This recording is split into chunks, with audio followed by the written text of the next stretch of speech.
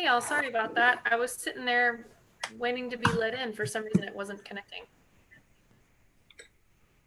Well, good morning. Good morning, everyone. Ladies and gentlemen, this is a continuation of the Marque City Council budget workshop. This is Tuesday, July the 28th, 2020. And is the clerk on the line?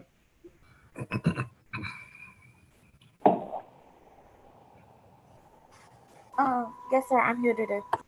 Yes, ma'am. Madam Clerk, could you call the roll for us, please? Yes, sir. Councilman District A. Present. Councilman from District B. Present. Councilman District C. Here. And council member from District D. Present. Thank you. Mayor is here. Thank you, Madam Clerk. Item 3, Mr. Jackson. Okay, first thing this morning to start off, we actually received a little bit of good news this morning, so I want to share this with you. And it's fitting that it came in today because this is right during the middle of our budget process. We actually received notice that for our budget from last year, that the city received the Distinguished Budget Presentation Award for the budget that we're currently operating under through the Government Finance Officers Association. That's the highest level of award that they give for budgeting. And it reviews all your processes, how you did it, what's included, the transparency, and a number of other things. So Susie received notice this morning that the city had received that award for last year's fiscal budget. That's the same format that we're following for this year. So just wanted to point that out and point out Susie and she did a lot of extra work on that budget, and it all paid off in the end. Well, that's great. Congratulations to everybody concerned, including you, Tink. So we're going to keep working and trying to do the same thing again this year. Okay, so where we're at on the schedule, we stopped yesterday about halfway through what would have been the Tuesday afternoon portion. So we're going to try to finish up this morning, the Tuesday afternoon portion, and then we'll get into the other departments from tomorrow, hopefully this afternoon. So I'm going to start out this morning with code development or code compliance. I know we have this morning. That'll be page 64 in your budget, and I'm going to put up on the screen so everybody can see it. So mine will be page 64. Oops.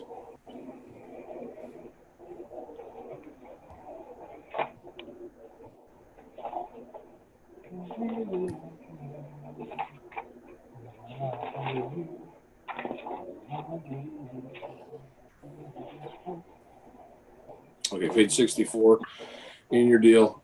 As you'll notice on the org chart here, no changes. There were additional code compliance officers that the council approved 2 years ago that we added in last year. So those are, but there are no additional changes to the organizational chart for this year. So 5 employees in FY 2019 or 2019-2020, and 5 carried over to this year. And Kathleen, you want to talk a little bit about your goals, objectives, and your accomplishments?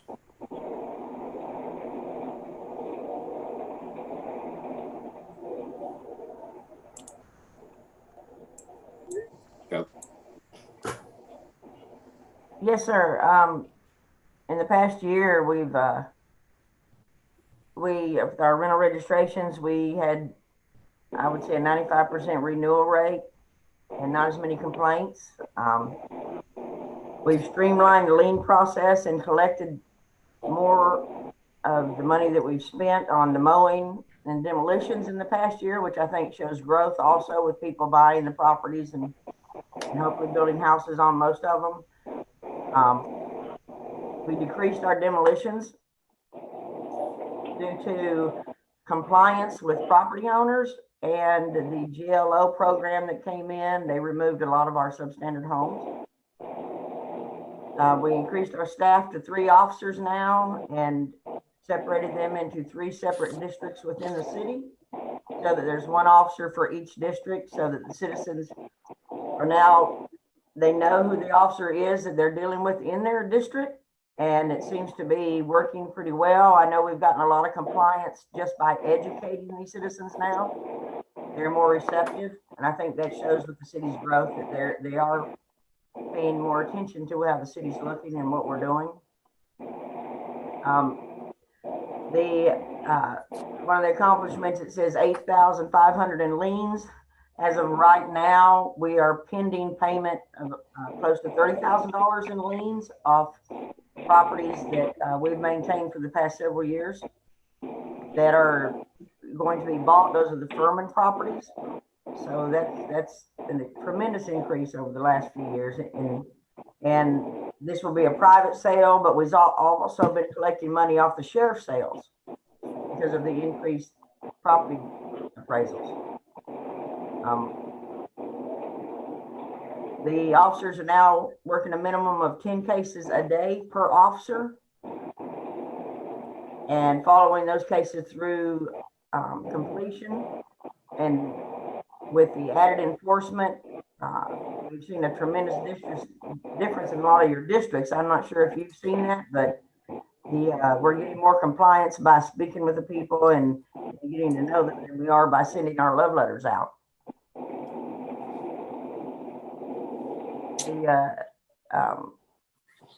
That's it. That's all I can think of right now, unless you have more questions.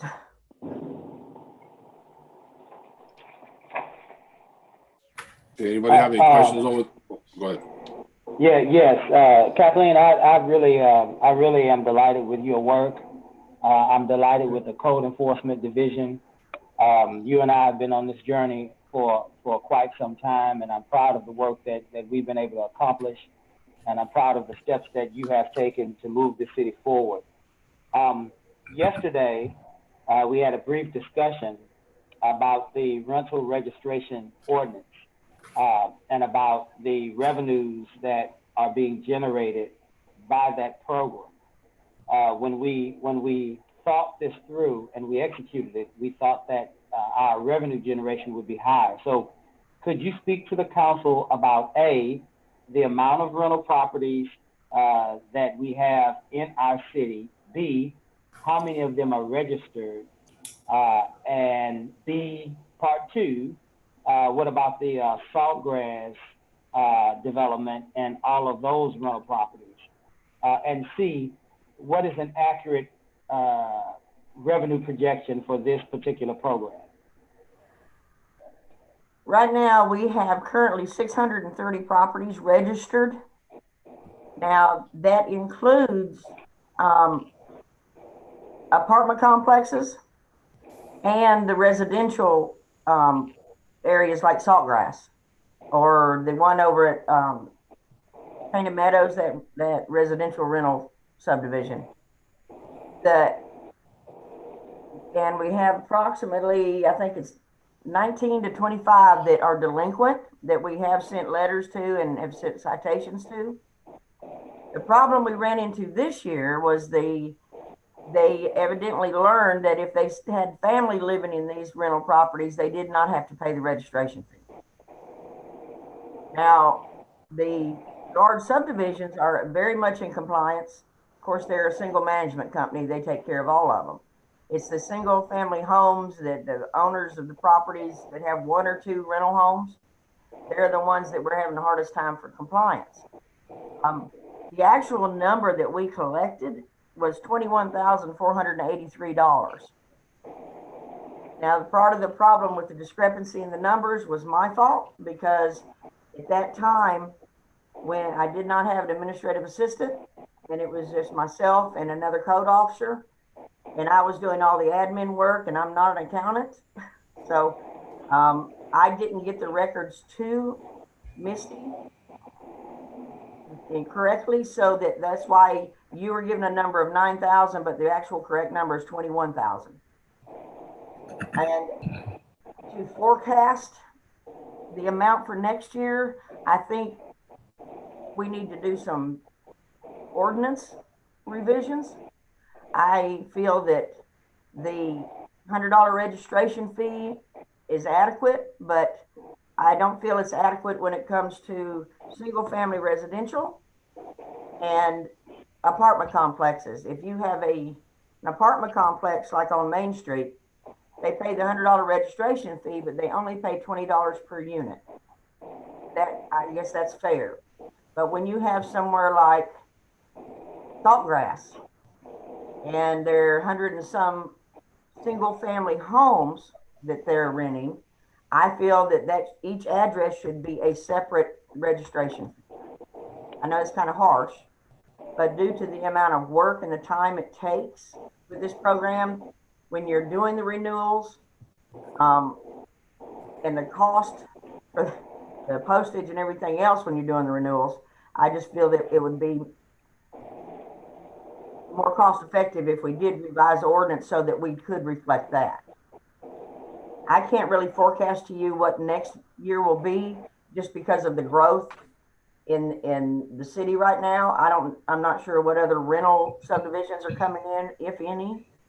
I do know that I'm working right now with Dara on looking at the mobile home parks because they should be included because most of those are rentals or they're lot rentals. And I feel they should be included in this also. That's why I can't give you a forecast in it. I haven't seen a lot of change in the numbers of rental units in the city other than in subdivisions right now. But it's hard to find the rental units unless, whereas I can go through a neighborhood and pretty much point out to you which are rental homes, there's new ones starting every day. When these people are buying these substandard homes and then they're bringing them up to code per the city's regulations, then we can catch them like that if they're going to rent them out. Or if we get a code compliance case on them, we catch them like that. As far as getting everyone to be honest and come and tell us that they have rental houses, it's pretty difficult. And I'm not sure how we can change that. I mean, other than the water department was letting us know, and if they know. So I'm not sure what to do other than do a revision on the ordinance maybe. And that would, of course, bring in more revenue, but then again, it was also alleviate a lot of the costs with this.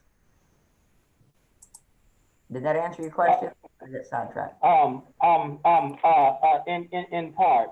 Let me try to move this part forward. I think that I would like to offer to the council and to the city manager an ordinance revision.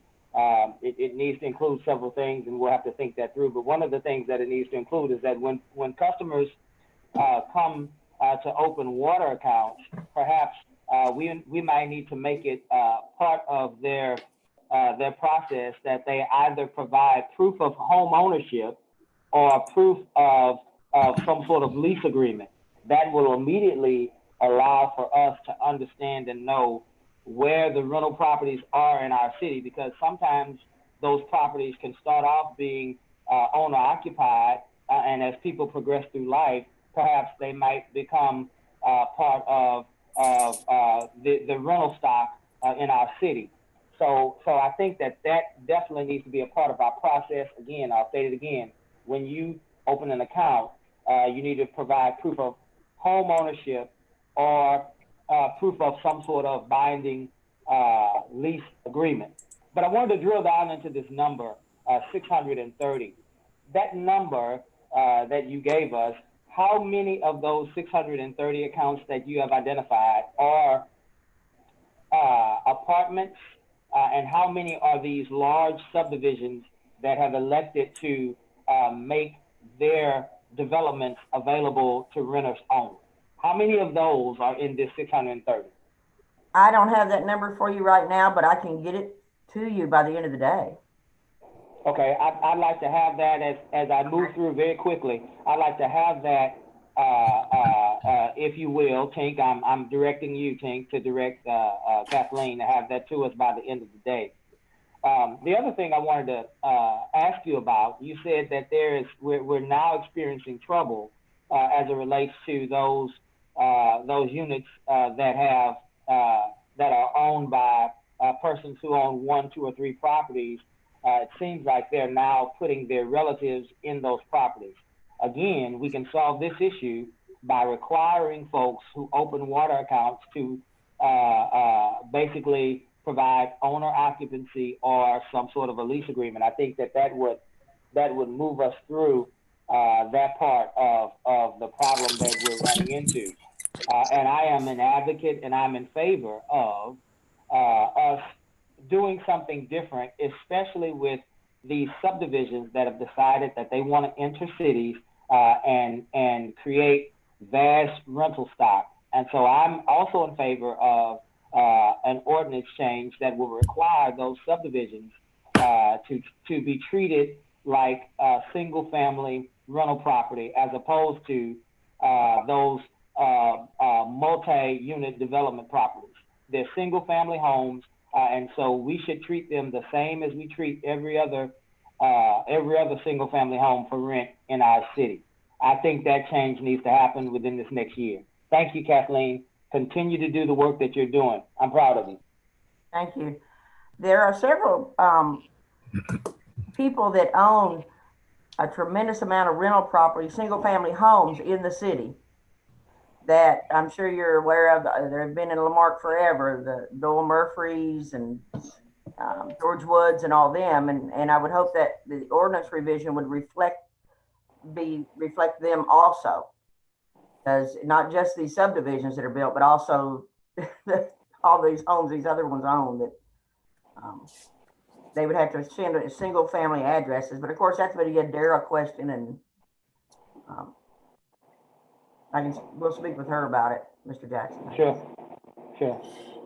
Yeah, and just a quick follow up on that. We've talked about this rental, Dara and I and Kathleen, and we've talked about this rental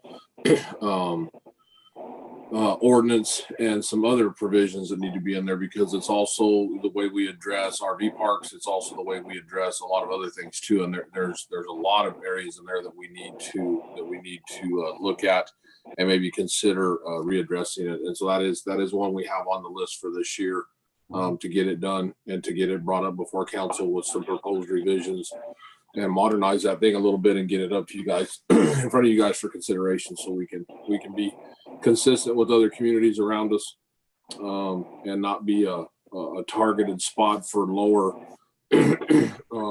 quality developments because we're cheaper than everybody else. Yes, sir.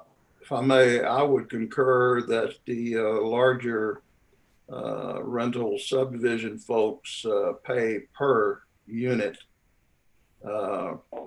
They're making enough money to pay $100 a house, that's for sure. And I also concur with the when you sign up for water, to show some kind of a proof, whether you're a renter or an actual homeowner. Kathleen, question. You mentioned something about sale of properties. Can you talk some more about that? You said something about it not being a sheriff's sale and a private sale. How would we advertise that, and who gets notice? Councilman, that when I was the sheriff's sale properties, as you know, most of those we maintain on the maintenance mowing program. Yes, ma'am. In the years past, the city of Lamarque has never recouped money from the sale of those properties. And actually, when those properties are sold, the liens are pretty much voided. So, but in the past year or two, we've started to see a trickle of money coming from, but I think the property values have gone up. So we're starting to see more of a return. But the most return we're seeing is on the properties we have liens on that were privately owned, or the person was deceased and nobody in the family would take care of it. And so they've all of a sudden found some investors come to town and bought these properties where they're paying the total amount of liens outright. For example, Furman, I'm sure y'all are aware of him. He has like 500 properties in the county of Galveston. Well, he is selling off all his properties, and we've got a current buyer right now who I believe is under contract with him for all the properties in Lamarck, including the ones we've had to demolish and we've had to maintain, which is going to be about a $30,000 to $35,000 recoup of the money the city has spent, which is encouraging to me, considering how we've had to fight through this for the past years. But that's where I was talking about with the improvement on the return from the liens. But it's, of course, it's money the city's already paid in the front. But at least, you know, it's a recoup of some of it. Yes. Thank you. Thank you.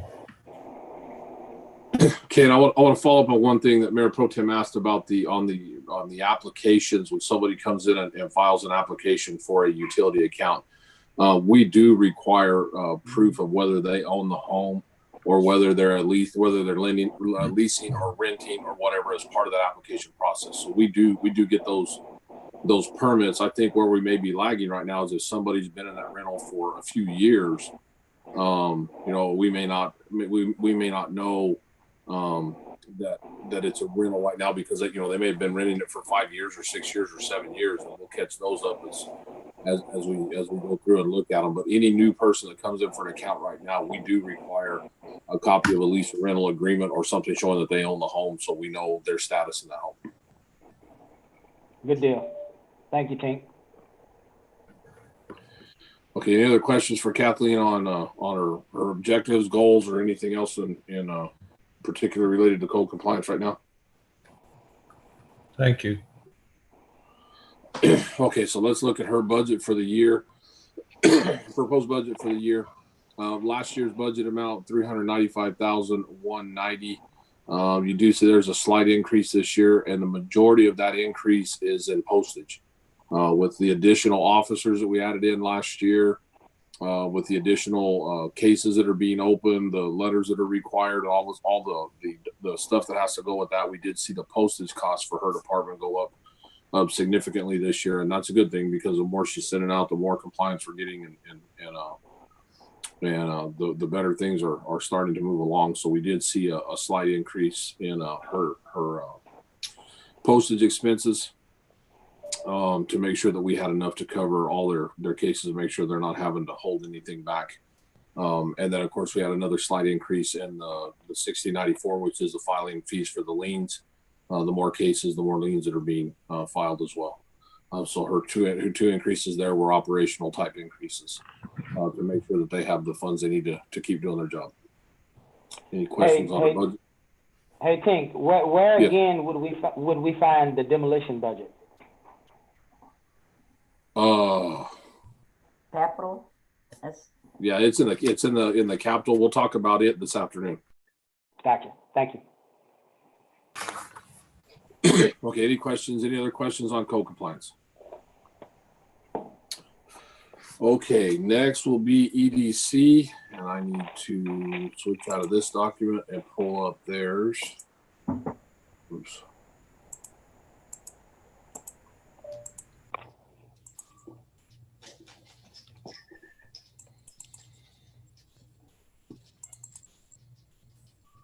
Okay, Alex, you on? Yes, sir. Okay, you want to go ahead and get started? Sure. As far as the actual budget goes, it's a pretty standard EDC budget where we're pretty conservative on the half-cent sales tax. We're about 20% under our anticipated or projected revenues for this fiscal year. We're always pretty conservative, but in this time, as council is aware, I mean, with the I-45 construction, we talked a little bit about it last year. We know there'll be a dip. We just don't know when and how long that'll be sustained. And so this budget reflects that once again, with us bringing in some fund balance to make up the difference in what we actually project in revenues. We may or may not spend all of that depending upon projects that may or may not come through. But there's no real significant changes from last year. Money's been moved a little bit different here and there, but all in all, it's just a conservative EDC budget. Any specific questions about any particular line items?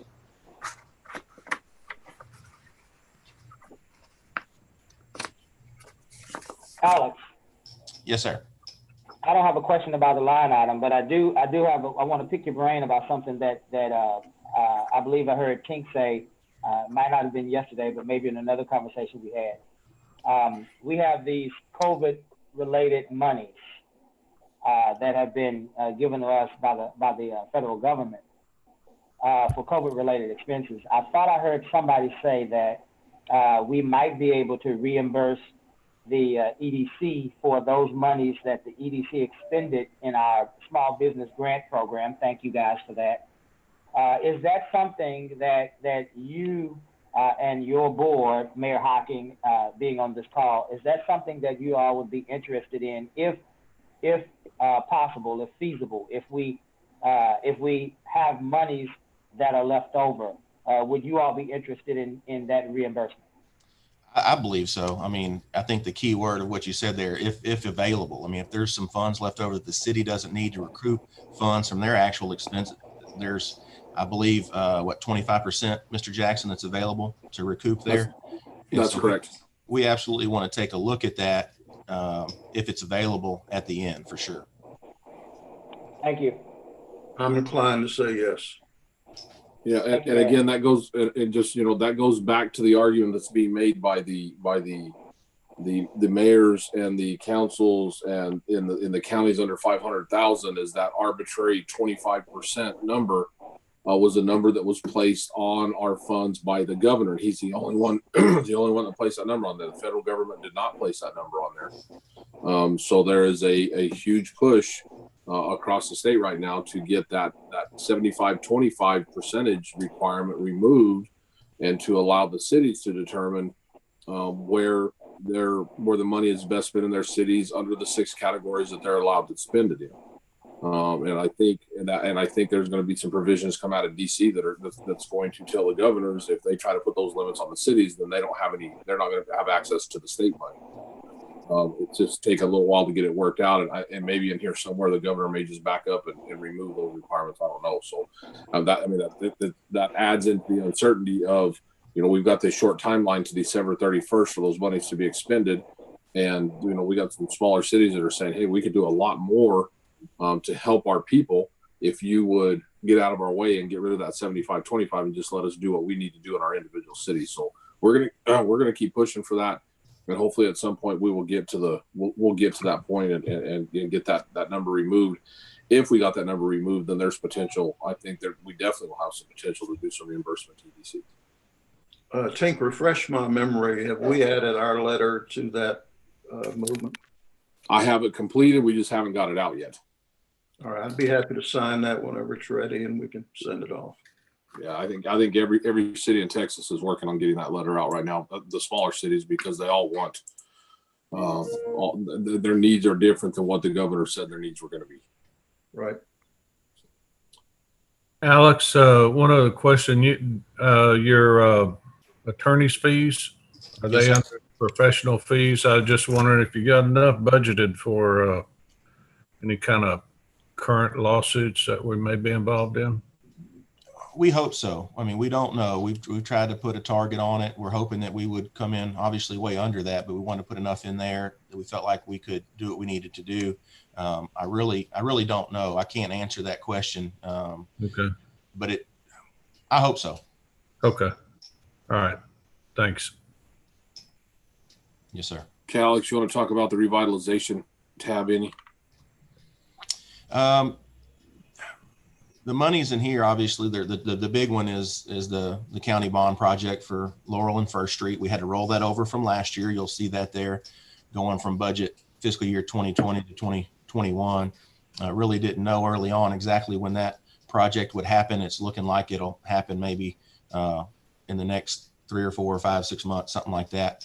But all in all, you've got 2 things happening there. You've got the grants line item that, again, that's rolling over for the most part for the Habitat for Humanity project, which we really don't know what's happening there. They've on the administration side, they've had a lot of turnover. It seems like they've lost some momentum. but we still need to put that in the budget in case they are able to move forward with some lots. We did agree to give them some funds for every house that they built to our specifications. And the same thing for professional fees in case we need to do some surveys or do something like that along the next fiscal year in relation to that project or an additional project.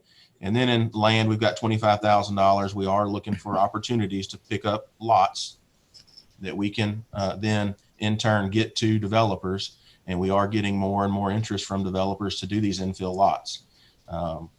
You know, for an example, I think Mayor Pro Tem knows this, and maybe council at large knows it, but you know, we looked at a snapshot in time a few months ago because we were seeing so many homes being developed on the east side, these infill lots.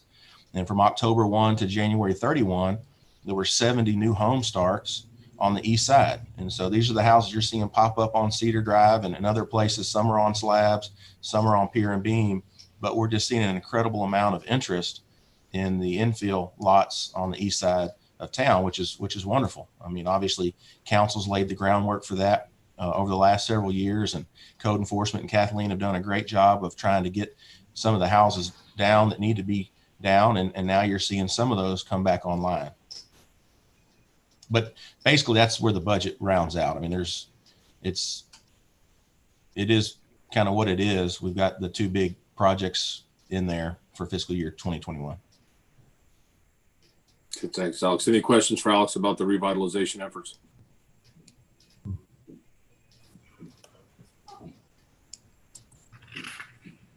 Okay, back to the main tab. Any other questions for Alex related to the EDC budget or anything in general related to EDC?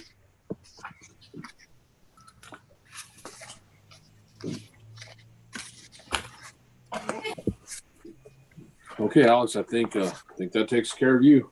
Okay, thank you. Thank you. I'm going to go ahead and close this out and go back to the other one. Okay, Susie, you there?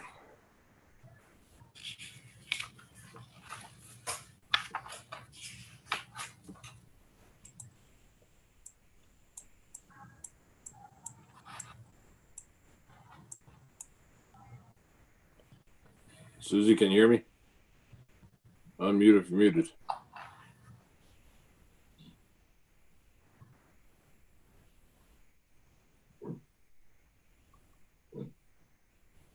Okay, I see her. She's on, but it doesn't show that she has audio access.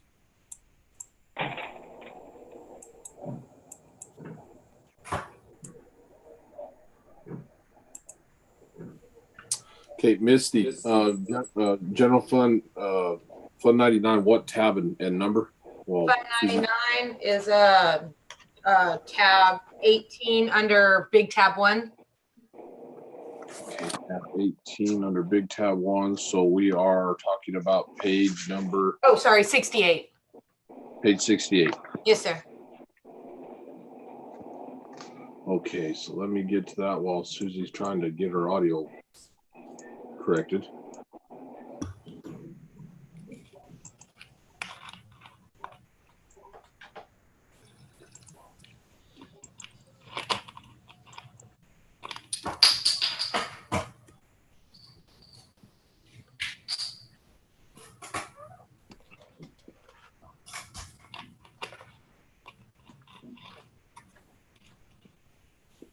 Okay. Can everyone hear me okay now? Yeah, we can hear you now. Yes, ma'am. Good. I was using the phone. Apparently the phone did not work like I thought it should. My apology. That's fine. Okay, so we are on general fund 99. Susie, if you want to run through that, real quick. Yes, sir. Fund 99. Mr. Bell, your question regarding demolition, it is in Fund 99.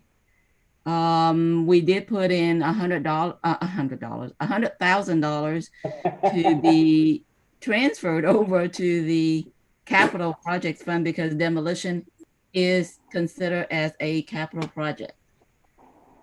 So yes, it is in the budget. Let me see here. If I can move to the where it says 100,000 transfer out to CIP. Also in the repairs and maintenance, in the past years, we always included different projects to renovate City Hall, things like that. But now that we have the bond money, I removed all of those and just left about $16,000 in case air conditioning breaks down and pest control, those kind of things that may be necessary to keep City Hall ongoing. Now, legal line items, I kind of left that alone, 72,900. At the point that we were doing the budget, I had no idea what council would decide on legal. And so we probably need to revise that before council will adopt the budget. Windstorm, general liabilities. I included 5% increase. We have not received anything from the market yet. We are gathering quotes, and we should be getting the number August. So hopefully it is within the 5% at this point. I don't know yet, but it is in the budget. And then the rest are debts. We have a couple of lease purchases for equipment, public works, and also the fire truck. And then the line item 5145, that is the fleet through enterprise, the fleet program that we have. So basically all of these are all in Department 99, kind of a catch-all, like electricity, different things that's not really targeted at any particular department. Communications, like phone lines, things like that. Any questions so far? One point of clarification on this to follow up on what we talked about yesterday on 4042, the legal services. That will be adjusted in accordance with what we talked about in executive session when we correct the budget for development service and legal services department. That number will be adjusted the amount that I showed you in executive session to reflect on the other, so that as we set the budget for development and legal services, that it's a net zero game, and it doesn't add any money to the budget. But of course, we had to present this to you right before we went into executive session, so we had it set because we didn't know what the final outcome was going to be. Hey, Susie. Yes, sir. You said to me that the demolition budget can be found in 8065 transfer out to CIP. Is that correct? That is correct, sir. Okay, so when I look at that budget, I see the request being $185,000, but when I see the city manager's proposal, it's zeroed out. Can somebody explain to me what's happening with our demolition budget? It's zeroed out. In the request that was copied over from previous year. That $185,000, $100,000 of that was demolition. The $85,000 was coming from previous years as drainage, because in the capital projects fund, there were several projects. It was not just a demolition project. So. Yes, ma'am, I understand that, but the root of the heart of my question is, the city manager's proposal says it's zero. So are we saying that we are not putting any money toward demolition? It shouldn't, okay. Okay, here's what happened. I think, go back to page 7, where we kind of separate that into the capital section. Page 7, I think. Page 7 of the budget? Yes. We did include that. Yes. I see. So it's like what happened with the internship program. You pulled That's it out. correct. That is correct. Yes. And my apology, we can always improve $1,000. each year. We should not have removed the capital from each individual departmental spreadsheet. I think that was an accident. So what happened was we separated operating from capital. Okay. And okay, So- so you so can I- see transfer out to CIP at the bottom, 100,000. Oh, sorry. Okay, page 7 of the budget. I'm almost there. Page I 7 see of the it. budget. I see it, Susie. Okay. My apology. Next year we'll try to do a better job. You're fine. You're fine. I'm just wanting to make sure that money for demolition is still in the There we budget. go. We still have work to do. You're fine. It's just a clerical error we can get past. Yes, I make sure that $100,000 is in the budget every year. So Okay, Yeah, thank so- you. Yeah. So Go ahead. and Chris, as go you can ahead. see, the debts and all that are in here too. yeah, so it's in there for $100,000 under line item 8065. Cool. The other two questions I have, Tink, for you. One of them is, well, both of them are actually for you. Top line, salary adjustment. We're going from a request of $89,840 to your proposal of $162,183. Can you, just for the record, let us know what those adjustments are, where they're going to what salaries? Okay, that was on page 60. Okay, Susie, do you have a list of those with you? Well, if you're talking about the salary adjustment dollar amount, that's the COLA. That is the 2% across the board. Gotcha. Thank you. Yes, sir. Yeah, real quick. I'm trying to get through it as fast as we can. Last And thing, pink Tink. is on page 68. Yeah, last thing, Tink. This is kind of outside the box. We are creating a full-time city attorney with a part-time city attorney, an assistant city attorney.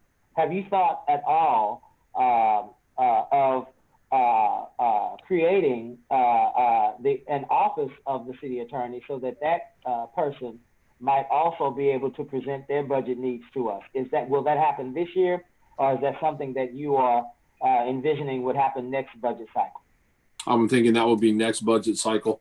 For this year to get started, we'll get the position that we talked about in council at the last meeting rolling, and get that person a chance to come in and actually look at all of our operations and everything before we try to expand and do anything else there. I think there's a couple other things in the next budget cycle that we'll look at, because we were so strapped for additional funds this time, and because of the uncertainty of COVID and everything, wanted to be careful not to try to overextend ourselves very much. I think I'm hoping that by our next budget cycle, we're going to have some new opportunities to look at, because I think we're going to see some additional funding opportunities come forward. We'll have a better understanding of what we should be anticipating out of the mitigation grant. That should help us make some of the bigger decisions that we need to make, and then I think that'll help us know what we're going to have available for additional staffing as we move forward. So yeah, that's something I've already got on the list for next year, but probably not for this year. Good deal. Thank you.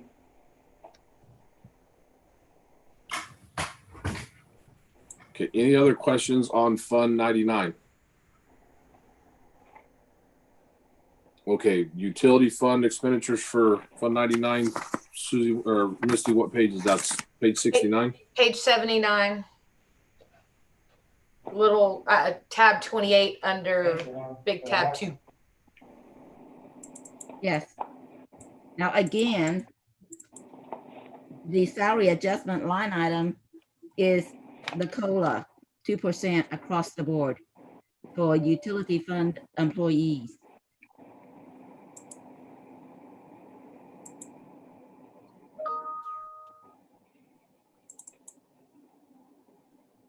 And then also for the windstorm again, I included 5% in there.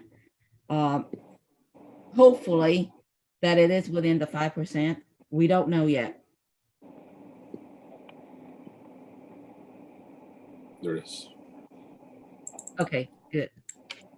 You're almost there. 7019. Oh, one more. That one. Almost. 79 or 70? 79. 79. I'll listen to you in a minute, Misty. Oh, it's okay. I'm used to it. Okay, there we go. There. Okay, good.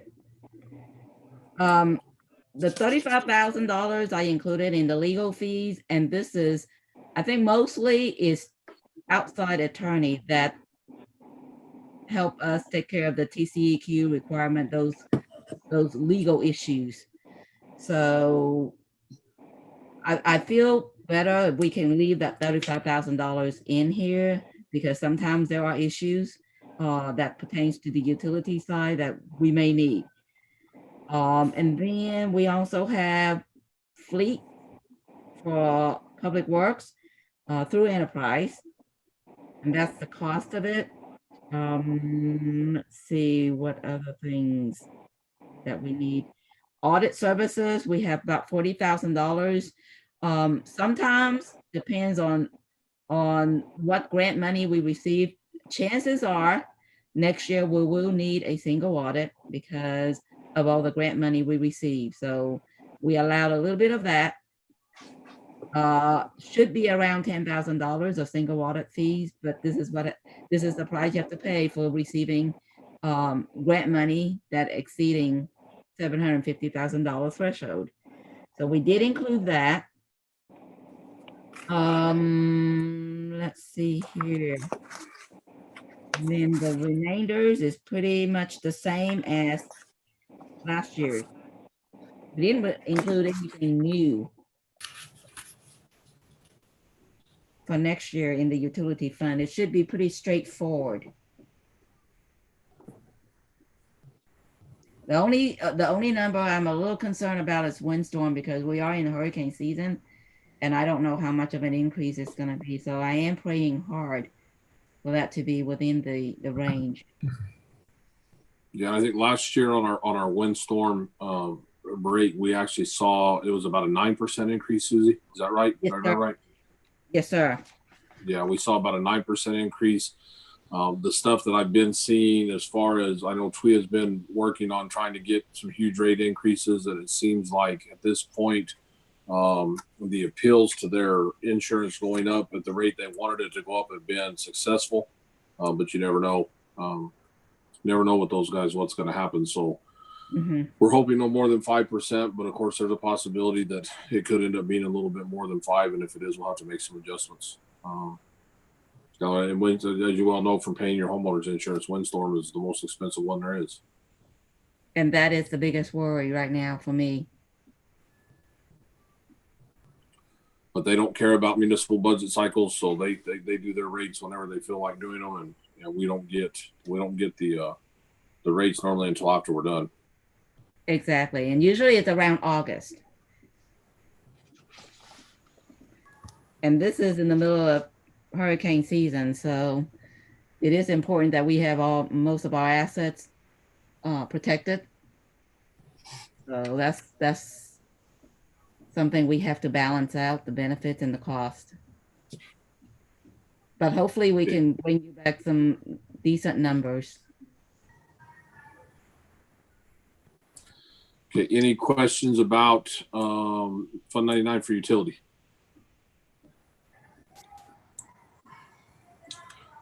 Okay, then let's move on to municipal court. Make sure, Rosemary, you on? Yes, sir. Okay, Susie, you stay on too, so we got both. And let me get, Misty, what's the tab and page for the technology fund? Or for the court first? Yeah, tab little 4, page 29. Okay, so page 29, tab 4, municipal court. Let me get to that real quick.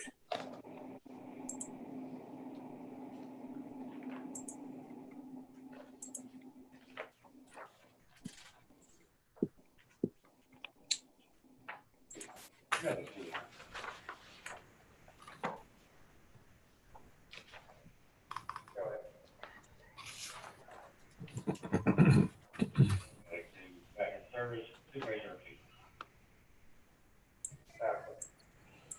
Rosemary, you ready? Yes, sir. Good morning, Mayor, Mayor Pro Tem, Councilman, Councilwoman Casey. Hi, miss you guys. So we have now 2 new clerks and a juvenile case manager. We have now a new city marshal vehicle. We have improved safety in court by purchasing a walk-through metal detector. We have also implemented the use of court notification program, which allows the court to contact individuals by text, reminding them of their payment plans, their initial appearance, show cause, court hearings, which it's been great. We have purchased and utilized our fingerprint kit to comply with House Bill 1528. And we have now expanded our services to offer virtual court for defendants. Okay, so on the screen there, well, let's go back to this page first. So on their org chart, you can see the organization of the department, which you all know, 6 employees and 5 employees in 18-19. Last year, we had the full-time juvenile case person to the department that moved it up to 6, and we have the 6 recommended again for this year.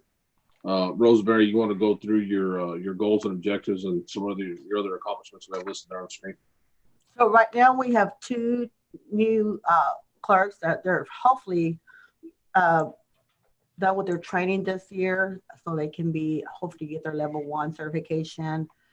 We're in the process of implementing a new teen court program. Of course, we're establishing different procedures and implementing a new warrant collection program with the help of City Marshal. So we got a lot of goals this year.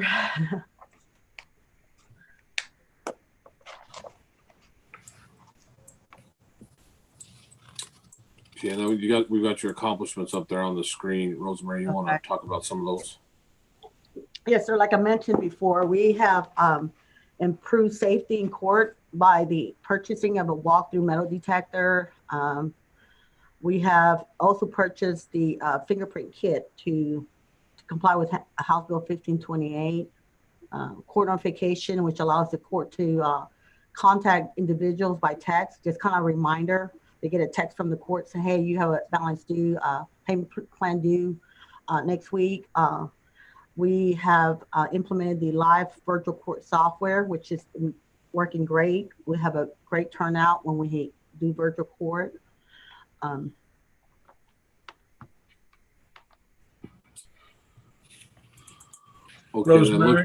Rosemary, can you do you have a number for how many juvenile cases we had this past year? Not on top of my head, sir. I can get that number for you. That would be good. Thank you. You're welcome. So just pointing out a couple of other things. We brought in our juvenile case manager this year. I don't know if you guys have had a chance to meet him or not. Very, very bright, intelligent, compassionate young man. And right off the bat, his abilities were recognized pretty quickly, and he was selected to participate in a U.S. Department of Justice internship program. I think there was only, Rosemary helped me with this weekend. There's like 8 people nationwide that were selected to participate in that.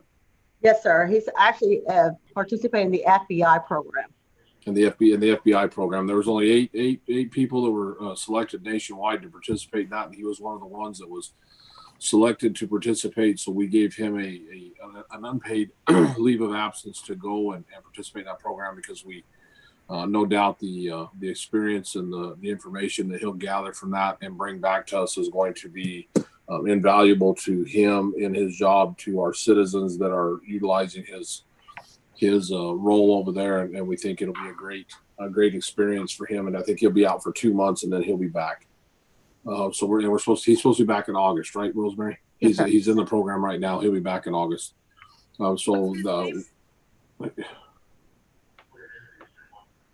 Say that again.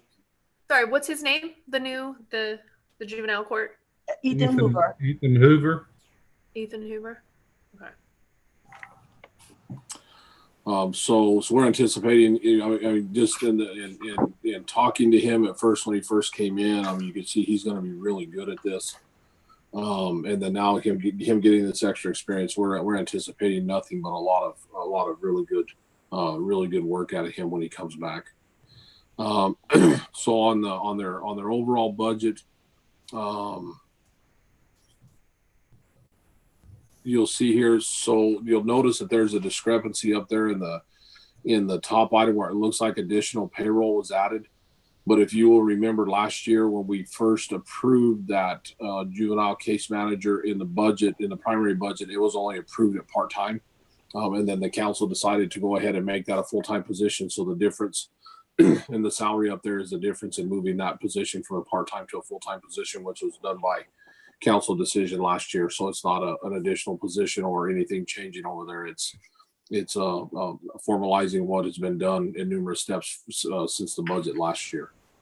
And besides that, I think they've kept the rest of their costs very similar. Some additional professional fees in there because we have some additional trainings now with more staff. Mm-hmm. But everything else, I think they kept pretty consistent. Anybody have any questions or comments about the municipal court budget?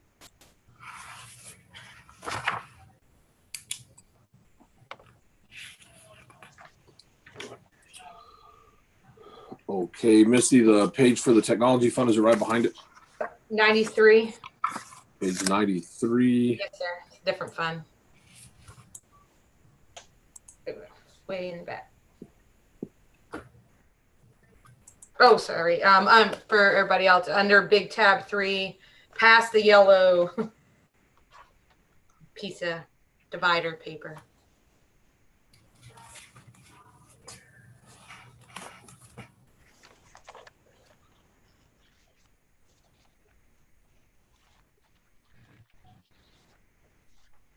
What page again, Misty? 93. 93? Okay. Yes, sir. Thank you. Yes, sir. I can never get there.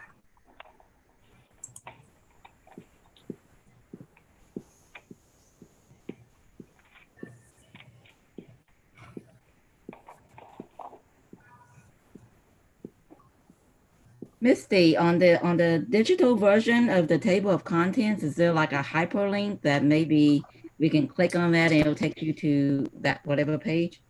No, I did not have time to do the hyperlink. Oh, okay. Yeah. It gives me page links at the bottom of the deal, but when you click on the page number, it doesn't take you to the right page. Like right now, it says I'm on page 112. So I don't know, because it started numbering at the cover with page 1. That's what the problem is. Correct. Yeah. Okay. So I need to add 19 to the number, and that gets me on the right page. I'll remember that from this point forward. Okay. So the court technology fund is right there. Rosemary, you want to talk about the proposed expenditures under the court technology fund?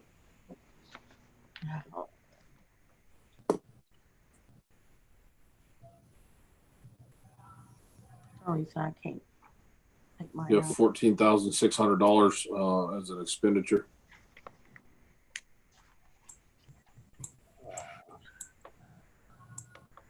I'm having a hard time viewing my screen here. Where are we? So far we have, what do we have there, Susie? I pretty much left those things alone. Okay. We didn't have anything new to the technology fund because most times the court technology fund, we use that to pay for the Tyler technology, the software that court uses for their system. And unless they increase the fees, otherwise we just kind of pretty much leave everything alone. Same with court revenues. We use the estimates, and then we pretty much, use a certain percentage increase and budget in the new year. Our best guess. Court fines have been decreasing this year. So we lowered that a little bit in comparison to budget of this year. As you can see, the revenue is 16,000. We lowered that to about 12,800, just so that we can be a little bit more realistic. And I don't know if that has anything to do with the pandemic, but we'll have to wait and see. Court Security Fund, again, we kind of use somewhere in between an average. That has been decreasing as well. We don't know, again, what happened. And I pretty much left the expenditures alone because we're not anticipating anything new. So we just kind of left it alone. Usually it's the routine stuff that pertains to court security.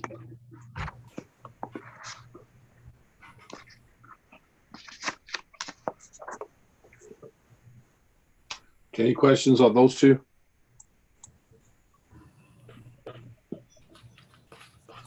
And the juvenile fund is right there. Yep. 92. So of course, the money from the juvenile revenue fund is partially what we're using to fund our juvenile case manager position. Mm-hmm. And we just started collecting that, so that's why you're not seeing any numbers from prior years, because council just blessed it. Right. Any questions on that line item? Actually, Rosemary, Yes, sir. it's $5, right? That's the attached fee. It's 6. 6. Okay. Just trying to jog my memory. Thank you. You're welcome.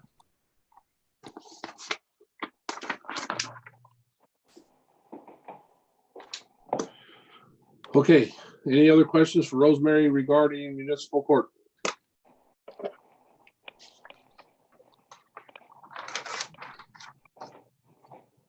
Okay, we have about a little over 20 minutes left until lunchtime. So I think the best thing to do would be to go ahead and just jump through the rest of these smaller funds that we have listed in here and see if we can we might be able to get through those between now and lunchtime too.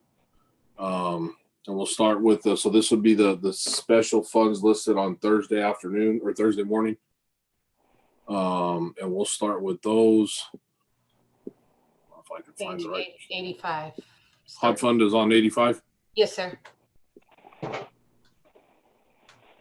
Okay, so the first one, it would be the hotel occupancy tax fund. As you can see, our anticipated revenues for the year about $100,000, and then plus we show some interest on there. One thing that I want to specifically point out on this one, if you'll notice, the proposal for Bayou Fest, we did not include anything in the budget this year for Bayou Fest, obviously because it was going to be canceled. So that item is not in there. We do still have the promotion for the Texas City and Marque Chamber of Commerce in there.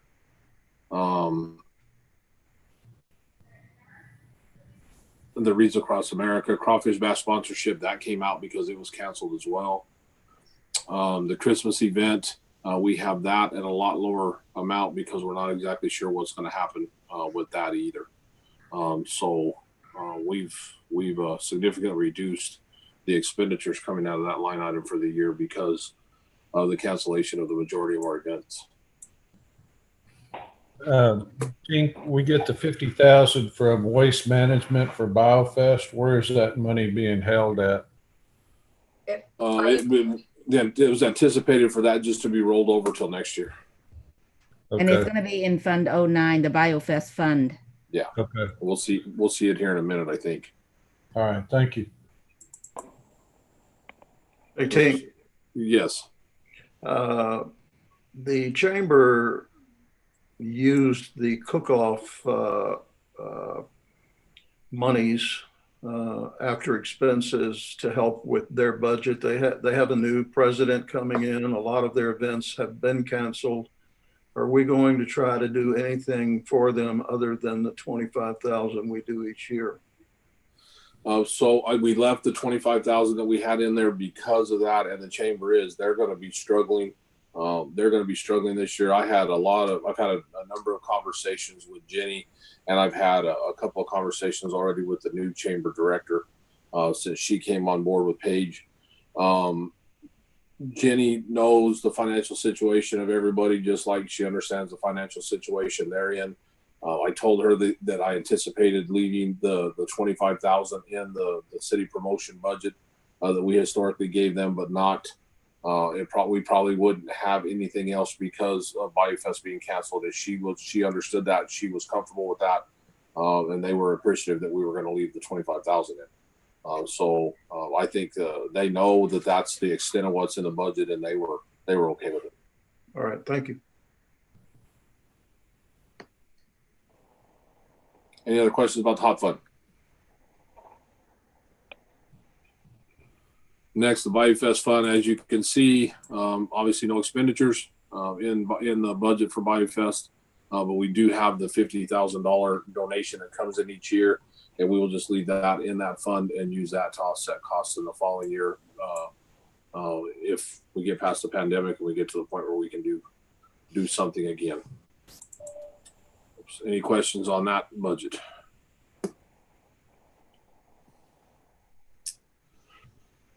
Donation fund. This is where we keep track of the donations that come in for the youth activities and any other donations that come in. The youth fund activities are the activities that we do, that you guys talked about this last year. We talked about doing those activities as a city sponsored activities in the future.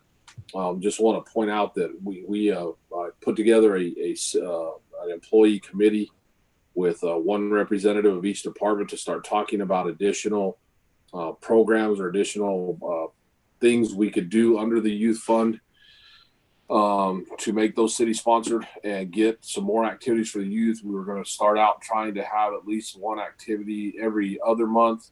We had already added in a proposal for this year, which was going to expand the Earth Day event to include some activities for the kids that could be paid for out of this fund. Of course, with everything that's going on right now, it's very difficult to move forward with any of those, but we had the committees met, I think, 3 or 4 times before all this pandemic stuff started. There's some really good ideas that have come out of that committee so far for additional events for our kids to keep them engaged and keep them give them something to look forward to, where when we finish one city event that's for the kids, it's not that long until the next one comes up. We'd had some additional thoughts for Christmas this year, which we don't know what's going to happen with that, but we are working on putting together a recurring set of events for the kids that would be funded with that donation, so that we can constantly have, or try to have a lot more stuff going on for our kids and more stuff to keep them involved in. And as we get through the pandemic and get a chance to start trying to put some more details with some of those, then we'll bring those proposals to council for consideration to see if we can do some more stuff for our kids out of that fund. Any questions on that one? Library Memorial Fund. We talked about this a little bit, I think, during last year's budget. And I don't know that Amy's on again today, but this is a small donation that comes in for donations they receive for the public library. And when they get those donations, then we look at different things they can do with them. It's not an awful lot of money that comes in, but we do keep track of it. It is something that they can utilize for small projects or small purchases at the library. Drug seizure fund, we'll talk about that. I assume when we go through the police department budget. The fire reserve fund, we'll talk about that this afternoon as well. We'll skip that one. Can we go back to the library fund for just a second? sure. Do we show anything in there where we receive from the Friends of the Lamarck Library? No, sir. We haven't Friends of received. Lamarck Library, their money, they have their own treasurer. It does not flow through the city. Yeah, that's a Okay. 501c3. Yeah, but we don't track what we receive from them. No, sir, because we don't receive anything from them. Yeah, we don't receive cash from them. They buy books and stuff, right? They have their own books that they keep up with. We don't have access to that. Okay. Historically, they have donated. Those of us that have been around long enough to know, they've donated items to the library. I think in times past, we've had a healthy discussion on how we go about inventorying those items and claiming those items as assets for our city. But I would definitely talk to Amy about that because since she's been on board, there's been some changes to that program. But you're correct. We don't inventory or receive or record monies, but there might be potential that we have to inventory and receive those donations that are in the form of equipment and things of that nature. Well, I was asking because I've had some discussions with the chairperson for that charity, and there has been discussions about donations of actual money, to the library. And I was just curious if any of that has come to fruition. No, we have not. It has. We have not seen that. They could do that. I mean, they just like anybody else. I mean, any entity, any individual, whatever, can donate money specifically to a department of the city or to the library or to whatever. And if we had received them, they would come in through this line item, through the 2610 line item, but we've not seen that yet. Okay, thank you. That's just what I was looking for, to see if any of that has happened. Okay. Let me find the next one on our list. The sanitation fund, where's it at? Misty. I'm looking, sorry. Well, you know what, actually, let's go ahead and do Parks Fund, because Parks Fund is right here. Okay. So the Parks Fund, this is the fund. This is the one that's the donations, correct, Susie? Yes, sir. Yeah, this is not the $2. This is not the $2 user fee. This is the one that's the actual chosen donations for them to give to the parks. And so we estimate the donation revenue every year to be somewhere in the $6,000 range for them, and that's what they use to do the different things that they do at the park. And I've not seen a budget, or I've not seen any requests for them for anything new beyond what's pending that they've done in the past for this year yet. Of course, that board hasn't met regularly since the pandemic started because of their chairman being unable to attend meetings. So they have started meeting via Zoom now, and we're back to normal meetings over there. The Keep Lamarck Beautiful Fund. Theirs. I think we've received their budget request for the year. We do supplement their budget from the general fund beginning last year. The reason we started supplementing their budget from the general fund was because when we implemented the park user fee, we knew that the donations were going to go down, and we were going to have significant funds for working on the parks, but it was going to impact their budget worse than it impacted anybody else's. So we did start supplementing their budget last year. And they've done quite a few good things with their budget over the course of the last couple of years.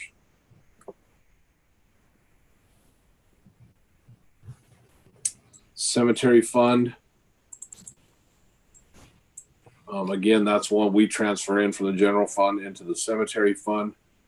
The majority of that money goes to the Wreaths Across America program, and for them keeping the cemeteries updated and in better condition, so our cemeteries don't fall apart.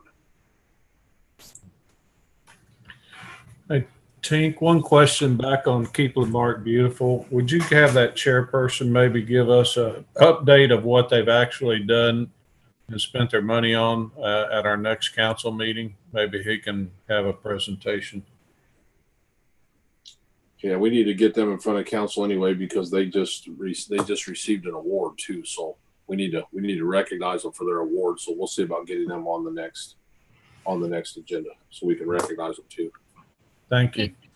Do you think that next year, if everything, with the big asterisk of if we're able to host events in any shape or form, do you think that the Keep Marque Beautiful Commission will be the same sort of host organization for the Kids Fish the way it was this year? Like the prep days, the cleanup days before it? Oh, absolutely.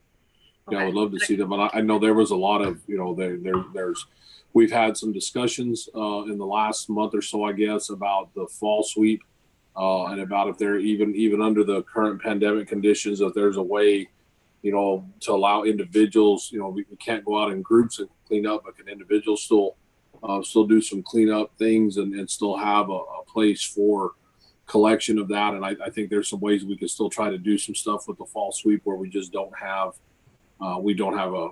groups working together, where we have families working together. And I think that's what the conversation has been leading towards is, if a family wants to go out, mom and dad and a couple of kids want to go out and they want to be their group and clean up a section, we would have the opportunity still available for that. And then have the collection there at City Hall in the parking lot where they can bring the bags, or we can pick up the bags or whatever, and then do box lunches instead of having the normal lunch like we have. They can just show up, drop off what they cleaned up, grab a box lunch and leave, so that we can still continue something with the fall sweep. And so we're working on trying to figure out how to do that and keep it safe. And I know that, when we did the cleanup of the lake last year before the kids fish, and hopefully by March things will be back to normal and we can continue with that event and have the event and do the cleanup out there, because the cleanup was tremendous. And there was a lot of cleanup trash taken out of that lake and taken out of the area around the lake, and it looks so much better after we got done. And a lot of people. I had a lot of people out there, and that was a really great event. And I know they were excited about doing that again. And we talked about, I know one time they talked about starting a second one. The first one would be the one that they do in the lake, and the second one would be in the bayou itself.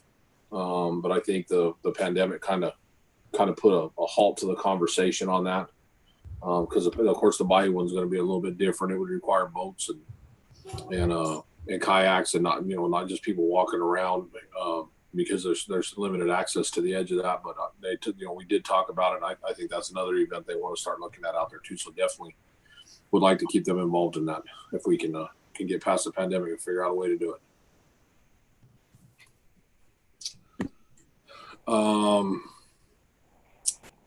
We talked about the cemetery fund, the meter replacement fund.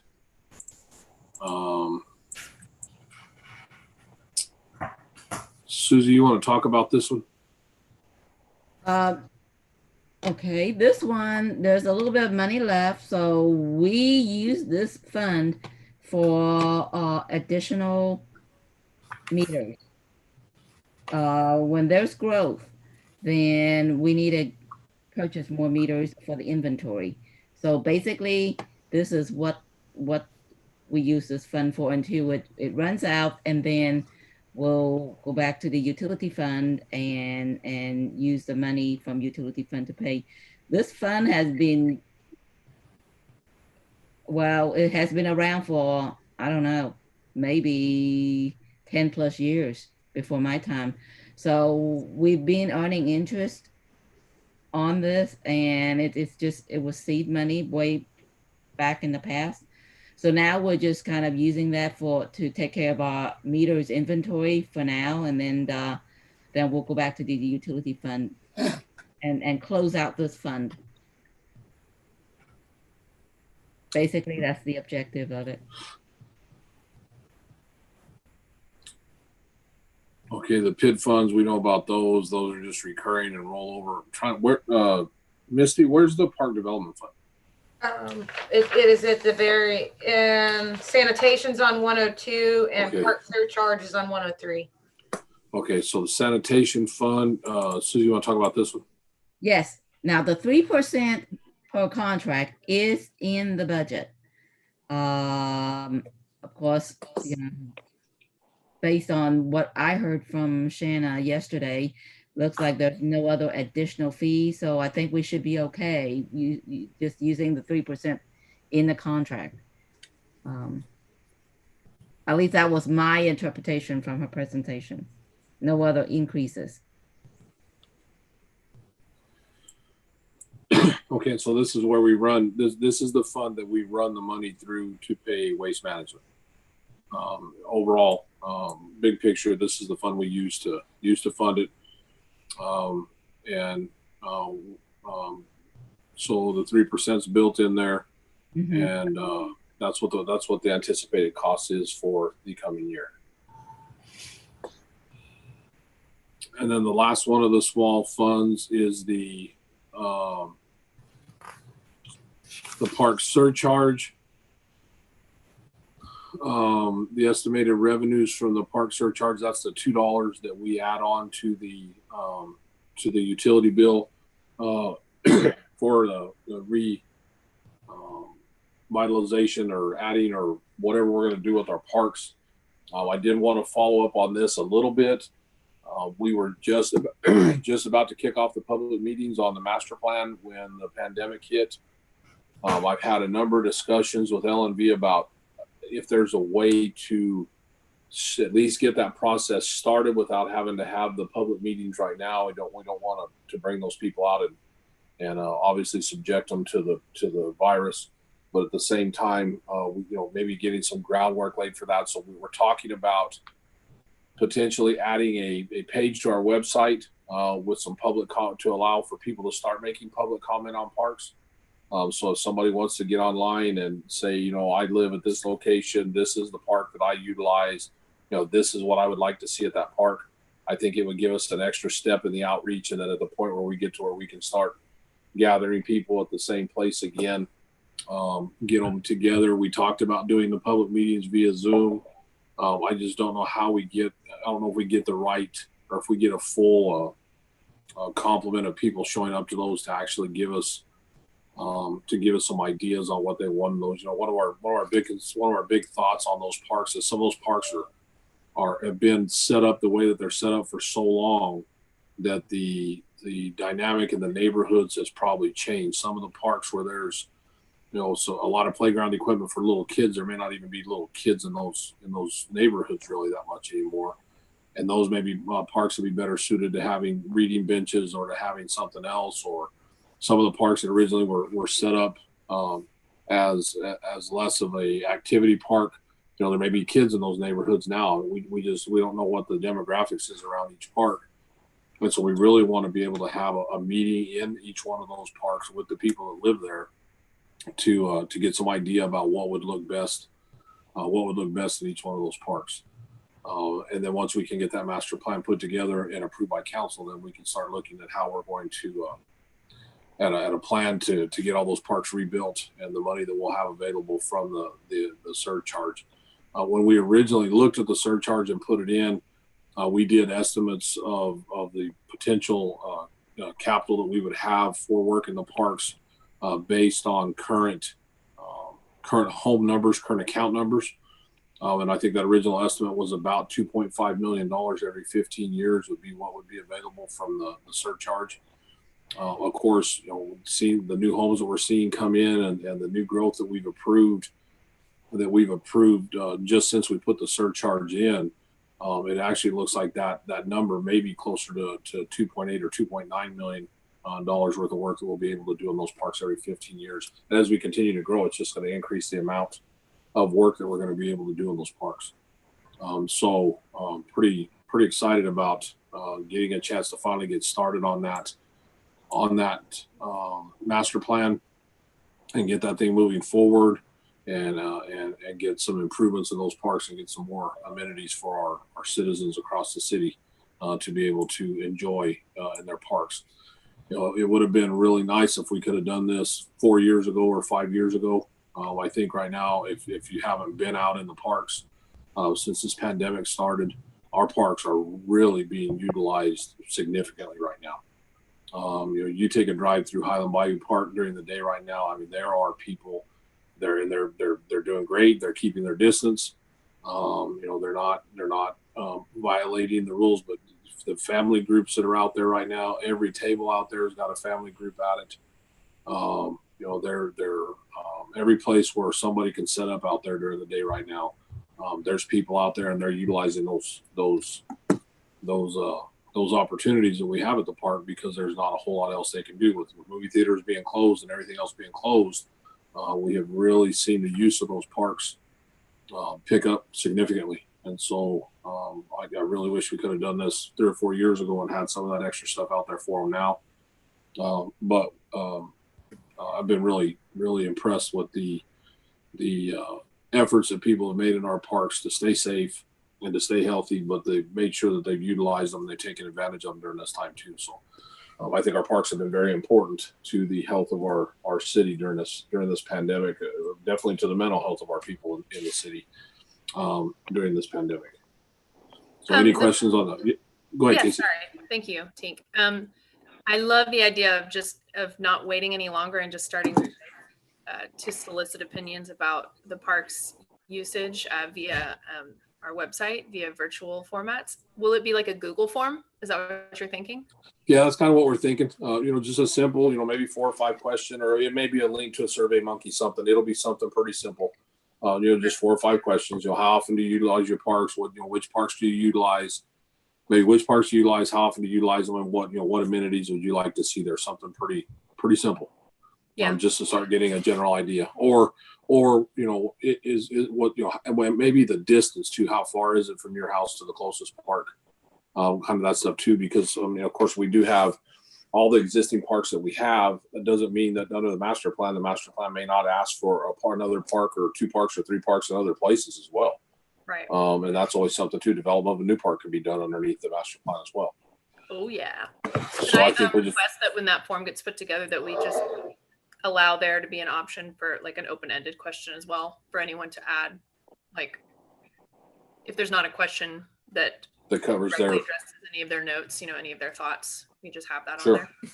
Also. Sure. Any other comments and any other comments or any other thoughts or something at the end of it would be more than appropriate. Any other questions about any of the special funds? Okay, Mayor, it is 12 o'clock. Yes, sir. I say we adjourn and we'll see you guys back at 2 p.m. Thanks, everybody. See you then. Thank you. Enjoy a rainy lunch.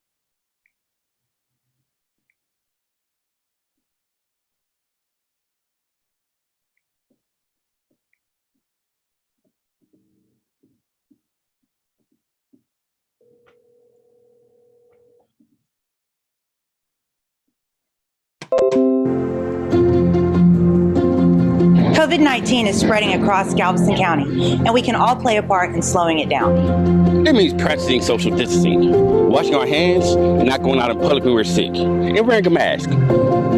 It's up to each of us to take responsibility, keep our community and each other safe. Let's do our part, Galveston County.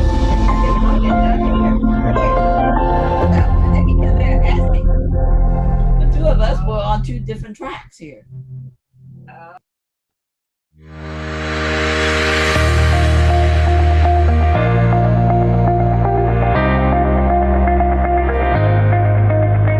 This is Lamarck's Kids Fish. 200 kids, 100 volunteers, parents, grandparents, and friends. Coming together, building community for the love of fishing.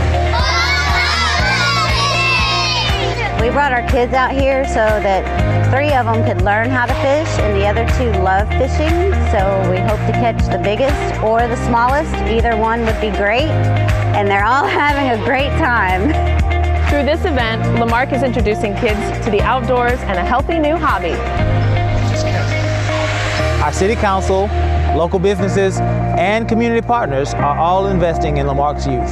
So it's really, really important that the kids have the opportunity to come out here to learn how to fish, learn different things about the poles and the little baits and things like that. It's a good opportunity for them to just have fun, to relax, to play, and to just learn about the community and the environment that they're in, and to have the opportunity to do a lot of this stuff on their own and teach themselves and their siblings. Fishing is the cornerstone of Gulf Coast living, with access to bays, bayous, and lakes. With this gear, you can fish anywhere, especially here, Highland Bayou Park, a hometown hangout. Gotta keep the line tight. Patient.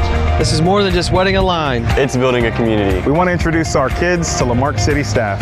Police, fire, public works, all of us. When our kids feel secure, Lamarque thrives. This is just the beginning. Fishing is the foundation that's growing Lamarque's future. This is Lamarque.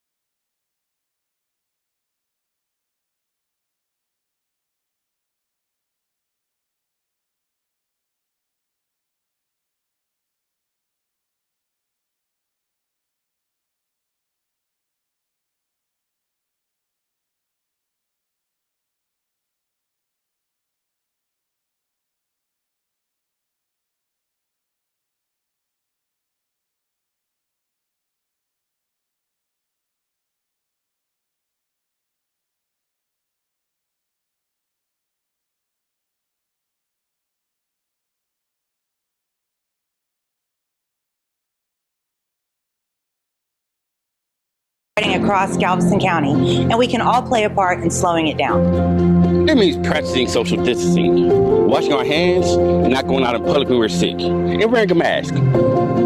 It's up to each of us to take responsibility, keep our community and each other safe. Let's do our part, Galveston County.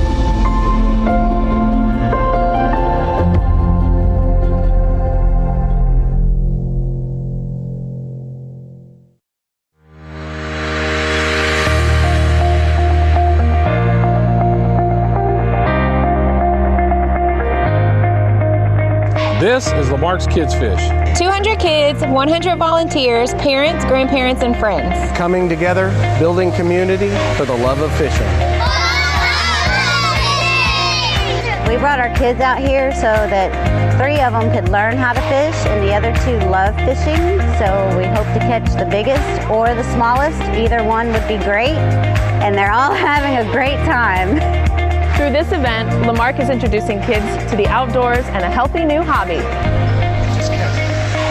Our city council, local businesses, and community partners are all investing in Lamarque's youth. So it's really, really important that the kids have the opportunity to come out here to learn how to fish, learn different things about the poles and the little baits and things like that. It's a good opportunity for them to just have fun, to play, and to just learn about the community and the environment that they're in, and to have the opportunity to do a lot of this stuff on their own and teach themselves and their siblings. Fishing is the cornerstone of Gulf Coast living, with access to bays, bayous, and lakes. With this gear, you can fish anywhere, especially here, Highland Bayou Park, a hometown hangout. You gotta keep the line tight. Patient. This is more than just wetting a line. It's building a community. We want to introduce our kids to Lamarque City staff. Police, fire, public works, all of us. When our kids feel secure, Lamarque thrives. This is just the beginning. Fishing is the foundation that's growing Lamarque's future. This is Lamarque.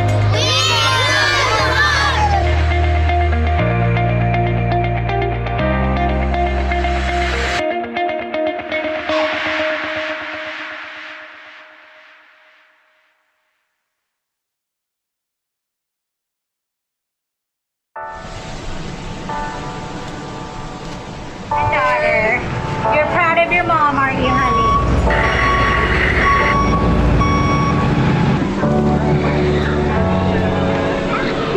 It's easier to plan for a hurricane than to actually have to respond.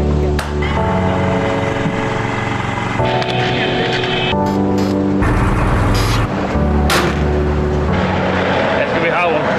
Welcome to the City of Lamarque Hurricane Huddle. All right, thank you. Thank you for coming. We're the City of Lamarque Public Safety Team. We are emergency management, fire, police, and public works. When there's an emergency, we've got your back. We want to make sure you know who we are and what we do. Meet us before you need us. Pretty cool, huh? Serving during times of emergency is what we do. Protecting and preparing our community. We love Lamarque. We've come a long way and we're heading in the right direction. Remembering the past while working hard, preparing for the future. Staying positive. And moving forward. Coming together, making Lamarque ready for tomorrow. We train to make our city the best that it can be. Protecting you and your loved ones. This is Lamarque. Our city. We are caring for our community. Turning friendships to family, even through times of turmoil. Public safety, public servants ready to weather the storm. We are prepared, are you? We are prepared, are you? Lamarque, stay weather aware. We're prepared. Are you? Hurricane season is in full swing. Please make a plan for your family and your pets. For additional preparedness resources, visit storm.cityoflamarque.org. For emergencies, dial 911. We are Lamarque.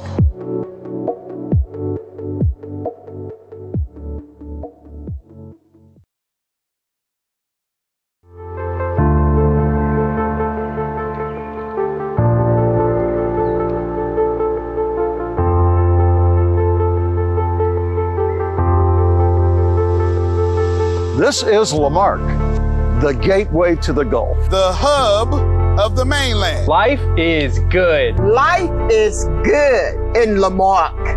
Lamarque is coastal living. Whether you are boating, Taking your family to the park, Or waking up to the sunrise over Galveston Bay. Easy breezy, coastal living happens here. This is home. This is my home. Business thrives here. Not everybody can do what we do. Made in Texas, made in Lamarque, Texas. Global shipping by air, road, rail, and port. Lamarque means business. Authentic food. Dedication to education. The arts. Access to world-class medical. investing now. Making this community our community. Buttermilk Junction to the Highlands. Now the City of Lamarque. Traditions are born here. State champs, back to back to back. Education runs deep with 6 school systems. We are one community. I love Lamarque. the world record crawfish bash. Music festival, holiday lights, trail rides, fishing tournaments.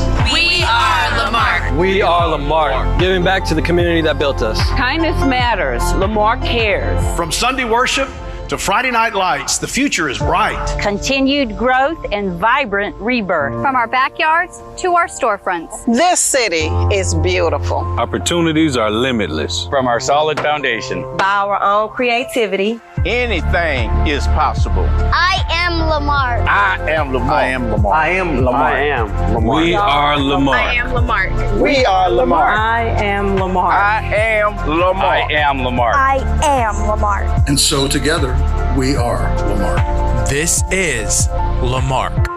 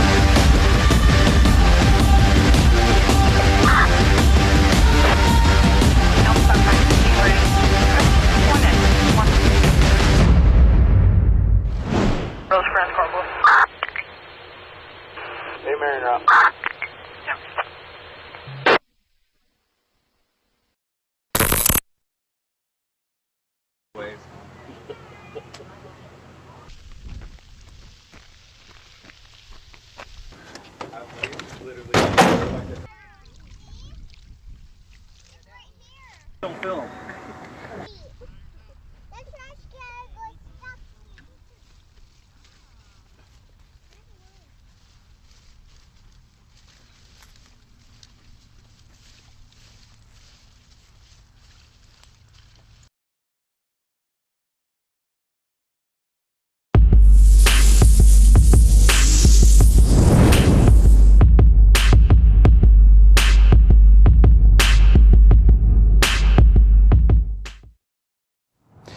Hello, I'm Chief Kirk Jackson. It is the mission of the Lamarque Police Department to serve and protect the citizens of our community. We understand it can be stressful to get pulled over, but it is our goal to make sure that the officers and the citizens make it home safe each evening. For more information on traffic stops or to schedule a traffic stop demonstration by one of our officers, you can reach out to us on our Facebook page or call 409-938-9269. Together, we are community strong and Lamarque proud.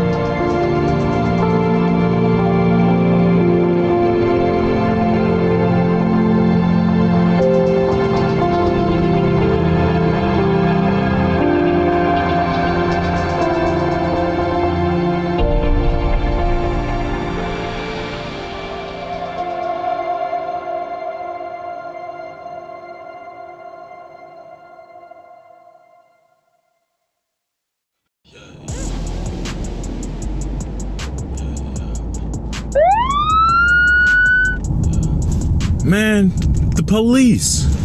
Why? We haven't done anything wrong. I can't believe this. I was doing everything by the book, and I know I wasn't speeding.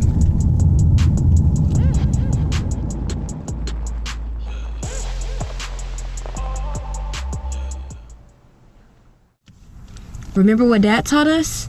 We have to stay calm, no sudden movements, keep our hands visible, and be respectful. Just answer all of his questions. He's doing his job. How can my sister be so calm and I'm freaking out? We know how this could possibly end. Arrest, assault, or even... We've all seen the news. Another senseless... Okay, stop it. I'm scaring myself. Assess the situation. Remember the safety surroundings training. A driver and one passenger. I don't see anyone in the back seat. Driver's hands are visible. Stay alert at all times, be aware, and keep an eye on the driver and passenger. Watch their nonverbal cues and listen for anything that doesn't sound right. I'm not going to prejudge this police officer, and I hope he hasn't prejudged me. I'm not going to prejudge this driver, and I hope he hasn't prejudged me. He's here to do his job. I'm here to do my job. Good afternoon. My name is Officer Anders with the Lamarque Police Department. The reason why you're being stopped is you have a defective brake light on the passenger side of your vehicle. Also, you made an illegal right turn at the traffic light. May I have your driver's license and insurance, please? Just remember what Dad taught you. Stay calm. My driver's license is in my wallet, which is in the console. Do you mind if I grab it? Of course, thank you. Okay, just remain in the vehicle. I'll be back shortly.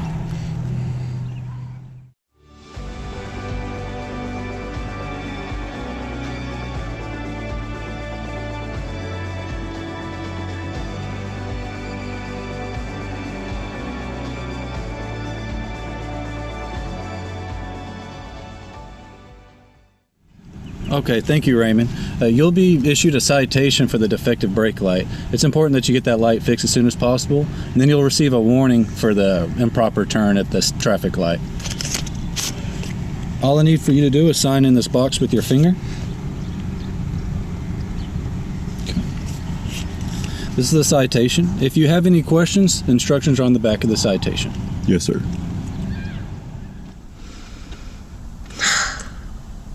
That was stressful. So thankful that it's over.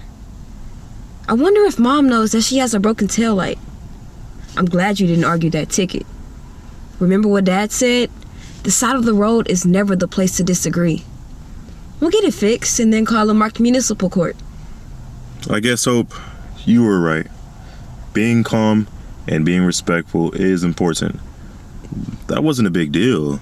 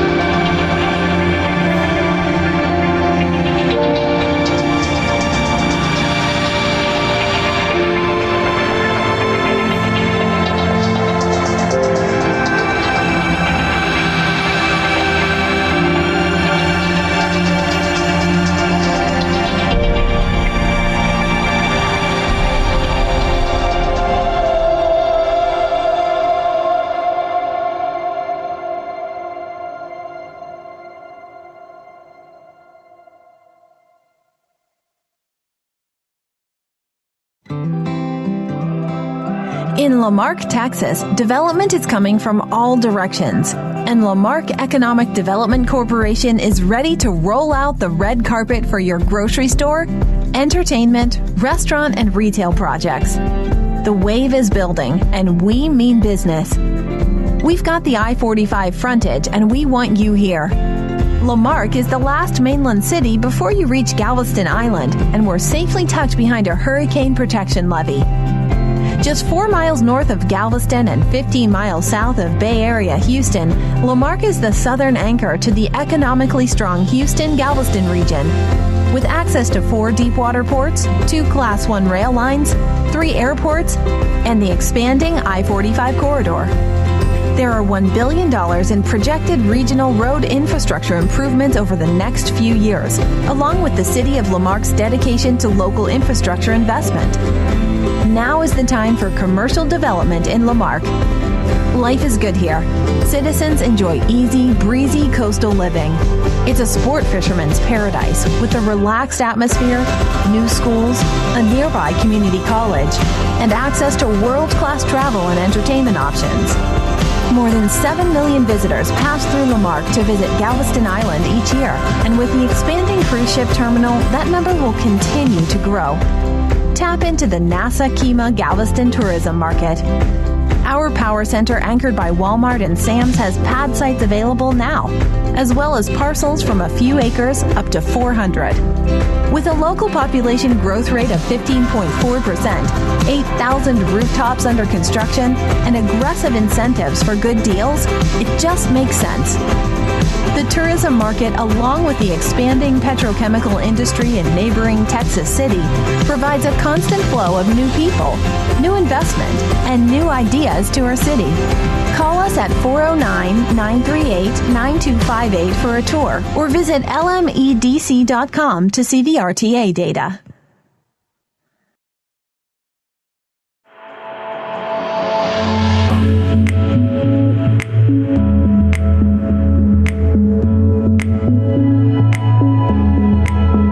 This is Gardy with KHEA Radio. I'm at Schlitzberger and Daughters Monument Company right here in Lamarque, Texas. They offer headstones, monuments, and on-site sandblasting. This is Shine on Lamarque.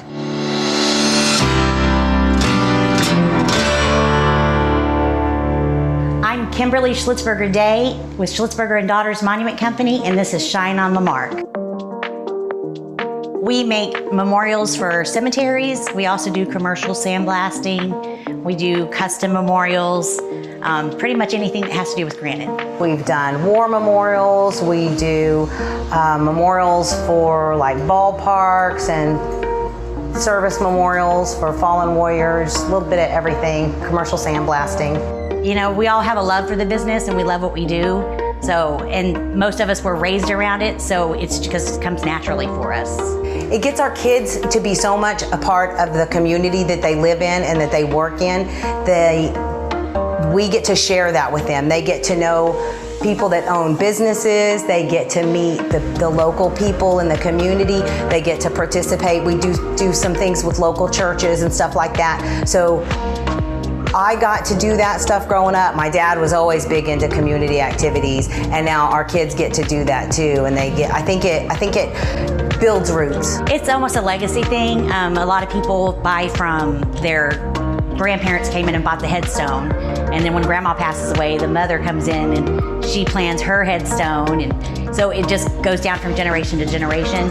And then we have, you know, just namesake. Schlitzberger's hard to forget. We've been here a long time, and we have a big footprint here, and I love the idea that we get to continue that another generation and hopefully another generation. It's nice. We really love the location that we're at. We get a lot of business here, and I think it's definitely a place that we need to grow, especially with the freeway expanding like it is. There's a lot of opportunity for businesses.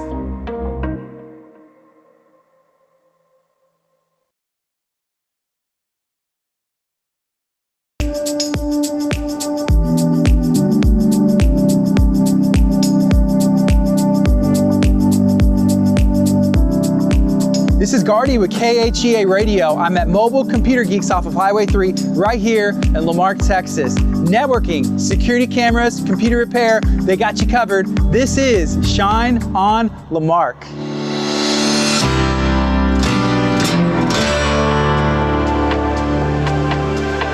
This is Brian Courtney, Mobile Computer Geeks, and this is Shine on Lamarck. Anything to do with computer, we'll do repairs, we do builds, we do networking, we do security cameras. We are mobile. You can either bring it into the shop or we'll go out to you. I started in 2005 out of my house, and the spot became available in 2008. We've moved here and been here ever since. Yeah, I grew up in Lamarck, graduated from Lamarck, and the spot opened up in Lamarck, so I like doing business here.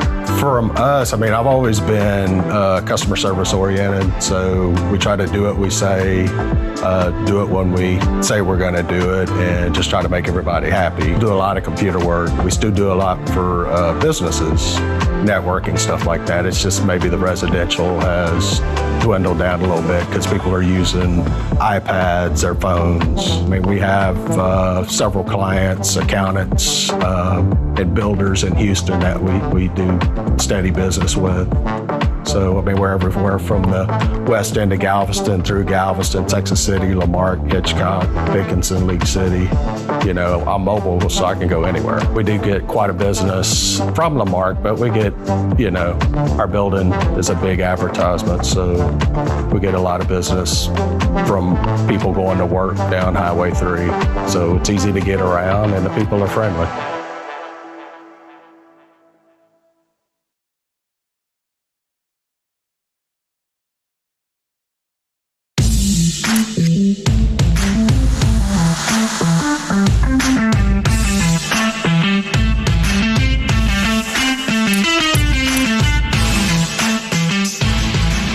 This is Gardy with KHEA Radio. I'm at Razor Sharp Barbershop located in downtown Lamarck. They offer a range of services, adult cuts, shaves, children's cuts, to get your eyebrows looking right. This is Shine on Lamarck.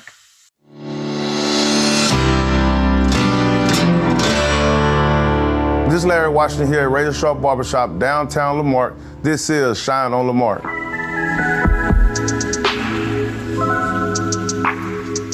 Well, we offer a lot of services. We offer razor shaves, bald fades, taper fades, straight haircuts, eyebrow arching. We do facials, massages, everything. We do a lot. We've been here 8 years. For one, we kid friendly. For two, we have a lot of specials. We have kids specials on Tuesdays and Wednesdays. We have a senior citizen special that we do all through the week. That's Tuesday through Saturday. We have a senior citizen discount. It's a lot of different reasons. Man, it's getting out of hand. These kids love all the crazy designs. Actually, we have all our barbers in here are excellent with the designs and mohawks, all the crazy look that's going on in the world right now. We can get that done here. It's booming. It has picked up within the 8 years we've been here. It's booming. You know, we have a coffee shop that just built over there. We have a lot of stuff just growing up. It's actually a good thing to be down here in the heart of Lamarque. You know, we get to see everything that's building up around here. You know, Lamarque is building fast. We're here in the area to get to see it build and be a part of it. I would definitely say if you was looking for open up a business, Lamarque would be a place, especially downtown Lamarque.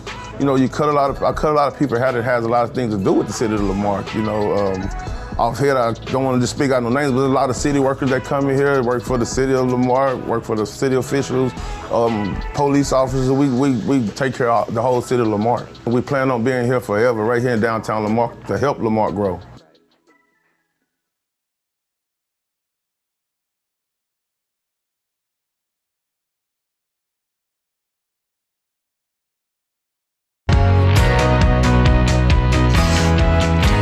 This is Gardy with KHEA Radio. I'm at the UPS store located at 6608 Gulf Freeway, Suite 600. Whether you're looking to have something shipped, pick up some office supplies, or get something notarized, they got you covered. This is Shine on Lamarque.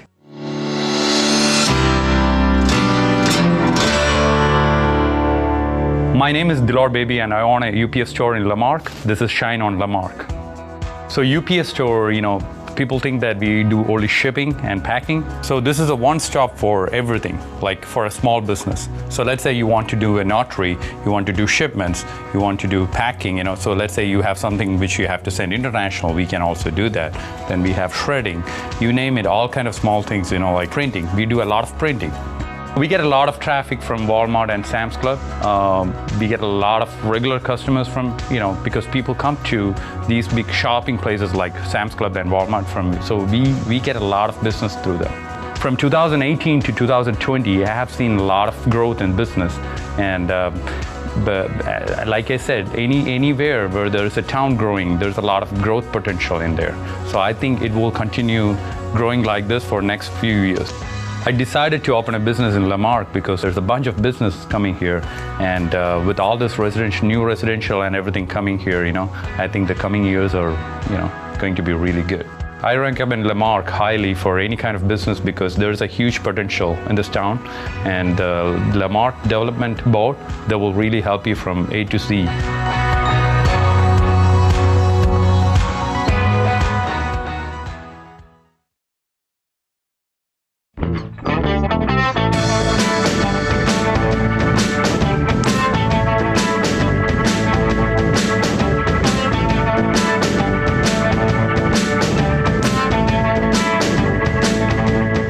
This is Gardy with KHEA Radio. I'm at the Animal Alliance of Galveston County, offering spaying, neutering, and affordable wellness services.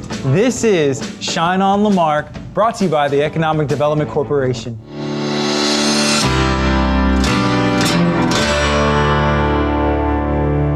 I'm Sherlyn Linton. I'm at the Animal Alliance of Galveston County, and this is Shine on Lamarque. Animal Alliance is a low-cost spay and neuter facility. We're a 501c3, and our mission is to provide wellness services, which is shots and things related to the wellness of the animal, and spay and neuter services to prevent and totally help overpopulation. We have, believe it or not, spayed and neutered over 109,000 animals from our clinic. Our goal is to prevent the euthanization of a healthy animal from local shelters. It's good for the animal's health. So it's not just to reduce overpopulation, it's actually good for the dog or cat that you're spaying or neutering. We are called from our heart and our soul to be the voice of animals in our community. And this building represents that to an absolute T. I'm very privileged to be part of this wonderful staff we have here. City of Lamarque, you asked me how I felt about it. It would be a small town that feels like a big family. I had a wonderful education. And I'm proud to have the Animal Alliance here serving our community and the animals of our community. So the City of Lamarque is a great friend to the Animal Alliance and to everyone who lives in our city.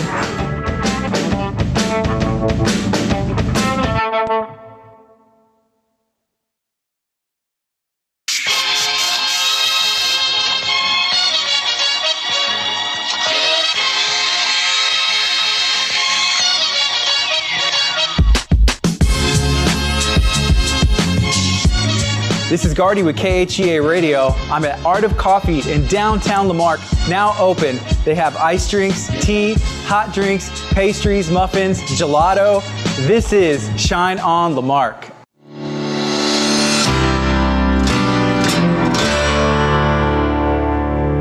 The name of this place is the famous Art of Coffee in Lamarque, Texas.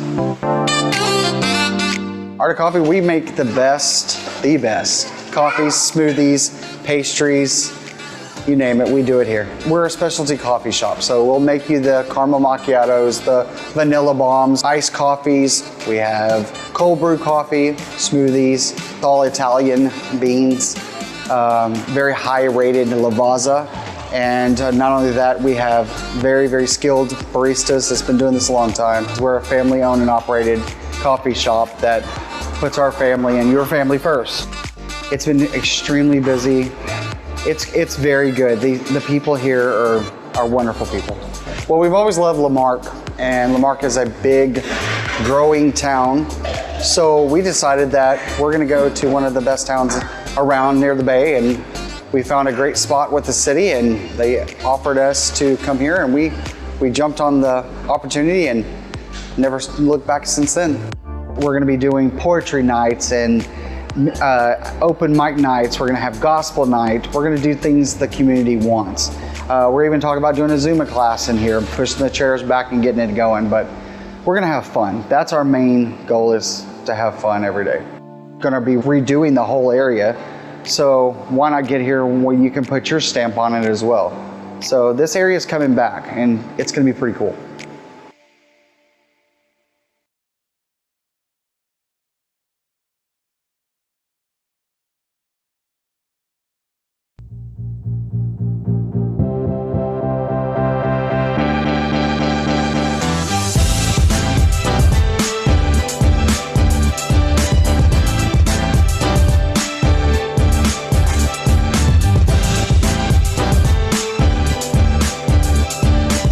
This is Gardy with KHEA Radio. I'm at Southern Shingles in Lamarque, Texas. They're celebrating 5 years of being in business. They work with builders, contractors, and individuals all over the Houston area. This is Shine on Lamarque.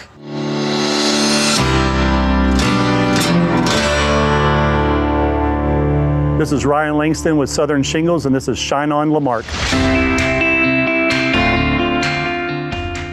Well, we sell to everybody. Homeowners are welcome to come in and buy roofing materials, but our main focus is builders and roofing contractors. Yeah, we have a pretty big property here. We have a warehouse that's about 15,000 square feet where we keep stuff that doesn't need to get wet, and then a lot of the roofing materials are outside. The shingles, we have about 5 acres that's concreted outside where we store all the shingles. Yeah, we carry 6 different manufacturers of shingles, a couple different varieties of shingles from that manufacturer, and each manufacturer has 6 to 10 different colors. The Southern Shingles has 6 branches here in the Houston area, but we started this one up 5 years ago. March 2nd of 2015 was our first day of operation, and we've been rolling ever since. Roofers and contractors in the area love us down here because there's not another branch like this of our competition down here in this area. Lamarque's been great to us. When I was opening up the branch 5 years ago, dealing with City Hall and getting all the permits and this and that, it ran smoothly. We've been right off the freeway, servicing this whole area, from Texas City, Lamarque, Galveston, all this area. It's right off the freeway. We're in a perfect spot.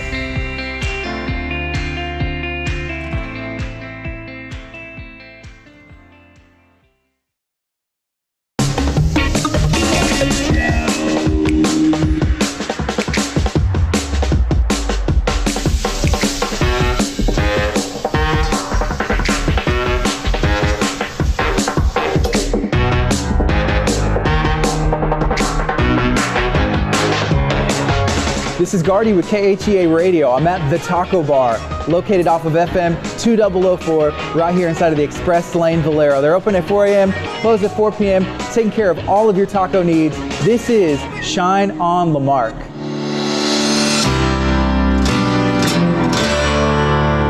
Hey, this is Juan Francisco Garcia, and I'm at the Chef Chico Taco Bar.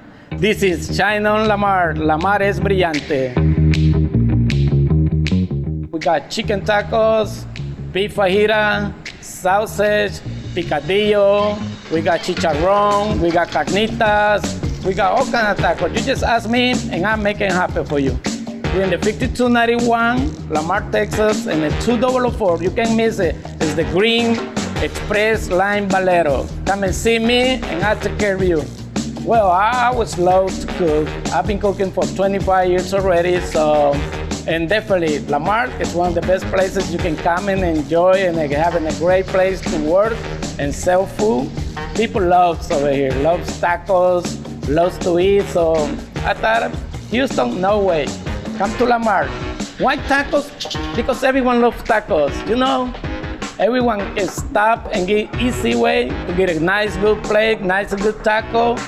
Oh, business has been growing since we opened.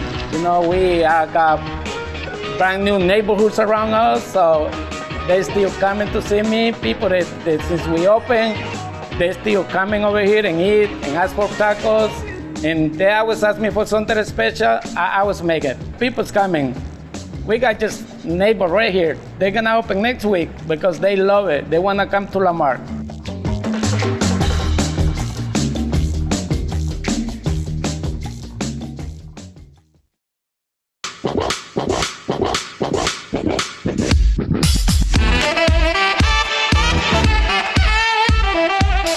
This is Gardy with KHEA Radio. I'm at Market on 3 right here in Lamarque, Texas.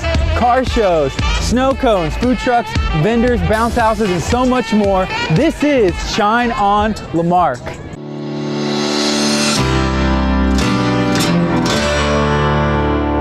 This is Greg Cornett. We're here at Market on 3, and this is Shine on Lamarque. We're at Market on 3. The address is 210 Highway 3 in City of Lamarque. It's right next to Hart Pharmacy, right in the center of town. This is going on the first and the third weekend of every month. And Market on 3 just is an opportunity for everyone to come and visit with vendors and farmers, and you can get jewelry here or farm eggs, and you can get coffee. It's all about everybody helping each other out. I don't see anybody angry out here today. Everybody's having fun. We got all ages. Last weekend there was a car show here. We had Mardi Gras. There was food trucks everywhere and a ton of vendors. There was probably 500 people here. Different cultures, different people, but everybody's nice. Everybody getting along great, having a good time. That's what it's all about. It's just a way for people that have a hobby. You know, like I say, we only charge $10 for a space, and that's kind of unheard of. And we're just trying to create an environment where people can come and hang out downtown and bring their families and have some fun and offer some entertainment options in Lamarque. Our sponsor wall, we've left the middle open, so when it gets hotter, we can do a nighttime event and maybe show a kids movie over there. And everyone from the whole county, bring your family, bring your friends, come hang out with us at Market on 3.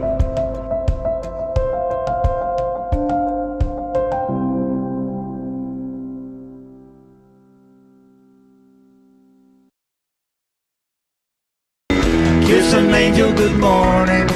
Hello Lamarque BioFest fans, I'm Charlie Pride, and I have an important message about our 2020 show. I was looking forward to taking the stage this year, but the COVID-19 pandemic has changed things for all of us. Unfortunately, BioFest 2020 is canceled. Stay safe, Lamarque. Mask up and take care of yourself during these trying times. Do it just for the love of it. Hopefully, we'll be seeing each other Saturday, October 16, 2021. Join Charlie Pride and the City of Lamarque for Bayou Fest next year on October 16th, 2021. Learn more at Lamarque Bayou Fest on Facebook and the City of Lamarque's website.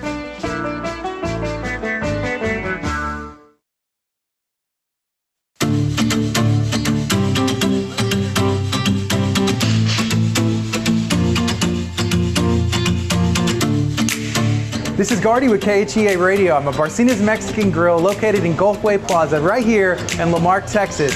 Whether you need catering for a special event, stop in and get some lunch, they got you covered. This is Shine on Lamarque.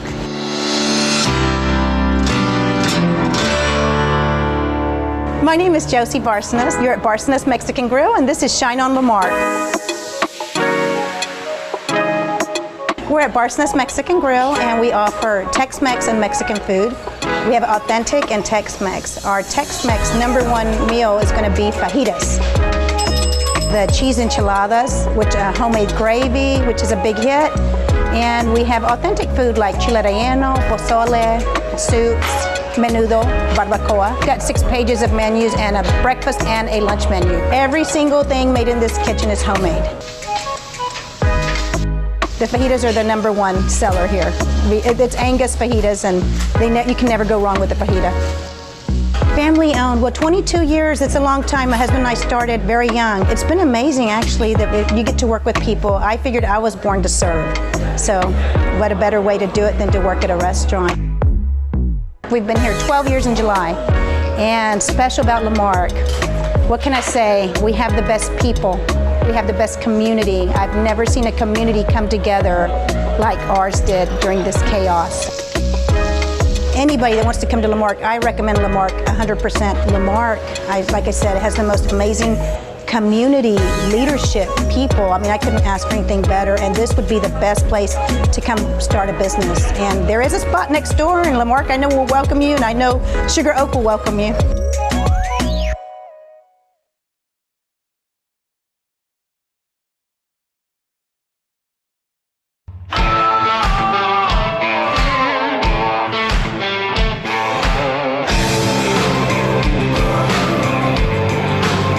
This is Gardy with KHEA Radio. I'm at Creative Feathers Taxidermy Studio and Saltwater Fly Shop. They've been in business in Lamarque, Texas since 1976 for all your gaming and mounting needs. This is Shine on Lamarque.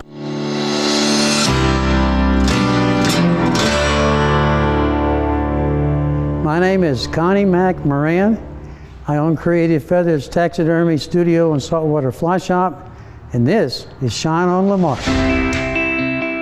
I was always interested in duck hunting, and in this area down here there was nobody that was doing taxidermy work except up in Alvin, and so I taught myself how to do what I do. I went to Rosenberg Library, checked out a book on taxidermy, and that's how I started. I won 21 blue ribbons in 3 years chasing competitions throughout the country. Yes. 1976, 44 years. Have done business from the White House to the King Ranch and everything in between. Mostly in this area, a lot of white-tailed deer, a lot of trophy cats, foxes, and exotics. I do a lot of exotics. I am a scorer for the Record Book of Exotics. They can find my work on my website. They can find my work. Half of Lamarque is in Tiki Island and Houston, South Houston. I've got my work at the Houston Museum. It's a testimony to Lamarque and the city for the businesses that have been in here this long. When you do something this long, you've done something right, and they protect you, they take care of you, and they work with you if you have issues. Just keep doing what you've been doing. I mean, 44 years and 39 years, and I mean, I know a lot of them here. They all know who I am, and it's worked well. Just keep doing what you're doing. Lamarque is strong.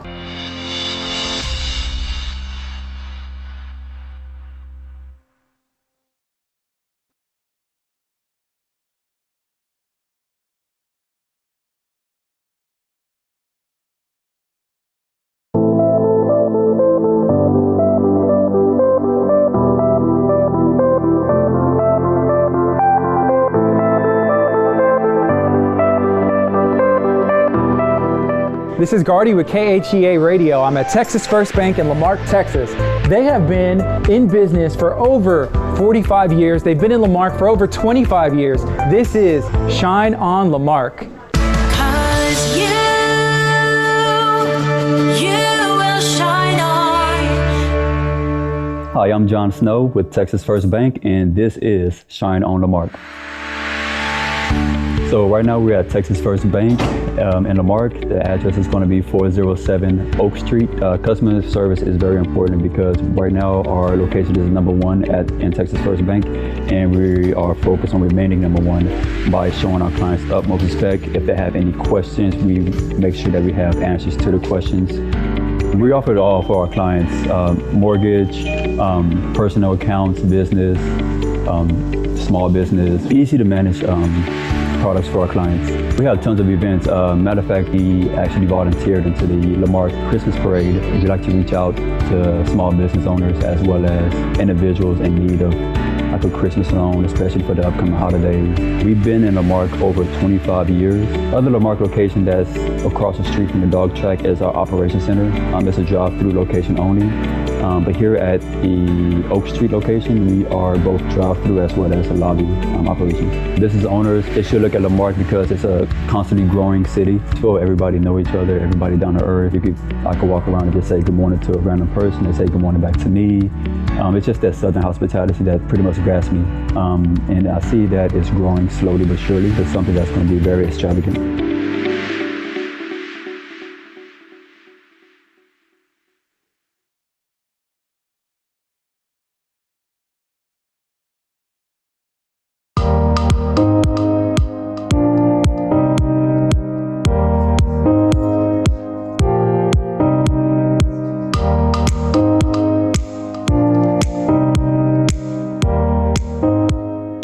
This is Gardy with KHEA Radio. I am at Ebony and Ivory Salon in Lamarque, Texas. They are located inside of Gulfway Plaza. They are a hidden treasure with a beautiful boutique. They also have a salon, full service. You can get a massage, your nails, your hair done. This is Shine on Lamarque. Cause you will shine on. My name is April Jones. I'm the owner of Ebony and Ivory Salon and Queen's Attic Boutique. This is Shine on Lamarque. From natural hair styles to perms and relaxers, you can get a massage here. You can actually get your teeth whitened here. You can definitely get a haircut. You can get a custom unit made. We do an array of different things in this salon. Like you can get your eyebrows arched, your fingernails done, manis, pedis, you name it, we got it. When she walks in, she can look around and see, you know, oh, I like that jacket. So you could put that jacket on or a pair of earrings with that hairstyle that I just slayed for her. We have been established here about 10 years. 10 years in October. We actually have 5 people that's working here now. Our goal is to just be bigger. We want to inspire women to come into our salon and our boutique and encourage young ladies that you can be an entrepreneur just like each of us. I was at another salon. When I first walked in, I fell in love with the place. So April was really, really sweet. All the girls here were very welcoming, so yes, I love it. I think yes, it would be a great place to start a business simply because it's a hometown. People look out for each other, people encourage each other here. And I just think the closeness that we have right here in this community would be great to just start a business because it'll be word of mouth.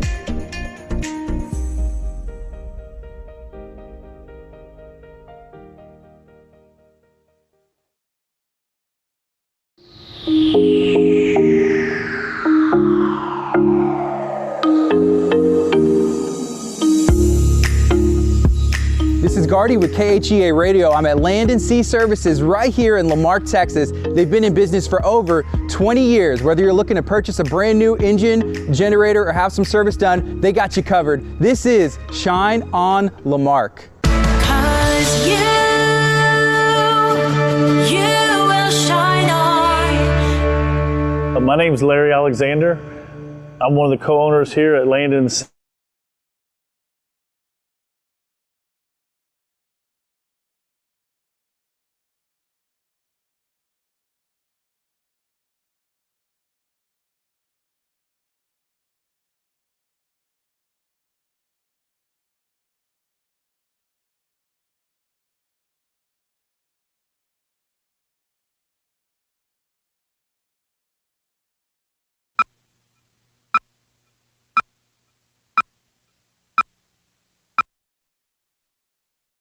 It's a beautiful day out here. Sunny today with light breezes, giving way to clouds in the afternoon. We could see some light precipitation to moderate precipitation later on, followed by powerful storm-like conditions.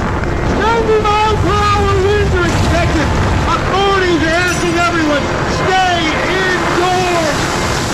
Come on, that's it. Let's go.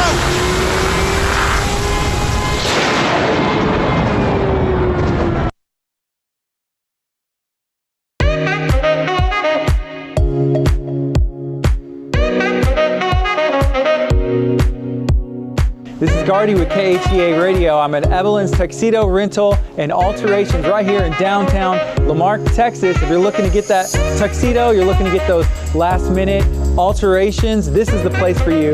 This is Shine on Lamarck. 'Cause you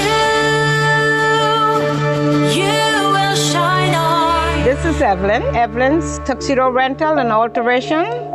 This is Shine on Lamarck. I offer alteration, tuxedo rental, wedding dresses, prom dresses, African attires, and linen rental. Probably one of the best in the state of Texas for like bridal dresses, alterations. You have clients coming in from everywhere just seeking her services because her price is reasonable and her talent is just awesome. I get into it because I always like sewing and I always want to own my own business. And I came from Trinidad in 1985 and I started this business.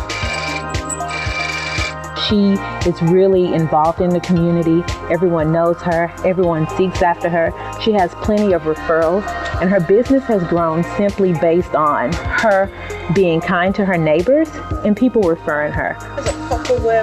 When I first started, I hold on because it was a little bit tough then, right? But when I get it off the ground, it just keeps growing and growing and growing. It's good. Lamarck has been an excellent place for the business, and I think it's a community. Once you become involved, the community really embraces you. And I really like the fact that I feel like my mom is in a safe community that embraces her and continues to help her grow.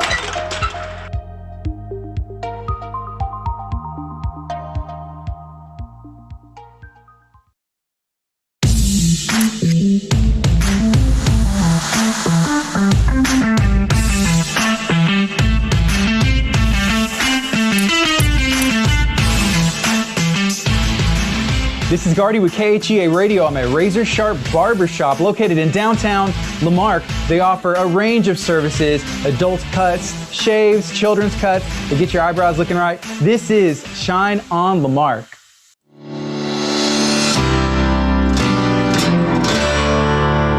This is Larry Washington here at Razor Sharp Barbershop, downtown Lamarck. This is Shine on Lamarck.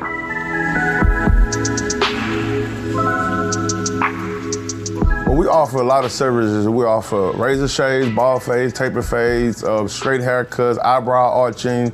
We do facials, massages, everything. We do a lot. We've been here 8 years. For one, we kid friendly. For two, we have a lot of specials. We have kids specials on Tuesdays and Wednesdays. We have a senior citizen special that we do all through the week. That's Tuesday through Saturday. We have a senior citizen discount. It's a lot of different reasons. Man, it's getting out of hand. These kids love all the crazy designs. Actually, we have all our barbers in here are excellent with the designs and mohawks, all the crazy looks that's going on in the world right now. We can get that done here. It's booming. It has picked up within the 8 years we've been here.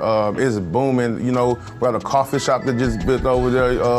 We have a lot of stuff just growing up. It's actually a good thing to be down here in the heart of Lamarck. You know, we get to see everything that's building up around here. You know, Lamarck is building fast. We're here in the area to get to see it build and be a part of it. I would definitely say if you was looking for open up a business, Lamarck would be a place, especially downtown Lamarck. You know, I cut a lot of people hair that has a lot of things to do with the city of Lamarck. You know, off here, I don't want to just speak out no names, but there's a lot of city workers that come in here, work for the city of Lamarck, work for the city officials, police officers. We take care of the whole city of Lamarck. We plan on being here forever, right here in downtown Lamarck, to help Lamarck grow.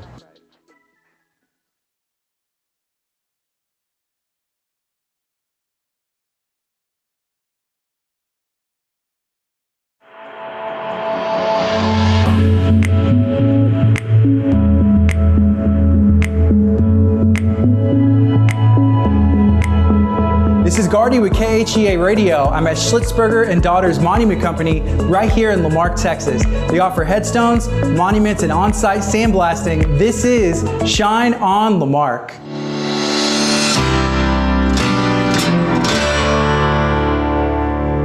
I'm Kimberly Schlitzberger Day with Schlitzberger and Daughters Monument Company, and this is Shine on Lamarque. We make memorials for cemeteries. We also do commercial sandblasting. We do custom memorials, pretty much anything that has to do with granite. We've done war memorials. We do memorials for like ballparks and service memorials for fallen warriors, a little bit of everything, commercial sandblasting. You know, we all have a love for the business and we love what we do. So, and most of us were raised around it, so it's because it comes naturally for us. It gets our kids to be so much a part of the community that they live in and that they work in.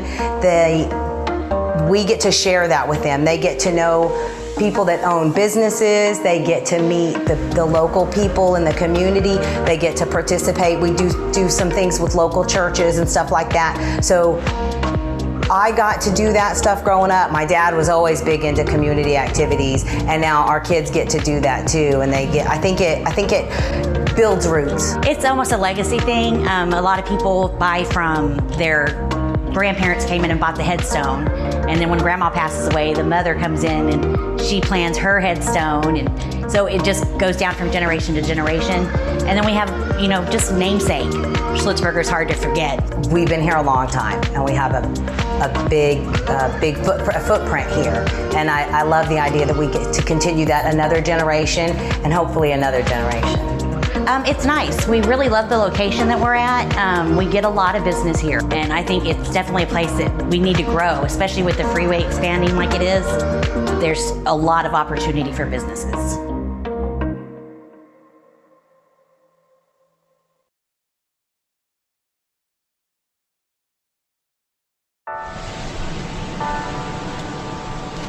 Hi, daughter. You're proud of your mom, aren't you, honey?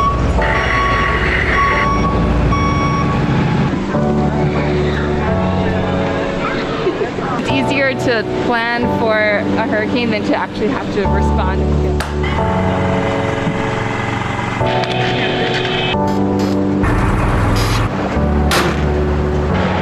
That's gonna be howling. Welcome to the City of Lamarque Hurricane Huddle. All right, thank you. Thank you for coming. We're the City of Lamarque Public Safety Team. We are emergency management, fire, police, and public works. When there's an emergency, we've got your back. We want to make sure you know who we are and what we do. Meet us before you need us. Pretty cool, huh? Serving during times of emergency is what we do. Protecting and preparing our community. We love Lamarque. We've come a long way and we're headed in the right direction. Remembering the past while working hard, preparing for the future. Staying positive. And moving forward. Coming together, making Lamarque ready for tomorrow. We train to make our city the best that it can be. Protecting you and your loved ones. This is Lamarque. Our city. We are caring for our community. Turning friendships to family, even through times of turmoil. Public safety, public servants, ready to weather the storm. We are prepared, are you? We are prepared, are you? Lamarque, stay weather aware. We're prepared, are you? Hurricane season is in full swing. Please make a plan for your family and your pets. For additional preparedness resources, visit storm.cityoflamarque.org. For emergencies, dial 911. We are Lamarque.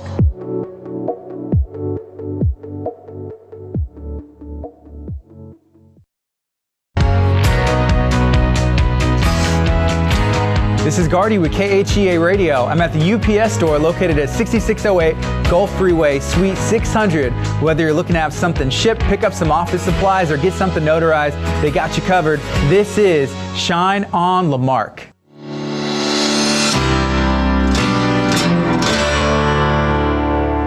My name is Dilor Baby and I own a UPS store in Lamarque. This is Shine on Lamarque. So UPS store, people think that we do only shipping and packing. So this is a one-stop for everything, like for a small business. So let's say you want to do a notary, you want to do shipments, you want to do packing, you know. So let's say you have something which you have to send international, we can also do that. Then we have shredding, you name it, all kind of small things, you know, like printing. We do a lot of printing. We get a lot of traffic from Walmart and Sam's Club. We get a lot of regular customers from, you know, because people come to these big shopping places like Sam's Club and Walmart so we get a lot of business through them. From 2018 to 2020, I have seen a lot of growth in business.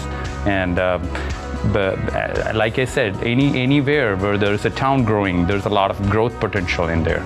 So I think it will continue growing like this for next few years.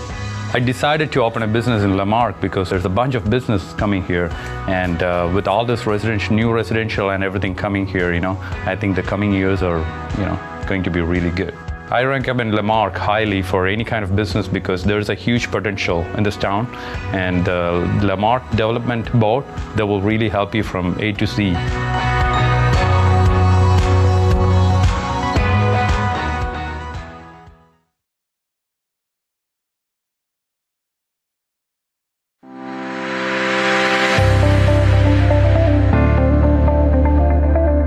This is Gardy with KHEA Radio. I'm at Gulfway Plaza in La Marque, Texas. There's something for everybody here, from College of the Mainland, Dollar Tree to Barcenas, Mexican Grill.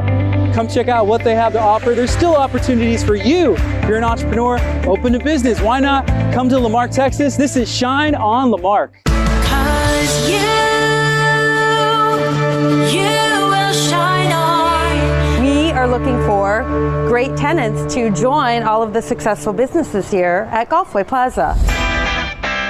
This is Gulfway Plaza, and we've owned this now since 2001.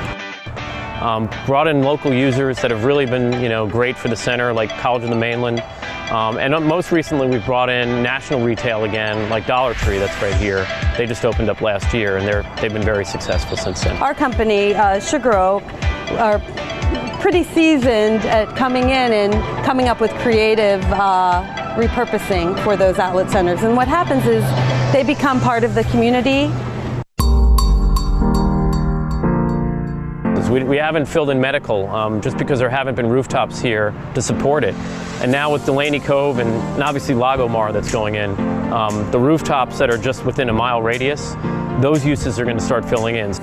Depending on your needs, again, we have the wide open floor plans. You can come in, take a look at our spaces, and we can help you retrofit something that works for you. It's something that we can pretty much compete with anybody throughout this area. We're certainly way cheaper than anywhere up in League City. And it's a great community. If you look around, it's a mix of mom and pops and national retailers. There's a vibrancy here that hasn't been here for years because we've got the occupancy stabilized now. You know, young people, old people, all mingling together. We've got a great restaurant here. You can kind of serve all your needs here.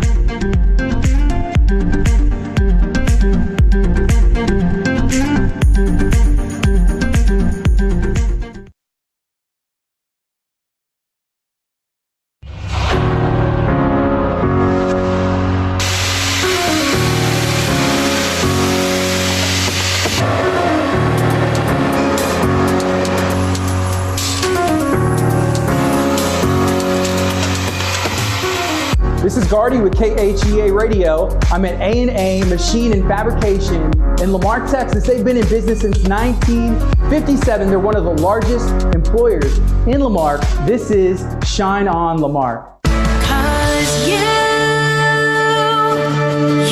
will shine on.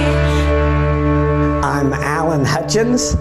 Our company is A&A Machine and Fabrication LLC, and this is Shine on La Marque.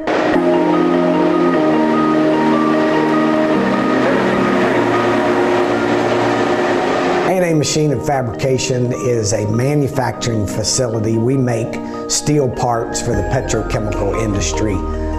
Pump shafts, sleeves, piping, pressure vessels, structural steel for the petrochemical industry. But we also refurbish or repair parts make them like new and get them back into service in the plant. See that? It's going to turn into that. They named A&A to be first in the phone book.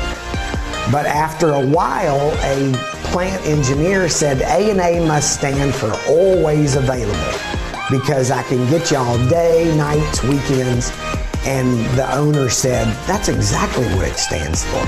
And that's one of the reasons we've been in business so long. But it's fun to be able to get up and go walk through the plant and see actual products being manufactured. The only 3 companies in the world that do this kind of work. Of course, Lamarque has been a great city partner for us over the years, supported us as a business. But it's just the Gulf Coast, right? That's why we have the traffic we have, is because people want to come down here and work, and there's jobs, and there is development here. There's new plants being built. There's good things to come.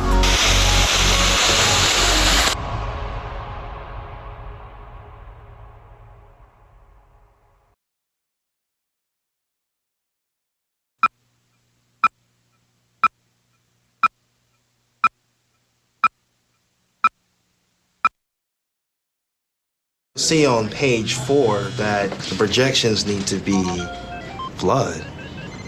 Next Thursday? Seriously? Thursday? Can't do that. This is really inconvenient. I have yoga that day. I have no time for this. So. I can't do Thursday, but I can do Friday. Disasters don't plan ahead. You can. Talk to your loved ones about how you're going to be ready in an emergency. Don't wait. Communicate.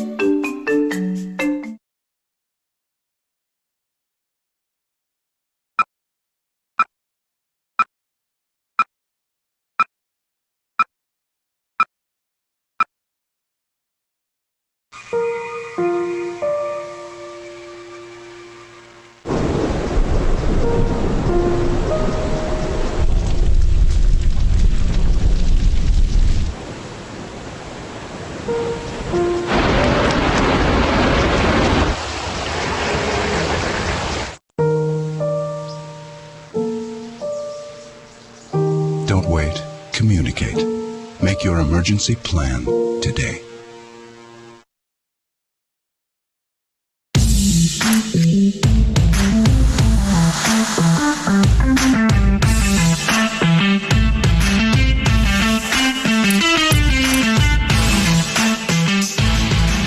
This is Gardy with KHEA Radio. I'm at Razor Sharp Barbershop located in downtown Lamarque. They offer a range of services: adult cuts, shaves, children's cuts. They get your eyebrows looking right. This is Shine on Lamarque.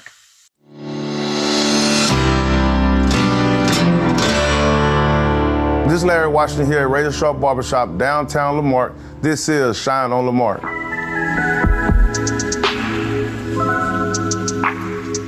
Well, we offer a lot of services. We offer razor shaves, bald fades, taper fades, straight haircuts, eyebrow arching. We do facials, massages, everything. We do a lot. We've been here 8 years. For one, we kid friendly. For two, we have a lot of specials. We have kids specials on Tuesdays and Wednesdays. We have a senior citizen special that we do all through the week. That's Tuesday through Saturday. We have a senior citizen discount. It's a lot of different reasons. Man, it's getting out of hand. These kids love all the crazy designs. Actually, we have all our barbers in here are excellent with the designs and mohawks, all the crazy looks that's going on in the world right now. We can get that done here. It's booming. It has picked up within the 8 years we've been here. It's booming. You know, we have a coffee shop that just built over there. We have a lot of stuff just growing up. It's actually a good thing to be down here in the heart of Lamarque. You know, we get to see everything that's building up around here. You know, Lamarque is building fast. We're here in the area to get to see it build and be a part of it. I would definitely say if you was looking for open up a business, Lamarque would be a place, especially downtown Lamarque. You know, I cut a lot of people hair that has a lot of things to do with the city of Lamarque. You know, off here, I don't want to just speak out no names, but there's a lot of city workers that come in here, work for the city of Lamarque, work for the city officials, police officers. We take care of the whole city of Lamarque. We plan on being here forever, right here in downtown Lamarque, to help Lamarque grow.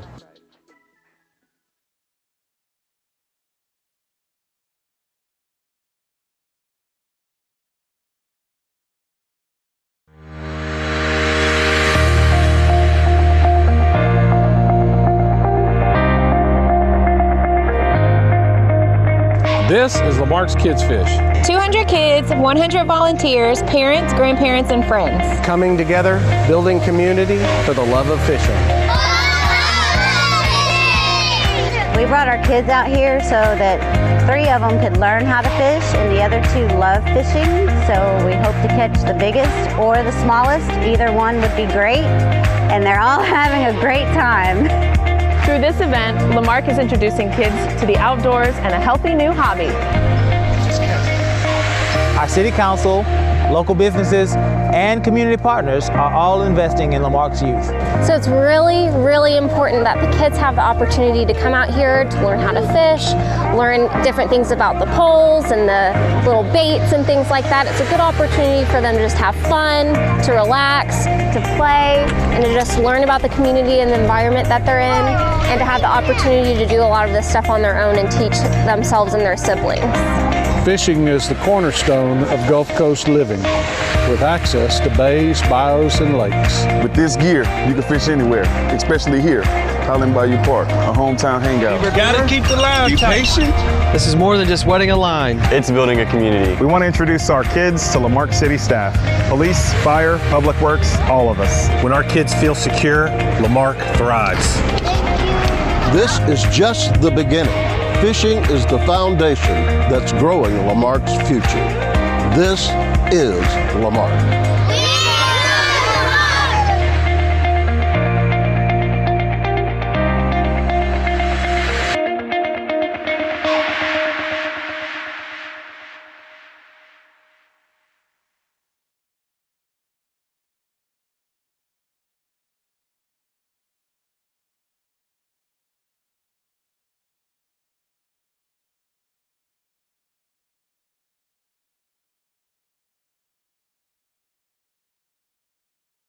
The census, a special time when we count every person in each home in every neighborhood. Do kids count? Of course. Counting everyone in your home helps support your neighborhood by funding things like schools, hospitals, and buses. Complete the census by calling or going online, or return your form by mail. It's easy, secure, and most important, it's totally private. Make your family count! This year, make sure every child counts. Visit 2020census.gov.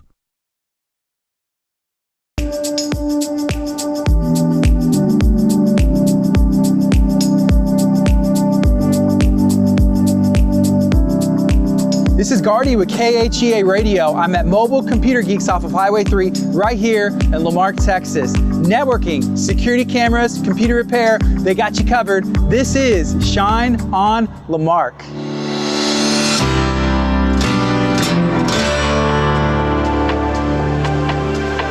This is Brian Courtney, Mobile Computer Geeks, and this is Shine on Lamarque. Anything to do with computer, we'll do repairs, we do builds, we do networking, we do security cameras. We are mobile. You can either bring it into the shop or we'll go out to you. I started in 2005 out of my house, and the spot became available in 2008. We've moved here and been here ever since. Yeah, I grew up in Lamarque, graduated from Lamarque, and the spot opened up in Lamarque, so I like doing business here. From us, I mean, I've always been customer service oriented, so we try to do what we say, do it when we say we're gonna do it, and just try to make everybody happy. We do a lot of computer work. We still do a lot for businesses, networking, stuff like that. It's just maybe the residential has dwindled down a little bit because people are using iPads or phones. I mean, we have several clients, accountants, and builders in Houston that we do steady business with. So, I mean, we're everywhere from the west end of Galveston through Galveston, Texas City, Lamarque, Hitchcock, Dickinson, League City. You know, I'm mobile, so I can go anywhere. We do get quite a business from Lamarque, but we get, you know, our building is a big advertisement, so we get a lot of business from people going to work down Highway 3. So it's easy to get around, and the people are friendly.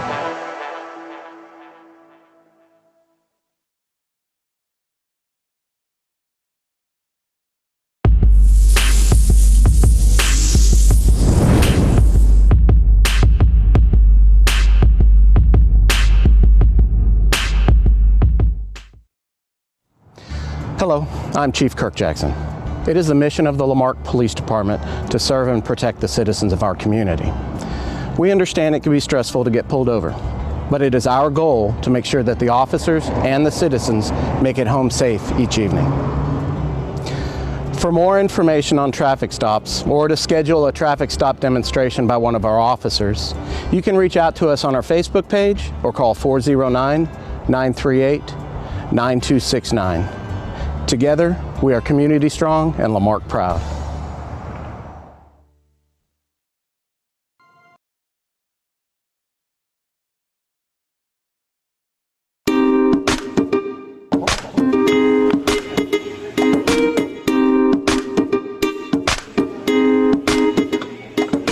This is Gardy with KHEA Radio. I'm in Lamarque, Texas at Benito's. This has been a staple in Lamarque for over 50 years. Let's go take a look at some of the Mexican food and everything they have inside. Cause you will shine on. This is William Andino from Benito's Mexican Restaurant, and this is for the Shine on Lamarque. Benito's is the original, the first Mexican restaurant that was based here in 1968. It was opened by Andy Hernandez, and my mom worked for him for so many years, and my mom decided to buy it in 1992. 40 years trabajando, award, everything el 81 years.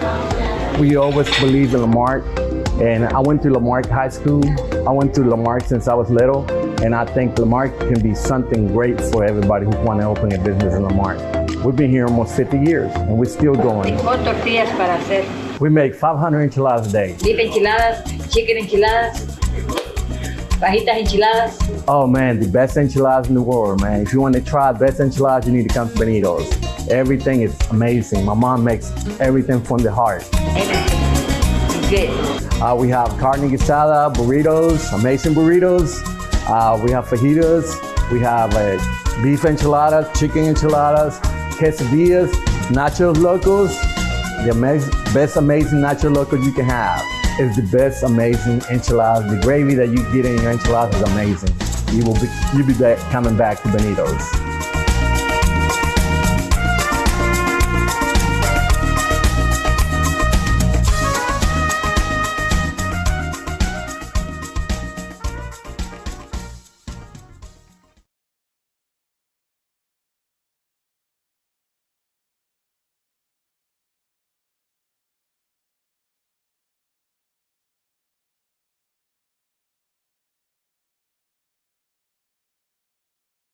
It takes all of us to slow the spread of the coronavirus, so follow guidance from authorities where you live and stay home unless absolutely necessary.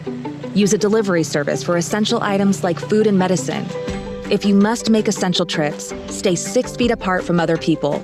Wear a cloth face covering and wash your hands for at least 20 seconds as often as possible. Visit coronavirus.gov for the latest information.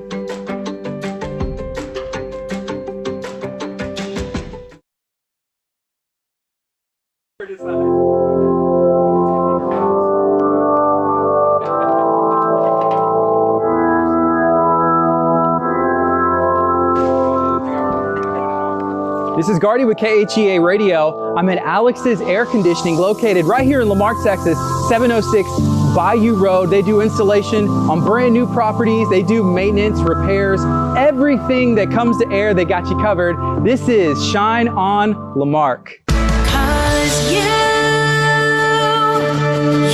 will shine on. This is Troy Alexander with Alex's Air Conditioning, and this is Shine on Lamarque.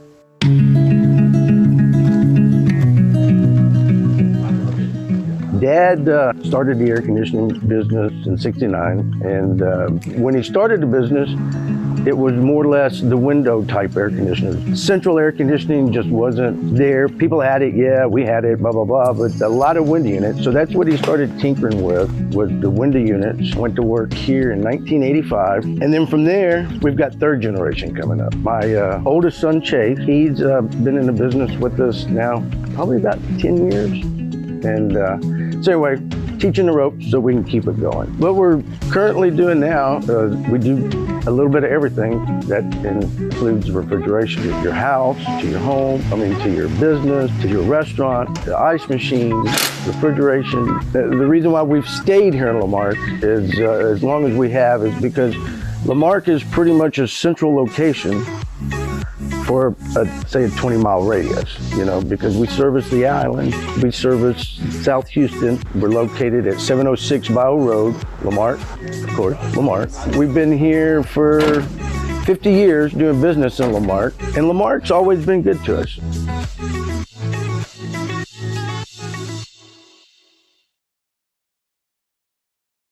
This is Gardy with KHEA Radio. I'm at 2709 Main Street in La Marque, Texas at A to Z Fence. They've been in business since 1979. You can find their website, A2ZFenceTX.com. If you want chain link, metal, vinyl, aluminum, electric fences, they have you covered. This is Shine on La Marque. Let's check it out. 'Cause you will shine on. To see our signs, and we have a lot of people that call and say, I saw your sign hanging across the road at my neighbor's house. Looks like it's a good fence. I need you to come and talk to me. Fence company's been here since '79. Trophy company's been here since 1985. I remember being a kid growing up in La Marque, and you would see the A to Z fences all across town on businesses. You would see the A to Z fence all across town on people's homes. I think my neighbors still have that sign up. That's the kind of quality that they've been doing since 1979. Pretty much all. Chain link, wood, ornamental, aluminum, iron, trucks fencing. Barry does a lot of work with all of your different little events. Bayou Fest, we do those kind of temporary fencing and stuff. Not only do they do fences, but trophies too. The trophies actually pays for most of the electricity and the utilities and stuff. We have customers that come in and we do custom trophies, and then we have the acrylics and the plaques. We can do, these are wood plaques, and then we have imitation wood. Yes, I am. I'm proud to be here. I'm from here. Always been from here. Graduated from here. Because we're in between Houston and Galveston, so it's worked out to be one of those family, but yet hometown kind of towns where you want a small business to be here. I recommend businesses coming to La Marque.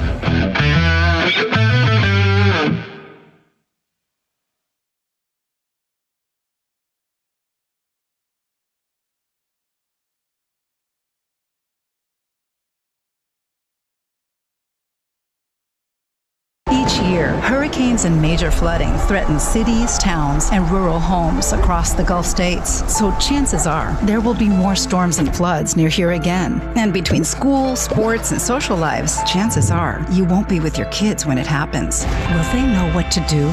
Ready.gov/kids has all the educational tools and information to make the conversation easy. When the time comes, chances are they'll feel prepared, not scared. So talk with your family today.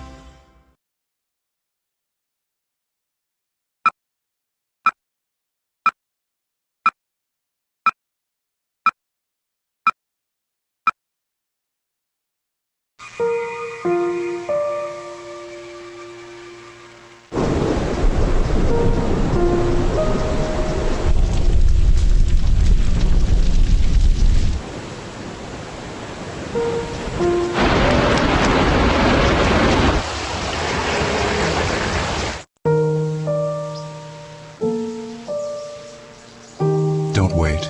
Communicate. Make your emergency plan today.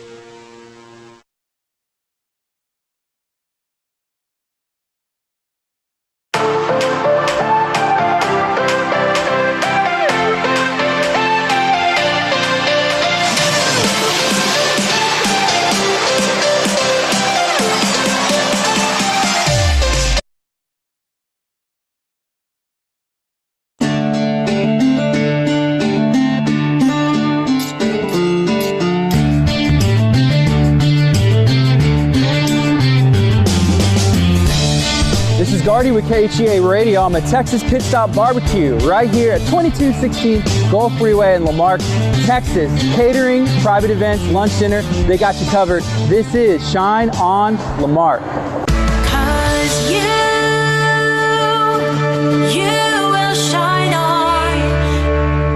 Arnold Garza, Texas Pit Stop Barbecue. This is Shine on Lamarque.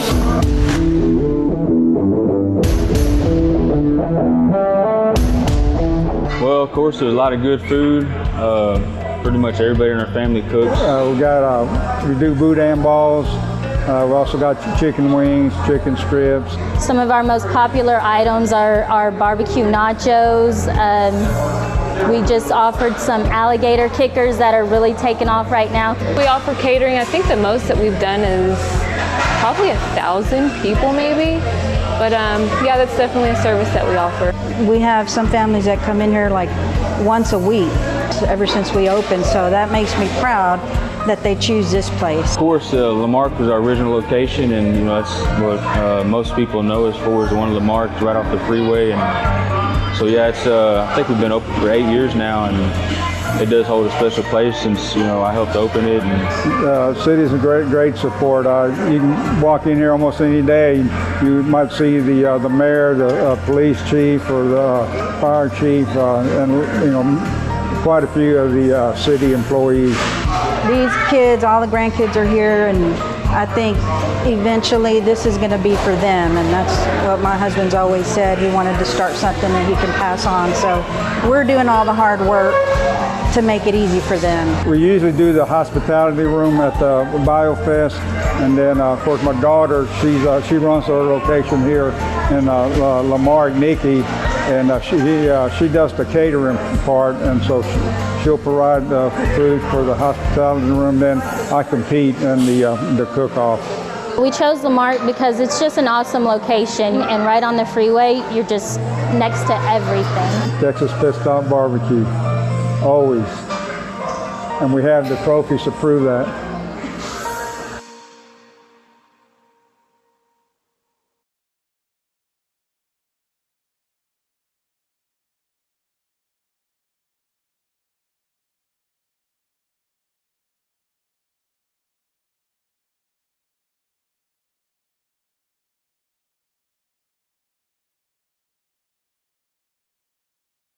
It's all of our responsibility to slow the spread of the coronavirus, so follow guidance from authorities where you live and stay home unless absolutely necessary. You can still use your outdoor spaces like yards and decks. It's also okay to go for a walk or exercise outside. Wear a cloth face covering, stay at least 6 feet away from other people, try not to touch any surfaces, and wash your hands for at least 20 seconds as often as possible. Visit coronavirus.gov for the latest information.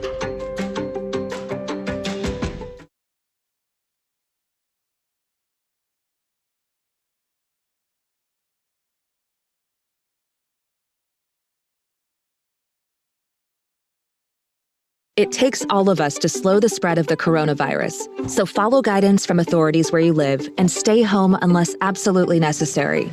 Use a delivery service for essential items like food and medicine. If you must make essential trips, stay 6 feet apart from other people. Wear a cloth face covering, and wash your hands for at least 20 seconds as often as possible. Visit coronavirus.gov for the latest information.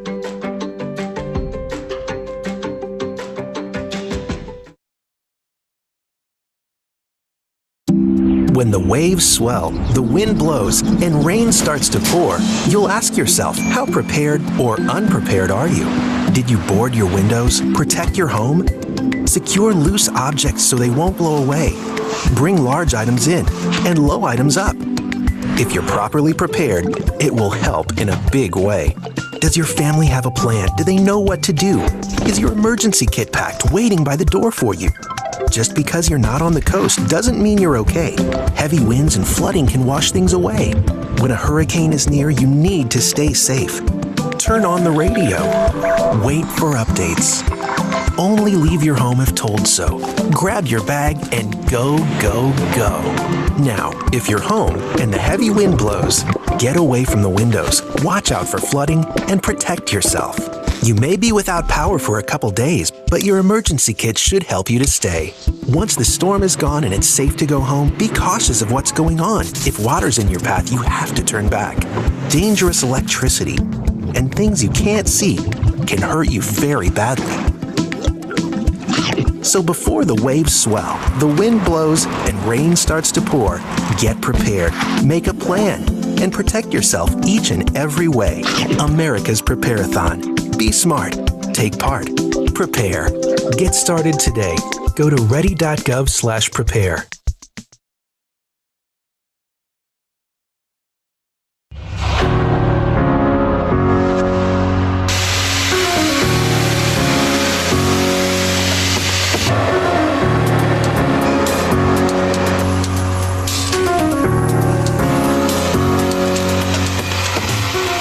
This is Gardy with KHEA Radio. I'm at A&A Machine and Fabrication in Lamarque, Texas. They've been in business since 1957. They're one of the largest employers in Lamarque. This is Shine On Lamarque. 'Cause you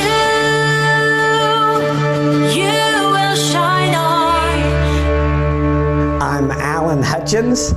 Our company is A&A Machine and Fabrication LLC, and this is Shine On Lamarque.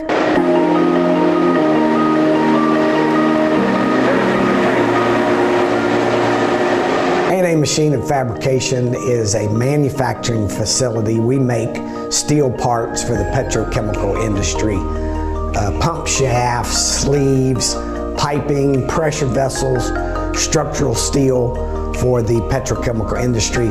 But we also refurbish or repair parts, make them like new and get them back into service in the plant. See that? It's going to turn into that. They named A&A to be first in the phone book. But after a while, a plant engineer said A&A must stand for always available, because I can get you all day, nights, weekends. And the owner said, that's exactly what it stands for. And that's one of the reasons we've been in business so long.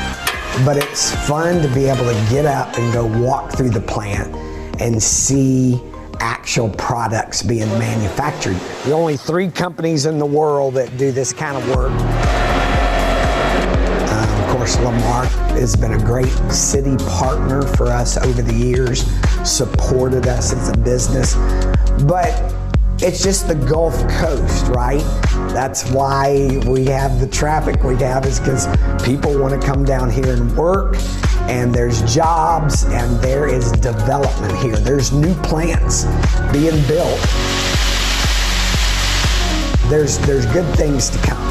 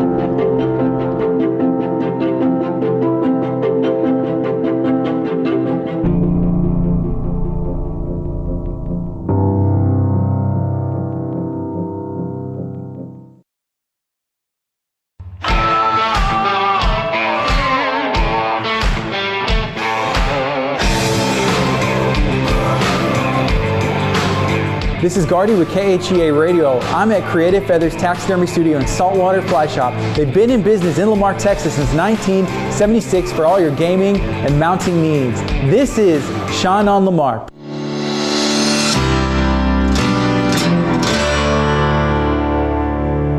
My name is Connie Mack Moran.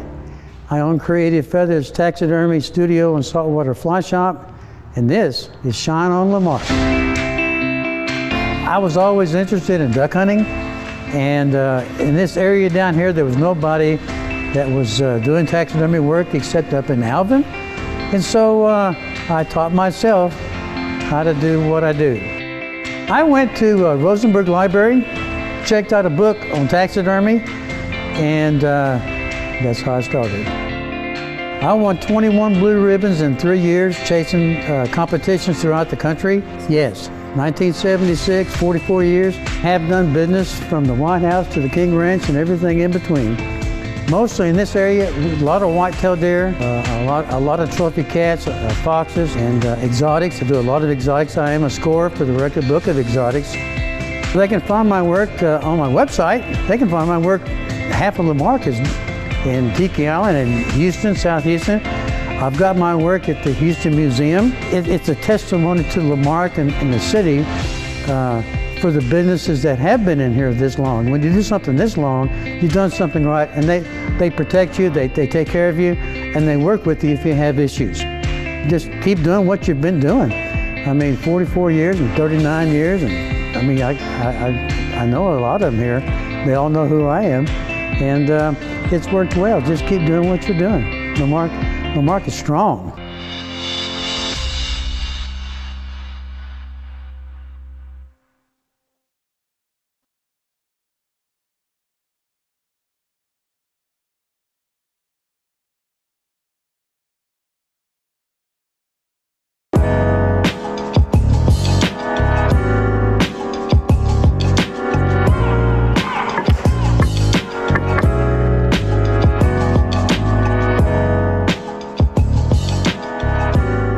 This is Gardy with KHEA Radio. I'm at Dill Pickle Discount Home Supply. Whether you're looking to upgrade your largest investment, get brand new flooring, this is the place for you. Or if you're just looking to buy some houseware, everyday items, this is Shine On Lamarque. 'Cause you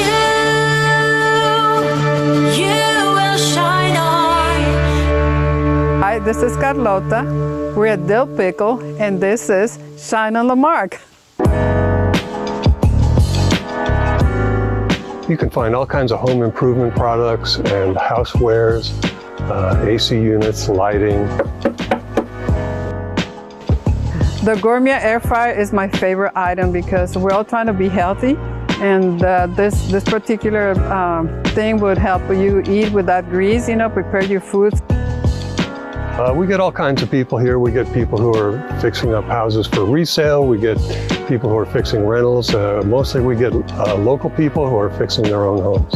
A lot of the customers that we had were single women that had no experience in construction, and they got ripped off by the contractors who asked for advance and never showed up or never finished their jobs. And that's how we came up with a Super Dill Pickle.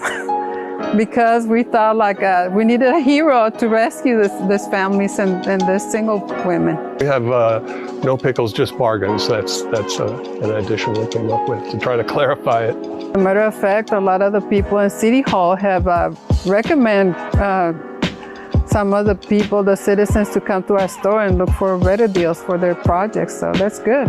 A big thanks to the City of Lamarque, and I don't know how to pay them for what they've done for us because everybody's been very supportive. I mean, the city, the economic development program, everybody at the fire department, everybody's been very supportive of us.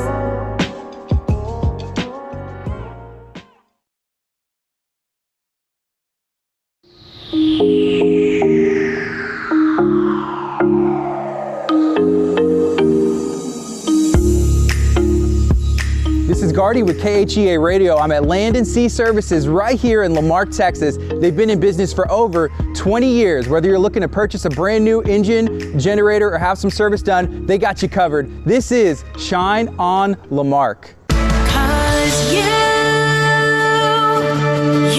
will shine on. My name is Larry Alexander. I'm one of the co-owners here at Land and Sea, and this is Shine On Lamarque. We've started here in 1993 and started working on, diesel boats. We did some automotive stuff in the beginning. Me and Chris Cotter started here as a small business and just grown from there. Today we have about 15 employees, actually 15 mechanics, so we have about 18 people in total. And we started off with just me and Chris in a garage and then moved to this shop. So, I mean, we do everything in the marine line and we do everything in the generator, emergency fire pumps. So we do all the home generators and standby generators.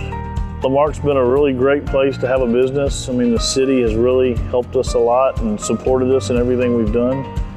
And, you know, they've been over backwards anytime we've ever needed something, and then same for them. When they do Bayou Fest, we give back to them. We donate generators to all the local events around town that, you know, it's all given back. Now we've bought the property across the street a few years back, and we built another building there. So, you know, as we kind of grow, we've had to get more room and had to expand, and you know, and Lamarque's helped us in some of those achievements also.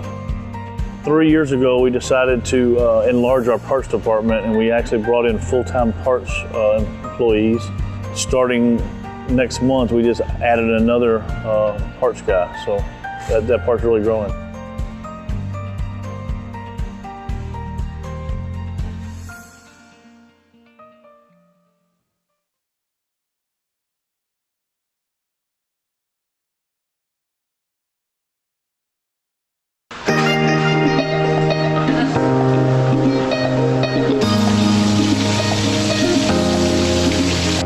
With KHEA Radio. I'm at Kelly's Country Cooking in Lamarque, Texas. This is a staple of the community. You're coming down I-45 heading south, you got to make a stop at Kelly's, offering a variety of country cooked items. They've been in business for over 30 years. There's 7 locations. The #1 producing Kelly's Country Cooking is right here in Lamarque, Texas. This is Shine on Lamarque. 'Cause you will shine on. My name is Kaylee Kelly, and this is Kelly's Country Cooking, and this is Shine on Lamarque. Chicken fried steak, biscuits, liver and onions, turkey and dressing. The recipes are all my mom's. We try to keep good food, fresh food. Price is low, big portions. We try to treat people with respect when they come in here. We just got voted second place in Houston for our biscuits. So that's one of our popular items, so make sure you come here before 11, before they run out. We make all our pies in-house. We have chocolate, banana, and coconut cream pie.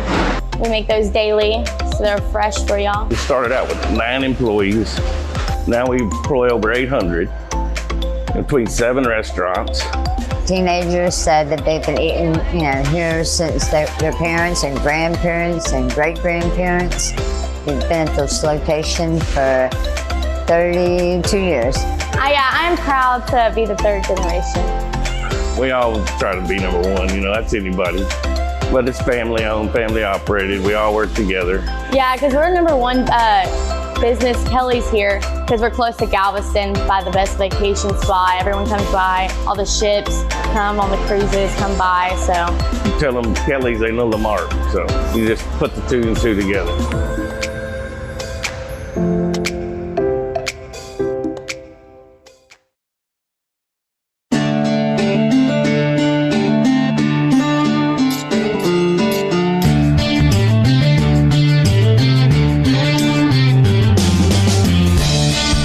Gardy with KHEA Radio. I'm at Texas Pit Stop Barbecue right here at 2216 Gulf Freeway in Lamarque, Texas. Catering, private events, lunch, dinner, they got you covered. This is Shine on Lamarque. 'Cause you will shine on. Arnold Garza, Texas Pit Stop Barbecue. This is Shine on Lamarque.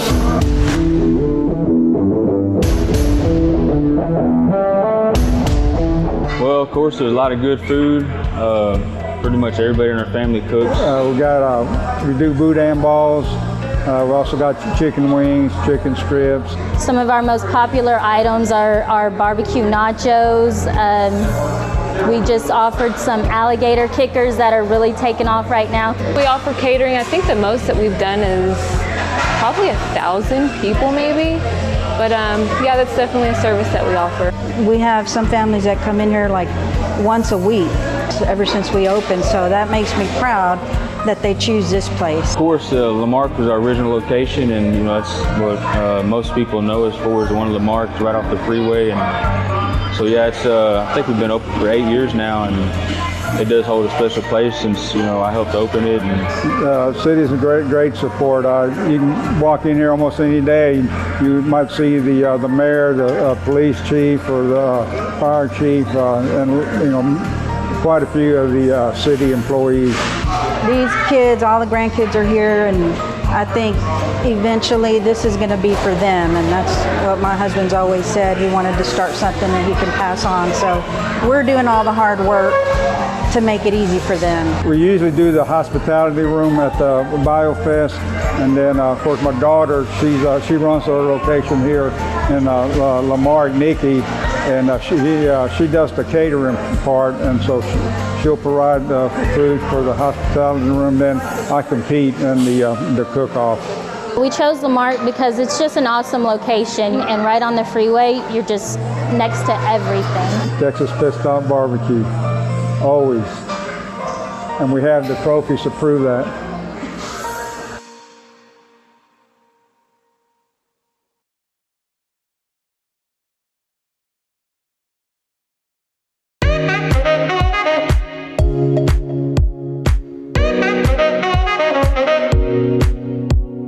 This is Gardy with KHEA Radio. I'm at Evelyn's Tuxedo Rental and Alterations right here in downtown La Marque, Texas. If you're looking to get that tuxedo, you're looking to get those last minute alterations, this is the place for you.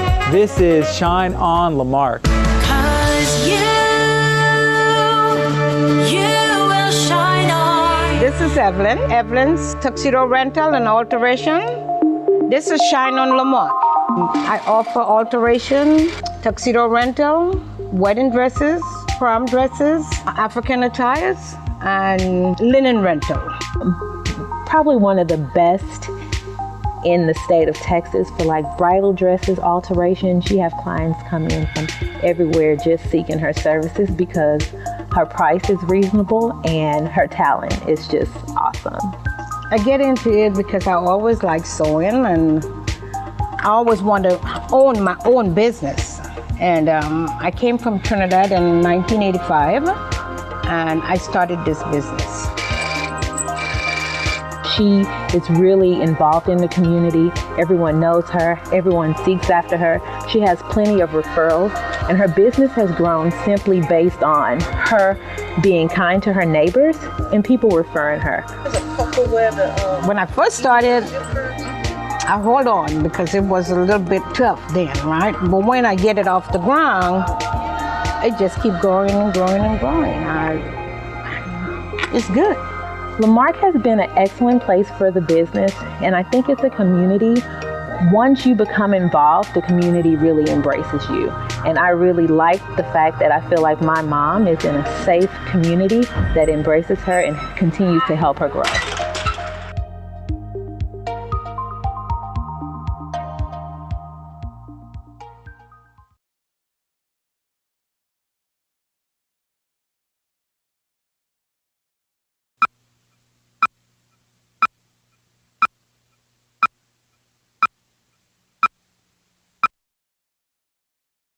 Attention travelers, next Tuesday a major power outage will cause complete chaos throughout the city. Stand clear of the closing doors, please. Disasters don't plan ahead. You can. Talk to your loved ones about how you're going to be ready in an emergency.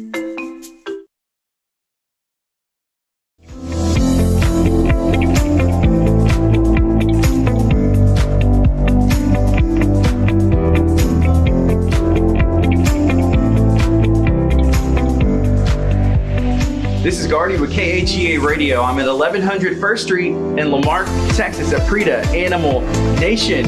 They offer services like spaying, neutering. They offer lab tests, dental work. They got you covered here, right here in La Marque, Texas. This is Shine On La Marque. 'Cause you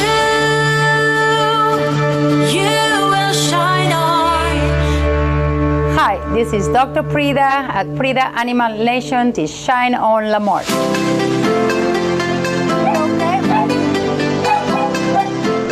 We offer wellness, we offer, vaccines, heartworm tests, we offer surgeries, space and neuter, tumor removals, and there is a big need in this community for a full service clinic. So I decided to open it. We get a lot of clients from Alvin. We get a lot of clients from Nick City, Webster, Houston. My dog has eaten stuff on the beach and I've had to rush over here for emergency care. So you name it, I've been here.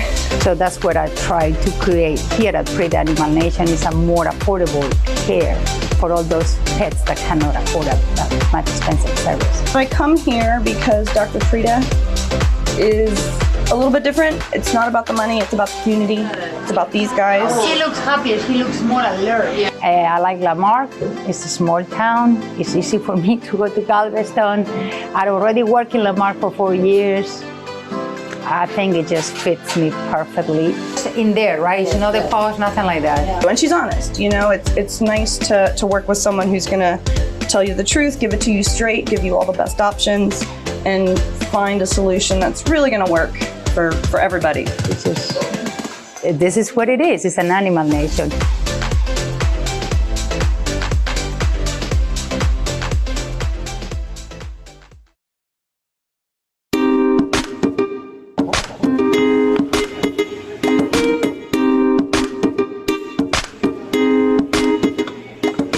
This is Gardy with KHEA Radio. I'm in La Marque, Texas at Benito's. This has been a staple in La Marque for over 50 years. Let's go take a look at some of the Mexican food and everything they have inside. 'Cause you will shine on. This is William Andino from Benito's Mexican Restaurant, and this is for the Shine on La Marque. Benito's is the original, the first Mexican restaurant that was based here in 1968. It was opened by Andy Hernandez, and my mom worked for him for so many years, and my mom decided to buy it in 1992. 40 years trabajando, award, everything, el 81 years. We always believed in La Marque, and I went to La Marque High School. I went to La Marque since I was little, and I think La Marque can be something great for everybody who wants to open a business in La Marque.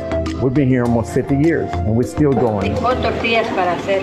We make 500 enchiladas a day. Beef enchiladas, chicken enchiladas, fajitas enchiladas.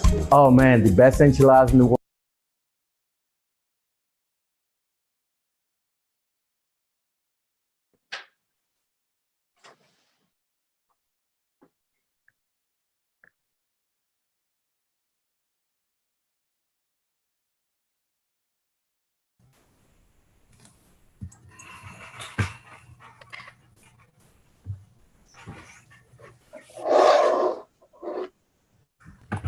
We got to.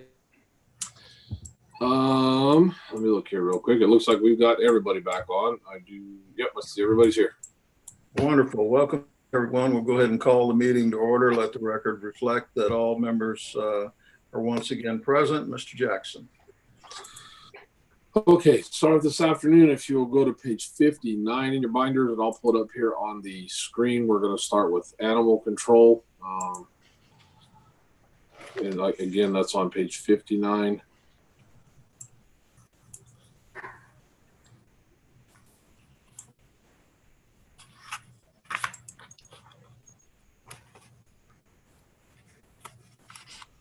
Okay, Kirk, are you on? Yes, I'm here. Okay, so you want to go over animal services real quick? Yes, sir.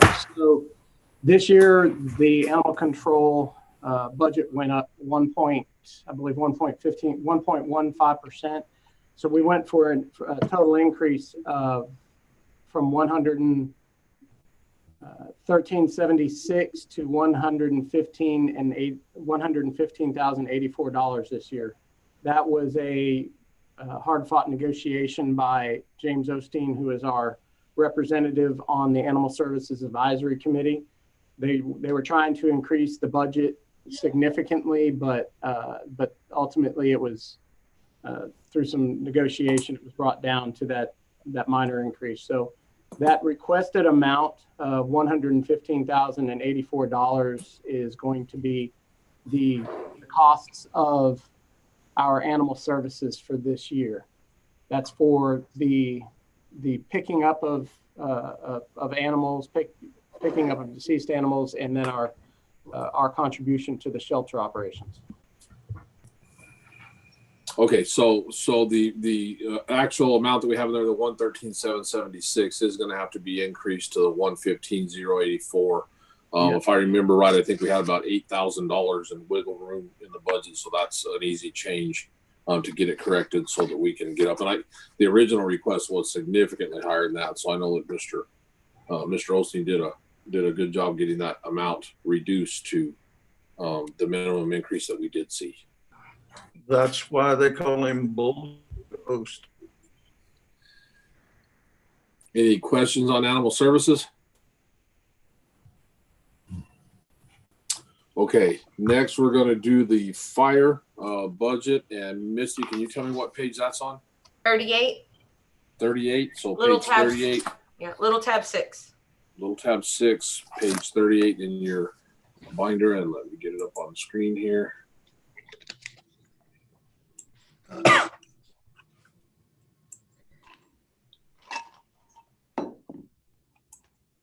57. Okay, just starting out with before I let Chief take over here, just starting out with our diagram. As you know, last year we incorporated one additional position in, which was the assistant fire chief during the course of the year, the deputy, what we call the deputy chief, during the course of the year. So this organizational chart is slightly different than the organizational chart that you saw in last year's budget.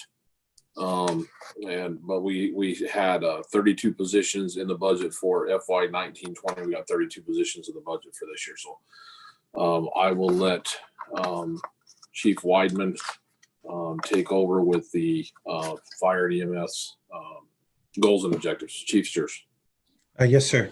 For our goals looking for next year is creating the training plan for the personnel. We've already started some of that with the deputy chief position, which was given to us, which has afforded us the ability. They are finalizing up a training plan for each month. We're going to pretty much start back to a basics with the fire and then also be incorporating the EMS.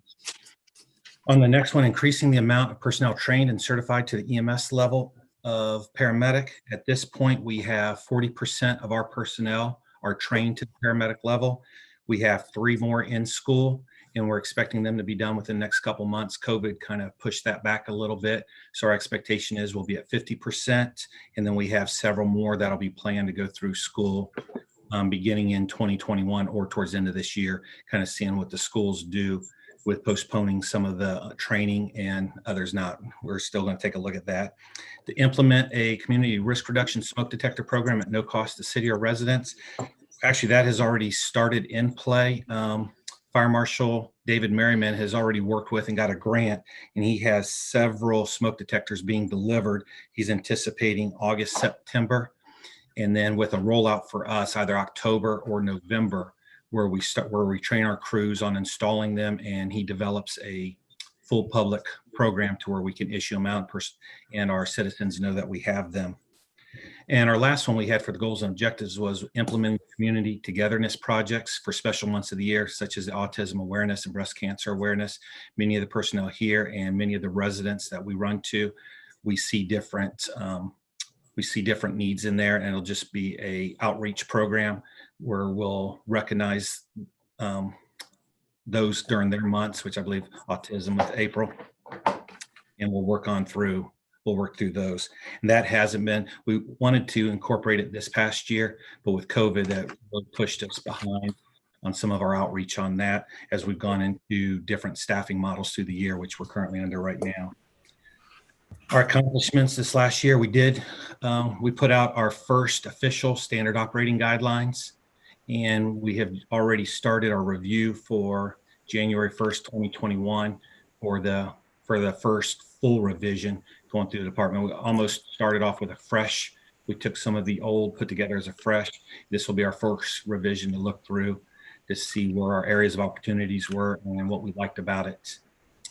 2 fire apparatus had been ordered. They are actually in Houston right now at the Metro plant getting fitted for our equipment, making sure that they're have the same setups on each. And personnel, in fact, today have been working on the striping for each. And as council knows, they may be a little bit different than each other for their theme for for the city. Implement the community outreach program through our car safety seat check. We had, I believe, 1 or 2 events already here at the station, which were successful. Those were an ongoing monthly. Those have been postponed due to COVID, although we still take walk-ins, and we have several residents that call. The administrative assistant here will go ahead and schedule those, and we've done several of those. And car seats donated. Our fire marshal, which runs the program, has quite a few car seats that he's received through the program, through our participation that's been donated to us. And he has issued out 12 car seats at this point to our citizens. And we'll usually check when they come in, take a look at the car seat, and he checks on the history of it. And then decides if we need to offer one or if they just don't have one. We can, if we have the one that fits the child size, and I think a couple of them he has is the multi-size. EMS service updated through renewed license, progressive protocols, and the current cardiac monitors. That has been still ongoing. At the beginning of the budget year, we were able to fill the EMS administrator position. We had a change in leadership, and since then, we were able to renew our state license. The EMS administrator, which is Captain Barbara Gonzalez, she was able to work with our medical director and put out some progressive protocols, working with the other communities. We've also been able to, she working through and with the blessing of council was able to put on the cardiac monitors. And what's not on here is your blessing from last month or the month before for the Lucases, which are the CPR devices. We've already implemented those. Those have been purchased and trained and are already out in the field. And at this point, Mr. Jackson, I think that's it for our accomplishments. Okay, and then going on to the next page in here, the department budget. Couple of things to make it a little bit easier to understand right off the bat. And talking about this, if you look at the salary line item at the top, you'll notice that the budget for this year, that there's a change in the salary amount from what was budgeted beginning last year, what was budgeted for this year. That takes into account 2 things. That takes into account, 1, the position that we added, the council approved a few months ago for the deputy chief, and it takes into account the second part of that, which is the annual increases that are required under the CBA. I think everything else within the budget, the department tried to maintain a flat budget. Todd, is there anything you want to point out in the budget specifically, or anything you want to mention?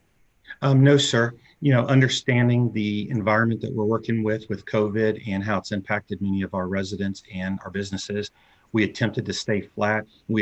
Throughout the year, we'd put in some new tracking programs for our, we put on a new tracking program for our gear, our SCBA, and for our equipment. And we've also put on a new staffing program, which eliminated some extra overtime and such when we would allow personnel to be off. But those with us staying flat as you had mentioned, we were able to move money around in areas where it saved us by being more streamlined there. So those costs were just absorbed within there. So nothing extra extraordinary outside of that, sir. Okay, and then of course the bottom line, obviously there's a significant difference in the bottom line this year because you had the 1 fire truck listed in the budget for last year as a capital expense. So we dropped off the cost of the 1 fire truck. So it makes the bottom line look significantly reduced when it actually is the difference of that fire truck. Any questions on the budget for the fire department? Yes. Chief Weidman, a few years back, this council approved a program that would partially implement staffing at both of our stations.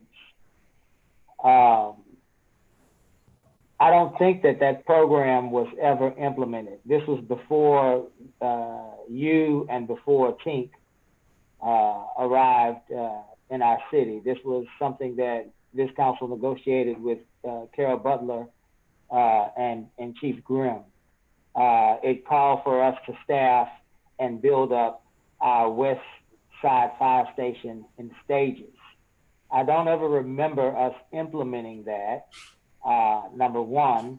Number two, since then, there's been a lot of concern in our city, in particular from the eastern portion of our city, as it relates to staffing levels and equipment that's being strategically placed around our city.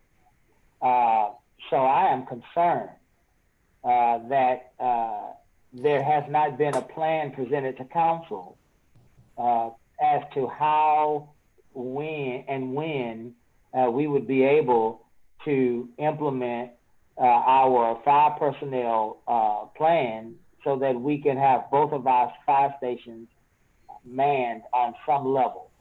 I do understand that this is a pandemic, and certainly, as Tink said earlier, we have limited funding, but I really would like to see what our plan is. So I'd like for us to work on a plan. Yes, sir. Mayor Pro Tem Bell, I was not aware of that plan. I know last year we had discussed during our planning session where we had moved personnel. Actually, we were staffing the engine when I had come here in July, and I think my first week is when we had our meeting. The primary engine was engine 1, and after discussion and after review of data, we determined that our higher potential call load was on the east side. So with that, at this point, what our staffing plan is, we run a medic 1, which is assigned at Station 1 on the west side, and medic 2. Those are staffed every day with a minimum of 2 people. Currently, every day we have engine 2 staffed with at least 1, and some days 2 or 3. And currently on our west side, when we get the other unit, on most days we have it staffed with at least 1. But currently for the last 2 weeks, our engine has been out of service, which a lot of this will be corrected as we get our new ones in. But on most days, we have a staffing plan that we've put in place. We have 9 personnel when we're at fully staffed, and we allow up to 2 people off per day, which still allows us 7, which would create multiple sick call outs before the west side and the east side would not be staffed. But the east side is staffed every day with at least 3 people, 1 on the engine, 2 on a medic unit. On the west side, it's staffed every day with at least 2. But as we but now currently we are under a COVID staffing. We've had 23% of our staff be out COVID related. So we've gone to a reduced staffing model where we've gone to 4 shifts to reduce the risk so that we don't end up losing a whole shift and or part of the department. So right now it still maintains, we're still maintaining each shift except for 1 has 6 people on, not allowing any leave. So 3 of the 4 shifts has 6 on, so the east and west side are staffed, but 1 shift is down to 5.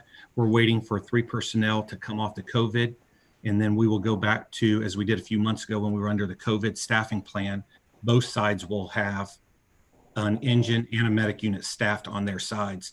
And then also to support them, we have several personnel now that live within the city that have vehicles. We have our EMS administrator that lives within the city of Lamarque that responds after hours, and as well as myself that lives within the city of Lamarque that responds after hours.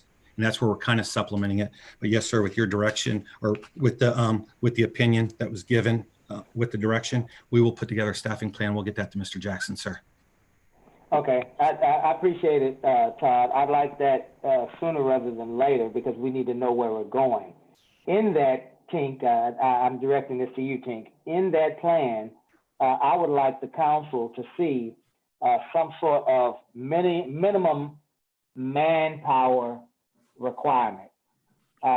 This council can do that by resolution, so that if fiscally we are unable to deliver, we can rescind that resolution. But fire departments as well as police departments need minimum staffing levels. We shouldn't say, Chief Todd shouldn't say, on a good day, we'll have 7 people, but if we start to get folks that are taking off sick, things of that nature, our staffing can be further reduced. This council needs to consider via resolution to say to our fire department and to our citizens, we will at all times have 7 folks that are manning our fire stations. If that's the number is going to be, that would then give you the ability, Tink and Todd, to hire overtime when we fall below that number.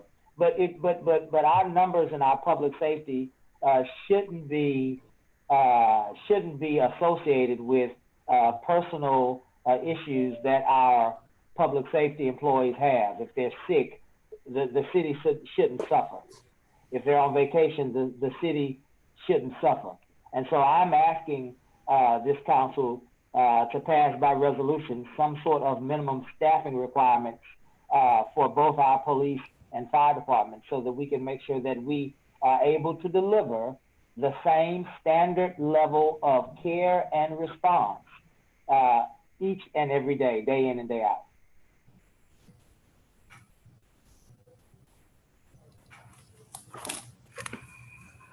Okay, I think I know. I think I see what you're wanting here, and I think we can look at. I mean, there are obviously established standards nationally and possibly at the state level as well. Just as you see in police, where it's there's a standard number of so many officers per 1,000 people that you have in the city, or so many firefighters per 1,000 people that you have in the city, or something like that. And we can look at those.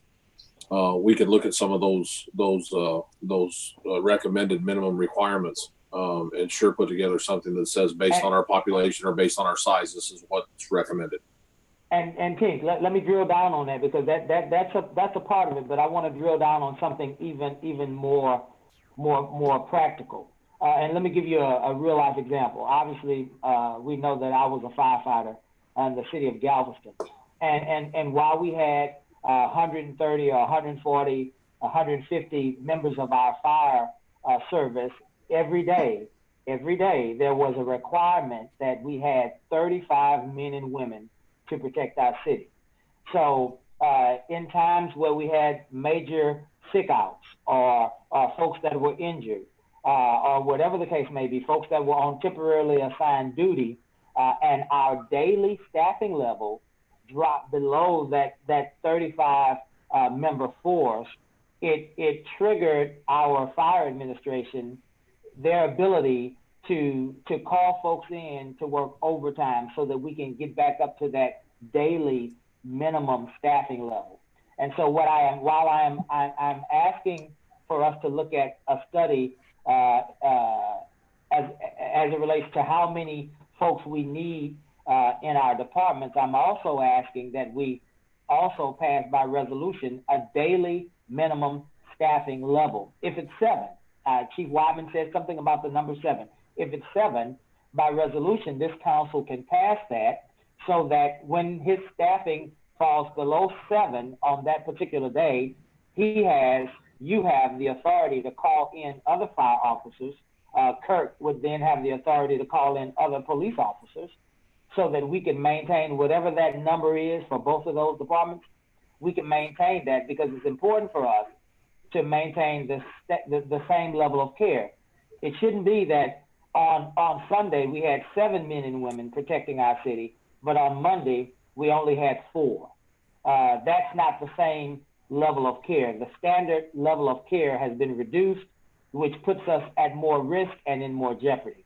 So a daily minimum staffing level is what I'm looking at. Oh, okay. So I think Todd's explanation there, we probably didn't hit to direct answer to your question there, but there is a minimum staffing plan, and that number 5 is the minimum plan right now. And that number was calculated based on the bare minimum to make sure the equipment can run. To make sure that we had a fire truck at both stations, to make sure that we had a medic unit at both places. I mean, it was based on that. And if they do drop below that minimum level right now, he does utilize overtime to cover that. So we don't get below that number. We don't, if people call in sick or whatever, and we got below that number, we don't allow it to go below that number. He does bring in extra people at that time to make sure we have minimum coverage. But we can sure look at, putting something together saying, here's a nationally recognized standard for what that minimum staffing should be. And if we want that minimum staffing to be this, based on people taking off sick or people having to take vacation or whatever else, this is how many people we would have to do that. Or your overtime costs are going to go, are going to increase exponentially. That's pretty, I think we can definitely get something put together that shows all that. Yeah. I appreciate it. And if we do it by resolution, that means that we have council's backing, and that also means if council gets in a jam, we can rescind that temporarily if we needed to. So thank Correct. you for that. Yeah, we'll definitely get that put together. Chief Weidman, I think y'all have done an excellent job. I appreciate everything that y'all have done and trying to hold the line on the budget also. City's very thankful for that. Thank you, sir. Any other questions related to their budget or to the proposed budget?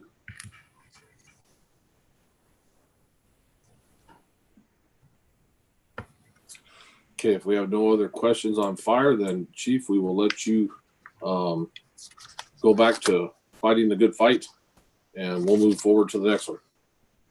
Thank you, sir. Misty, what page and tab for police? Page 33, tab 5. Page Little tab 30. 5. So page 33 in your binders, little tab 5.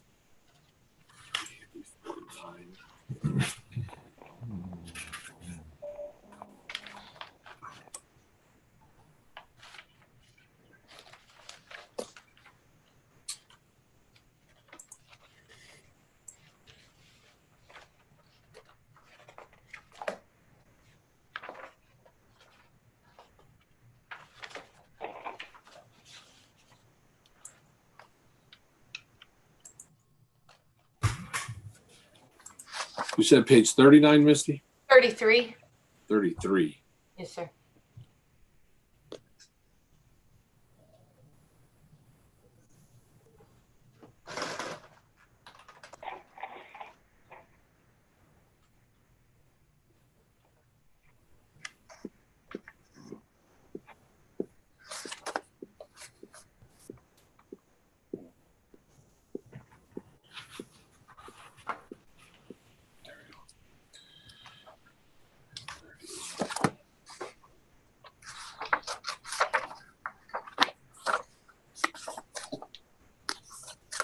Okay, Kirk, you're on. I'm here. Okay. So I'm sorry. Go ahead. Okay, to start off with, let me make a minor correction on this organizational chart. There's no change in actual numbers, but our patrol division is each shift, we have 4 shifts, and each one is staffed by a sergeant, a corporal, and 4 patrol officers. So I've got 4 sergeants, 4 corporals, and 16 patrol officers in the patrol division. So that's the only change there. Those corporals, as you know, were implemented, I believe, at the end of this past calendar year. So moving on, wrong side. Moving on, are there any questions on the organizational chart? Okay, so actually, I'd like to touch on our accomplishments for fiscal year 2020, and then I'll go to our goals and objectives for 2021. So as everybody knows already, in 2020, we finalized and implemented our cadet program. In previous years, in order to be eligible for appointment as a police officer in Lamarque, you had to have already attended a police academy and have taken the TCO licensing exam at the time of hiring. In order to diversify the police department and open up employment opportunities for members of our community, I took it towards the Civil Service Commission to lift that restriction and actually allow us to hire somebody off of the eligibility list who has not yet been through the academy. I would hire them as a cadet, put them in the academy, and upon successful completion of the police academy and the TCO licensing exam, they would be appointed as an entry-level police officer. So we were working towards that, and we did finalize and implement that cadet program during 2020, during fiscal year 2020. And I was very proud of that because as far as I know, the only other agency in Galveston County who sponsors cadets in the academy is Galveston Police Department. The next accomplishment during fiscal year 2020 was we finalized our policy revision committee. As you know, last year we council blessed the police department with a contract with, or hiring Lexipol as a policy revision and management agency, and Lexipol will assist us with the revision of the policy as well as keeps us up to date on any changes in best practices that is standard across the industry and law enforcement.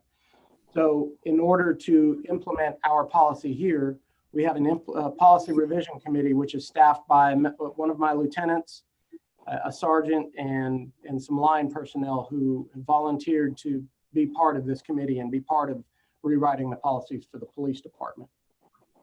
So we implemented that, and they're already working their way through the policies that need to be implemented. The next accomplishment that I'd like to talk about is we acquired a very beneficial investigative software.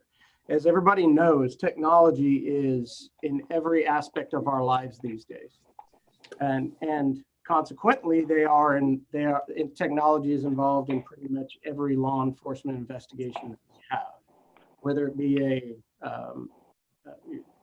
violent crime investigation or narcotics investigations.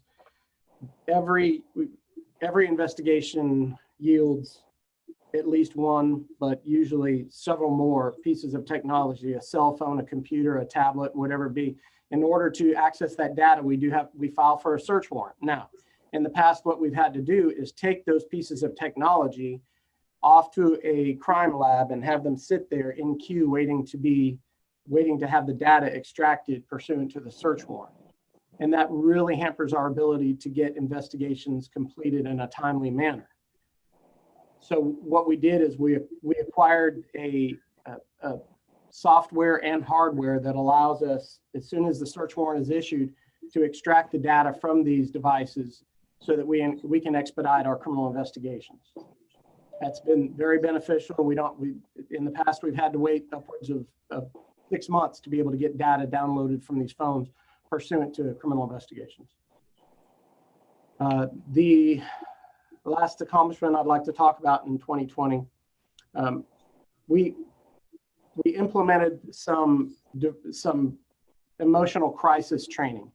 Now, every member of our police department took the training, but this training also allowed members of our department who are certified instructors to train this same subject matter as well.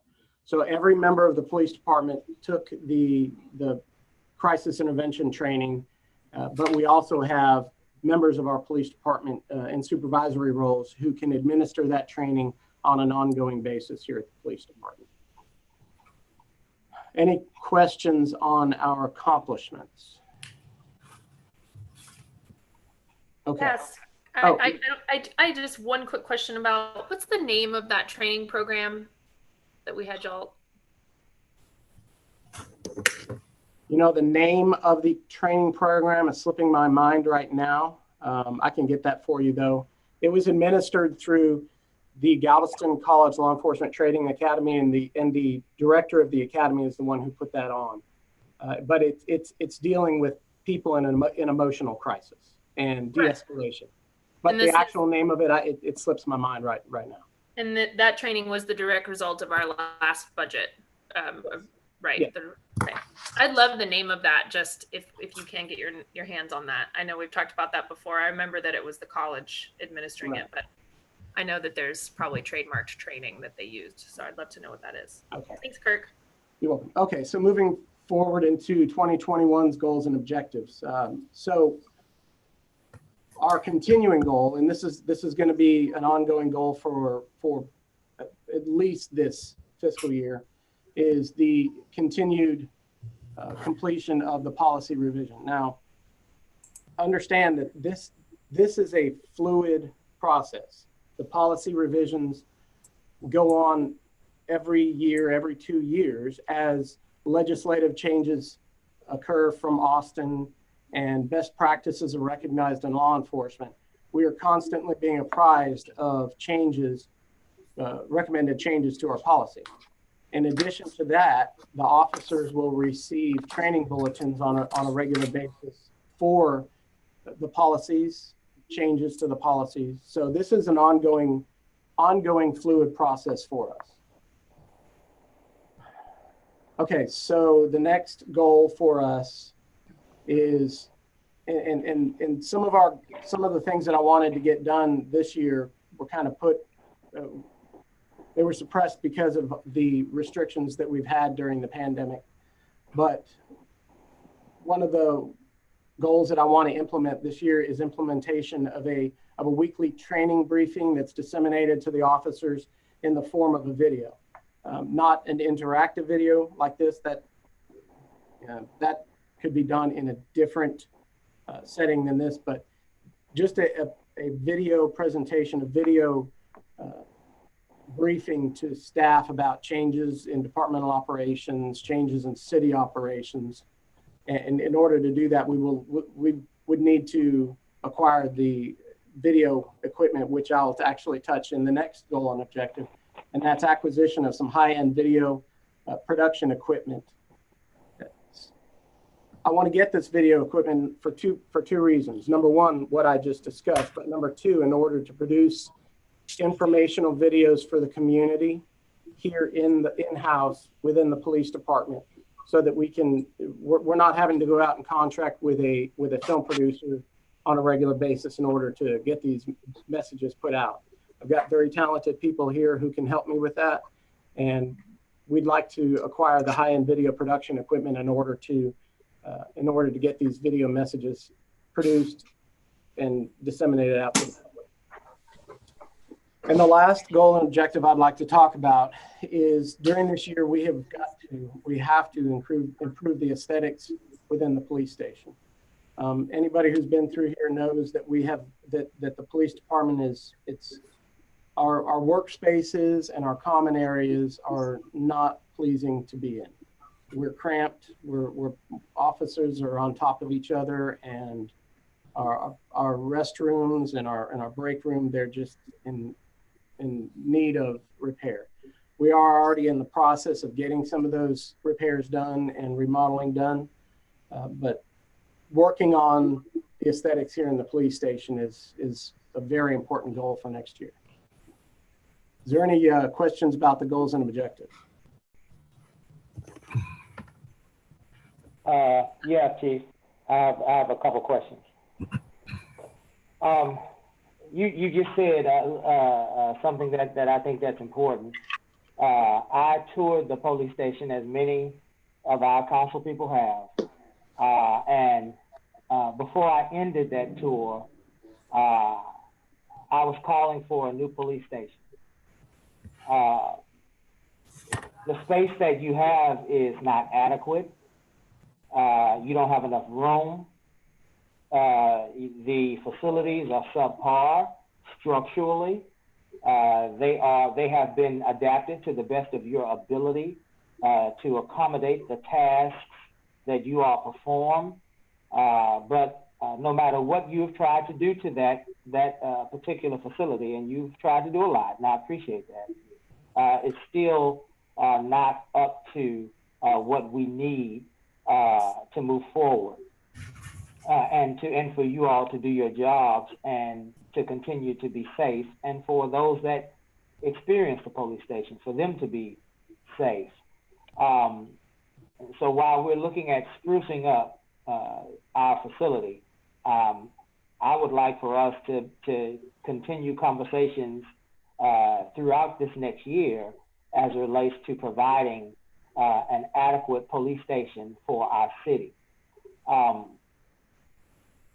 And I don't think that we need to go out and buy and purchase other existing buildings to rehabilitate them or remodel them to fit your needs, when we can plan, design, and move forward with a police station that's built for the specific purposes of law enforcement.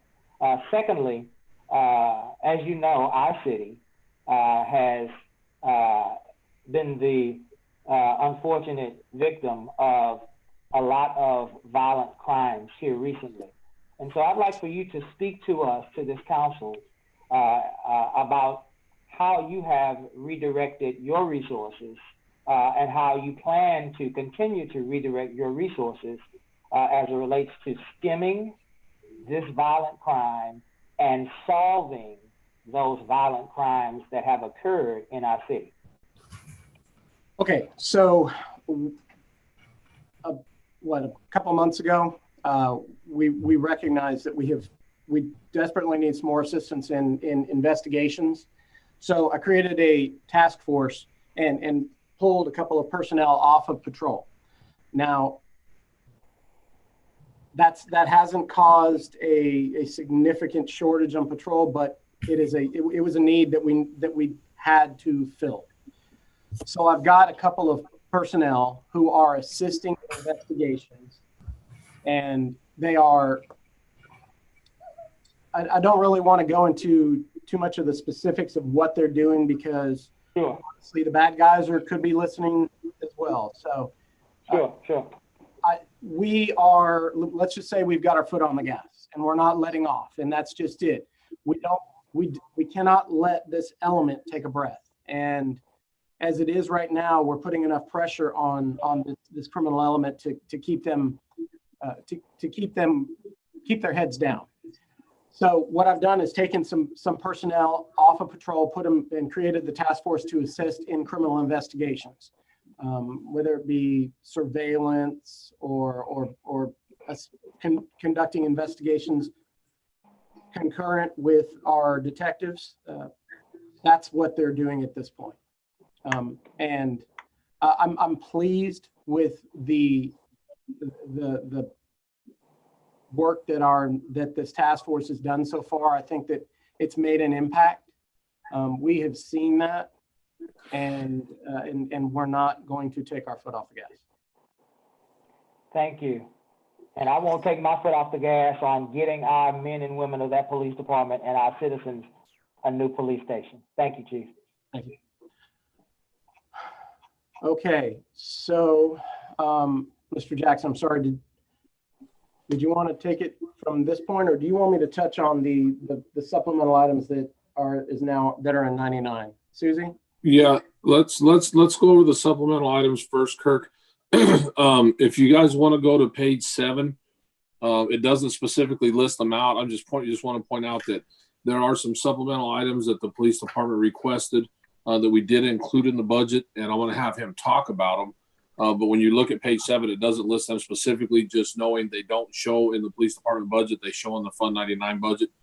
So we can point out the line item in there where they're at, but it would be better for Kirk to talk about them and tell us what they are, and give you some more information on them so you know some of the things that we put in to help out. So Chief, why don't you just go ahead and talk about them? Okay. I'll go ahead and go to page 7 so we can point out which line item they're in, but there's not really any information on them in there, so we want to make sure we talk about them.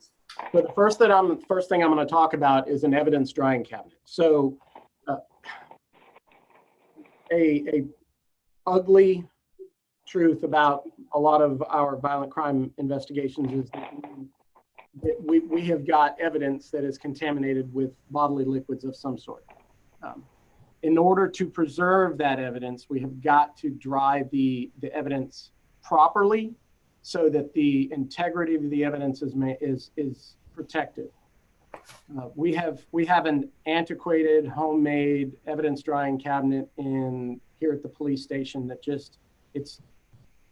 it does not guarantee the integrity of the evidence. It allows contamination from outside sources within the evidence drying cabinet. So one thing, our new evidence custodian who came to us, he retired. I'm sure many of you know Chief Larry Crow from back in the 80s and 90s, who hired me. Not a couple of years ago, his son, Larry Crow Jr., retired from the Texas City Police Department. He was their evidence expert, and he is now our evidence expert. And he brought to us the need for a state-of-the-art evidence drying cabinet in order to make sure that the integrity of this evidence is preserved. So I have requested an evidence drying cabinet for our ID division in the amount of $8,200.75. And that is one of the capital items that it's in 99. Another item that is in 99 is digital cameras for our patrol officers. So right now we have got one digital, point and shoot digital camera that's assigned to each shift. Each sergeant carries it. But whenever that camera is needed on a scene, whether it be a burglary or an assault, I mean, that necessitates the sergeant coming over and tending to that while other things could be accomplished. So I've requested patrol cameras for each one of our patrol officers, and they're not complicated. They're not high-end cameras. They're just point and shoot cameras, but they'll suffice for on-scene documentation. And if more thorough investigation and photographs are needed, our ID officers can head out there and do that. But in order to equip each one of our patrol officers with a point and shoot digital camera, that's a $3,000. That's a $3,000 item. That's in 99 as well. And then our MCTs and mobiles, our mobile computer terminals, their in-car laptops are, due to requirements from the state, from DPS, our software has to meet a certain security requirements. With the software that's on our current laptops, we're having a hard time getting our laptops to work with the security requirements that the state mandates. So we also have mobile computer terminals and some replacement mobile radios in there as well. So those are the 3 capital supplemental items that are in our 99. Now, as I understand, Susie, and I don't know, they are in STW, but they're not showing up on the PDF. And I believe that that's already been accounted for. That is correct. Okay. Keith, what's the price on the third request? Oh, I'm sorry. Let me get into STW. Or if you knew. Yeah, I'm sorry. It's 48,790. Thank you. You're welcome. So it looks like the total for our supplementals is $59,000, or basically $60,000. $59,990 and 75 cents. Chief, I think those are well deserved. As you know, I have dedicated my $5,000 from my district to the remote camera system. Yes, sir. That we are pursuing, and Mr. Jackson will be with you on that. Right. Thank you for everything that y'all have done. Thank you. Yes, sir, Chief. Thank you so much. And Tink, these supplemental items of 59 and some change, are they? Did you include those? Yeah, they are included. They're on page 7 in line items 7030 and 7040 listed down there at the bottom of the capital and debts, because they were one-time purchases. So they're all included on that page 7 instead of being included in the individual department budgets. Got you. Thank you. And then there was also the other thing that he didn't include. There was 2 more vehicles for the PD that were included in there also. Thanks. So any other questions on what's in 7? So down there on the bottom row, the 7030 and 7040, the 59,990, which is the one, and then the 25,199 is the vehicles. That's those 2 line items down there. Okay, I'm sorry. I wasn't paying attention to the bottom. Yeah, I'm sorry. I don't mean, I'm confused. Because we have all the forms for the project program requests in the back, and that has some of that in there, right? It has the evidence drying kit.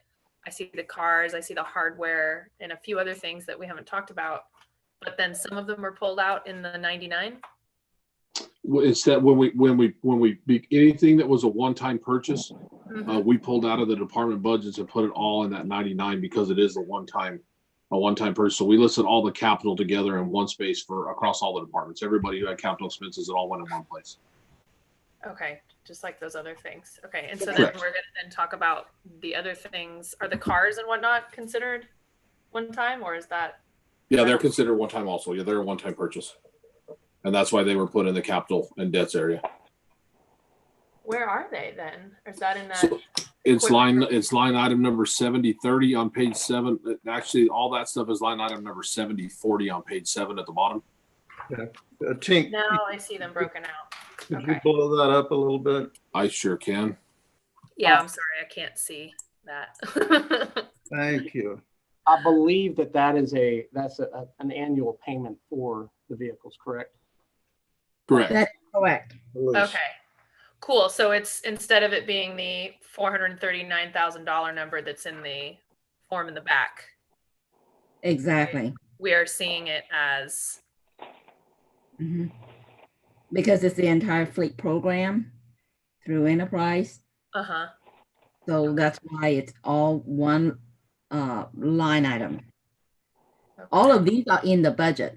Now they will still be in the departmental budget. In other words, if you notice the line item, all of those Mr. Jackson just mentioned are police related.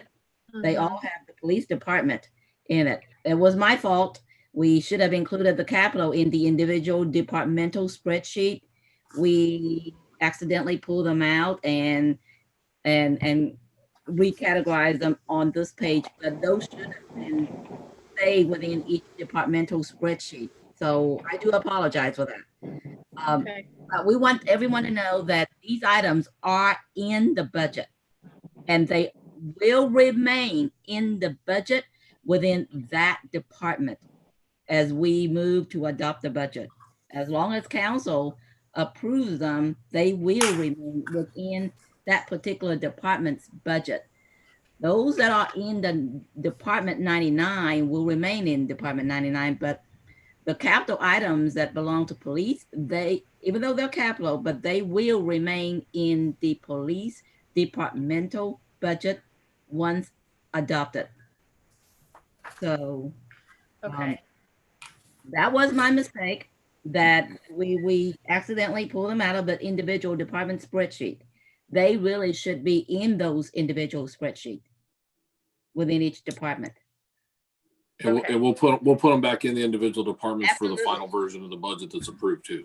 Exactly. Okay, so the things like change. So the things like our that are here in the back, like in the the 120 number pages, like I see the patrol units, I see like the office chairs and things like that. Are those, I'm still just struggling to, I don't have any problems with them. It's just that I don't understand. I'm sorry, I think I passed over the office chairs. What they are is dispatcher chairs for our telecommunications section. Right. And yeah, I'm sorry. Yeah, I'm sorry. Kurt, like chairs are great. I'm not, I don't have any feelings about chairs. Yeah. I just am really struggling to sort this out in my brain about what's here and what's not, because that seems like a one-time purchase. I don't think that those were in the Fund 99. Those are in our regular budget. That, as well as crash data retrieval software. We have crash data retrieval equipment and software that allows us to download. Right. A car has a black box, if you will, and whenever it's involved in a major crash, we download the data from the vehicle. That's it. That's not in Fund 99. That's in the regular budget, I believe. Susie, I thought I saw it in there. You're right. Yeah. Okay. Tink and Susie, will you let us know during these discussions if we're doling out any money that's not written down somewhere? We will definitely do that. Okay, thank you. Yeah, it's all in the STW software. It's all accounted for. Okay. Those three items were in Fund 99, and then the patrol, the CDR, the crash data retrieval system, and the dispatch chairs are in my budget. Okay, thanks, Mayor. That was a good clarifying question. I think that's just what I'm trying to get sorted out. I didn't know if we were approving new things or if they're already included, and not everything was getting mentioned. Yeah. That was very confusing for me. Got you. Thanks, guys. Okay, so Chief. Yes, sir. I want to bring to a point your needs. You know, I don't want to play politics. I don't want to act like somehow I'm making a sacrifice for you in the form of trinkets. If you had one thing that you needed more than anything, what would that be? I mean, if you could have anything in the world that you wanted, even things that aren't on your list, what would that one thing be for your department? Well, you touched on it earlier. It'd be a new facility that allows us to operate for the future and have the room for future expansion of personnel, future expansion of services that we can provide to the community. So if I had a magic wand, that's what it would be. It would number one, I'd need to be able to have the facility. Number two, I'd like to be able to have the personnel to put in that facility so that we can provide some more efficient police services. The guys are doing a magnificent job in very, very difficult environmental conditions. And I love these officers that we have here. I love the staff that we've got here. I wish I could provide more for them, but the reality is we do have financial limitations. So we've got to do the best job that we can with what we've got. Magic wand, new facility so that we can operate for the future. And we're working on that. But I just wanted to say to us, that's a whole lot more than $5,000. We can all add our $5,000 into your department budget, but that's a trinket.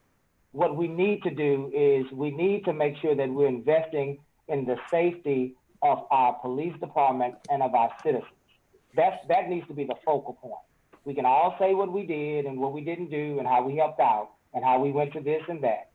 But most importantly, this chief and these men and women of our department need safe facilities.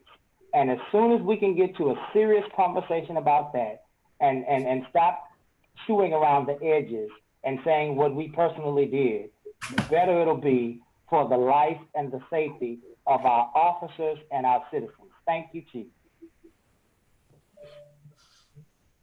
Okay, thank you. I'm sorry, does anybody have any other questions about what I've presented? You can still have my trinket. Thank you, sir. Now, I mean, I understand exactly what Mayor Pro Tem's talking about, and these, they're not trinkets, if you will. I mean, these are things that we do need in order to get our jobs done. The CDR, the Crash Data Retrieval System, we acquired that 10 years ago through a donation from our Citizens Police Academy Alumni Association, and it's outdated technology, outdated equipment, hardware. So we do need this kind of stuff in order to get our job done. I'm grateful for everything that the council has and will afford us in the future. So, like I said, magic wand, that's what I want, but I'm grateful for whatever I can get at this point. And that's what we have the power to do, Chief Jackson. That we can debate and throw snide remarks. We can do all of these silly things, but most importantly, this council has tremendous power. We can change the projection of our future. And I don't want anybody to think that we are somehow disguising ourselves as helping and assisting our police department when we're not having serious discussions about what our police department needs. Some of these things that we're talking about, yeah, Chief, you're going to accept anything that you can to help your officers. But the bigger question and the bigger picture is we need council people that have the courage to step out and do what's best for our department and for our community. That's the point of my commentation. That's the point of what we're talking about. It's not about $5,000 here or there. The police department budget is how much, Chief? How much is your budget? A little over $4.5 million. Yeah. $4.5 million, and we want to add in that we've given them $5,000. That's ridiculous. Let's move on to solve serious problems in our city. Hey, I'd like to ask Chief and Tink about something. So, obviously we have, there's been so much conversation and we have so much more dialogue to have around ensuring we have a police force that feels supported. Obviously, that's being talked about right now. Feels supported, but is also that we're constantly reinforcing and building a police force that continues to operate at a level that is equitable and inclusive and is aware of race and is aware of prejudice and is all these things that have been such a big part of a national conversation, right? And I continue to feel so grateful for Chief Jackson, as I know all of us do, because I think Chief is thoughtful and you're doing your best and you're doing a really great job, as is our police department. And one of the things that makes me really happy and was in your your accomplishments and your goals and objectives, and I didn't jump on it when we were going through it, but I want to make sure I say it now. You know, one of the things that has jumped out at me over and over again in the past few months since the death of George Floyd in June, and all the subsequent conversations around policing and what it means in different communities to make sure that everyone is safe at all times, is a discussion about policies and having police departments that really that started to look reflectively at their policies and make sure they were putting a critical eye on that. And it felt so good to know that Chief Jackson had already been on that. Like you said at the beginning of this, you brought to us the need to review policy, and we approved Lexapol last year, and you talked about how that was going to happen. And I know that's a long process and they're still in the midst of it. It feels good, and it's very reassuring to know that a lot of these conversations that we have to have that are difficult, we're starting at a place where we're already in such a good position because we have a strong police department and a strong city manager that are in support of these. We don't have to start at a level of convincing you that we need to talk about these things. It makes everything so much more feasible in my mind, these goals that we want to achieve. And to that end, so I just want to say yay about policy review. And on that, I wanted to ask, I don't remember the process for how that board got formed. And I think it obviously makes sense that it's some people internally within the police department. Could we add the folks from our Civil Service Commission as part of that review board, looking at it so that we have this additional layer of transparency for our community? So when they ask who looked at the policies, we can say, well, there was civilians as part of this as well. And civilians that aren't just hey, you over on 4101 Main, join us, but someone who is also has some wherewithal to provide valuable input. What do y'all think about that? So I've been looking at something in the same ballpark as what you're talking about.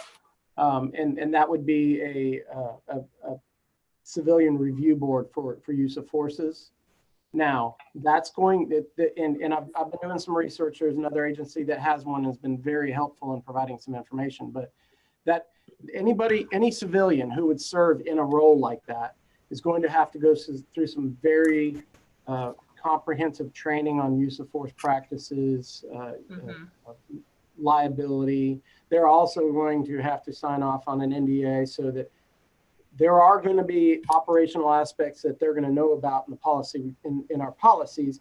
I don't need the general public knowing everything about that, because that's going to hamper our ability to actually get our job done. So I understand what you're saying, and that is something we could look at, but we'd have to have, ideally, that would be something that, like on the civilian review board, that would be something, it would be a position appointed by council.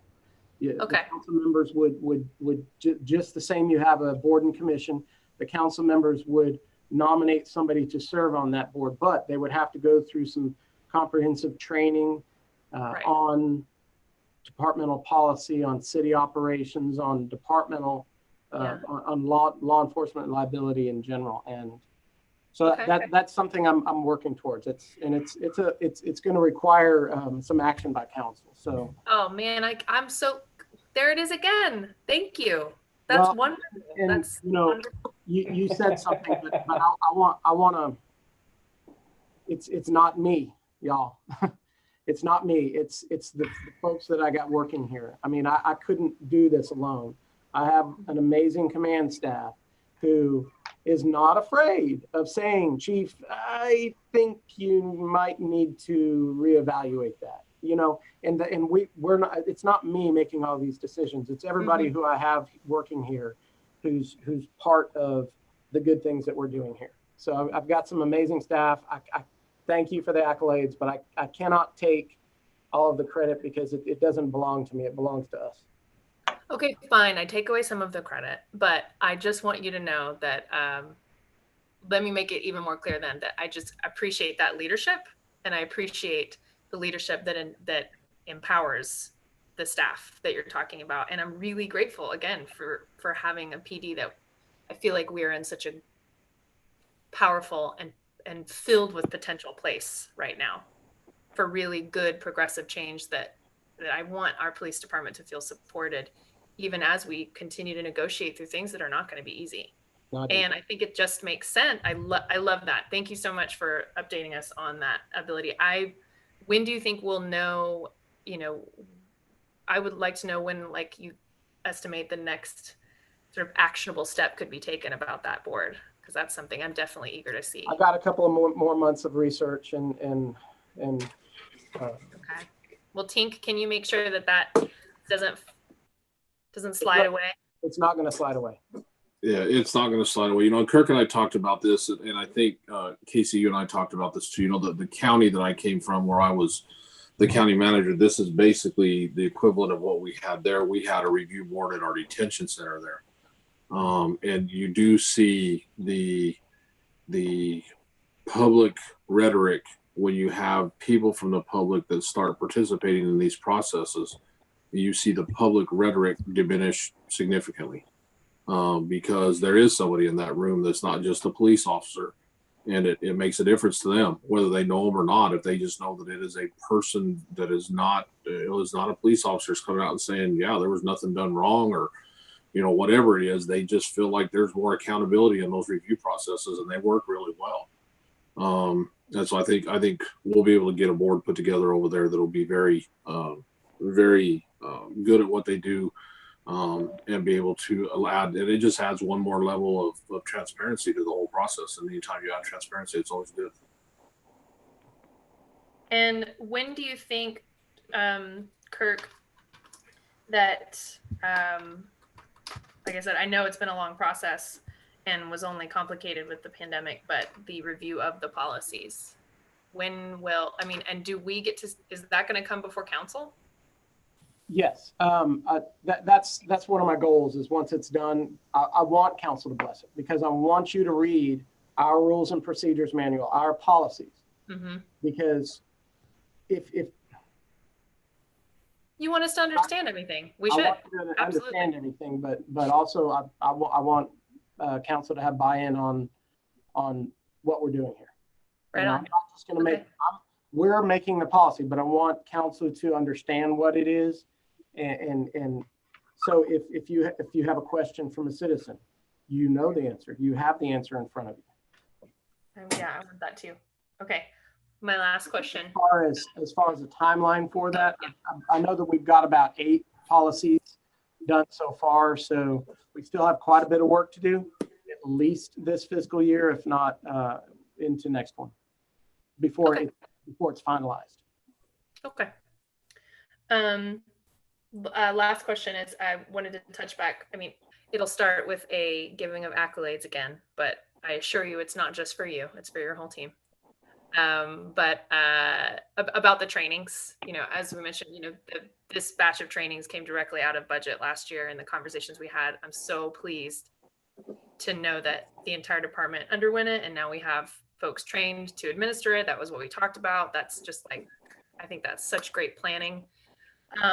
In the goals for the police department, I would really like to see something more specific about how these continued trainings and the planning of succession for the trainings to be embedded in the culture moving forward is, I'd really like to see something a little, I mean, it doesn't need to be necessarily written into this. I just want it known, like how important I think that is, particularly in the climate that we're in. And again, that I'm proud that our department's already doing this training, which is on top of those other trainings that I know had already been happening. Mr. Jackson and I, at his convenience, I'll discuss that some more with him so he can pass it on to you. Groovy. Thank you.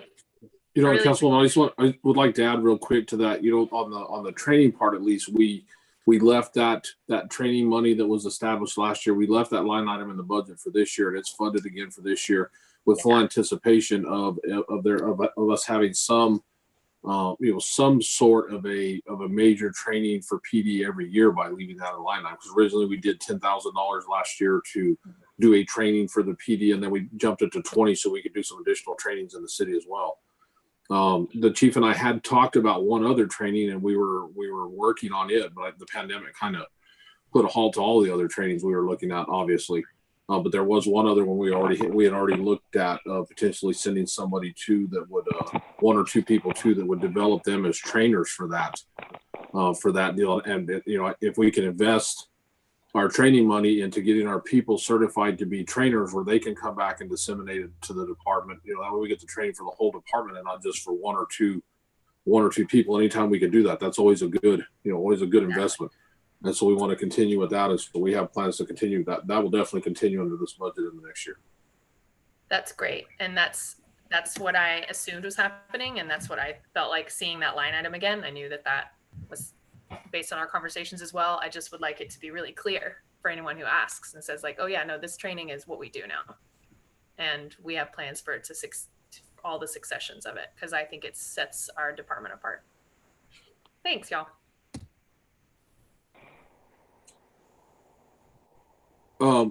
Chief, I want to ask another question. Something you and I have talked about on this too, and it's something I think in here for council to think about as well. When we look at your department, we got 47 employees in that department, and we only have one true administrative position in that department. There's only one administrator that's outside of the CBA in that department, and that's you.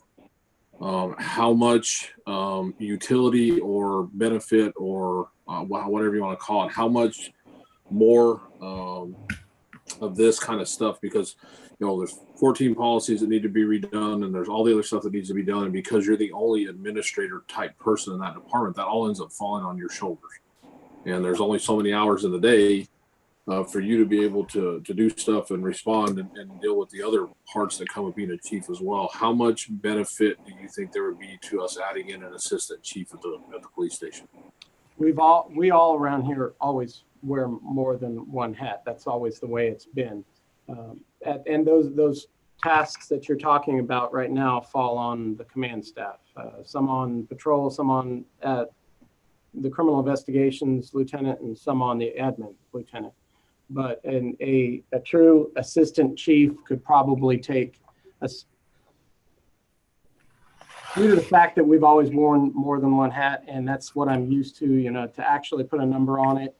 I guess I would estimate maybe about 50% of the stuff that I do could be passed on to the assistant chief.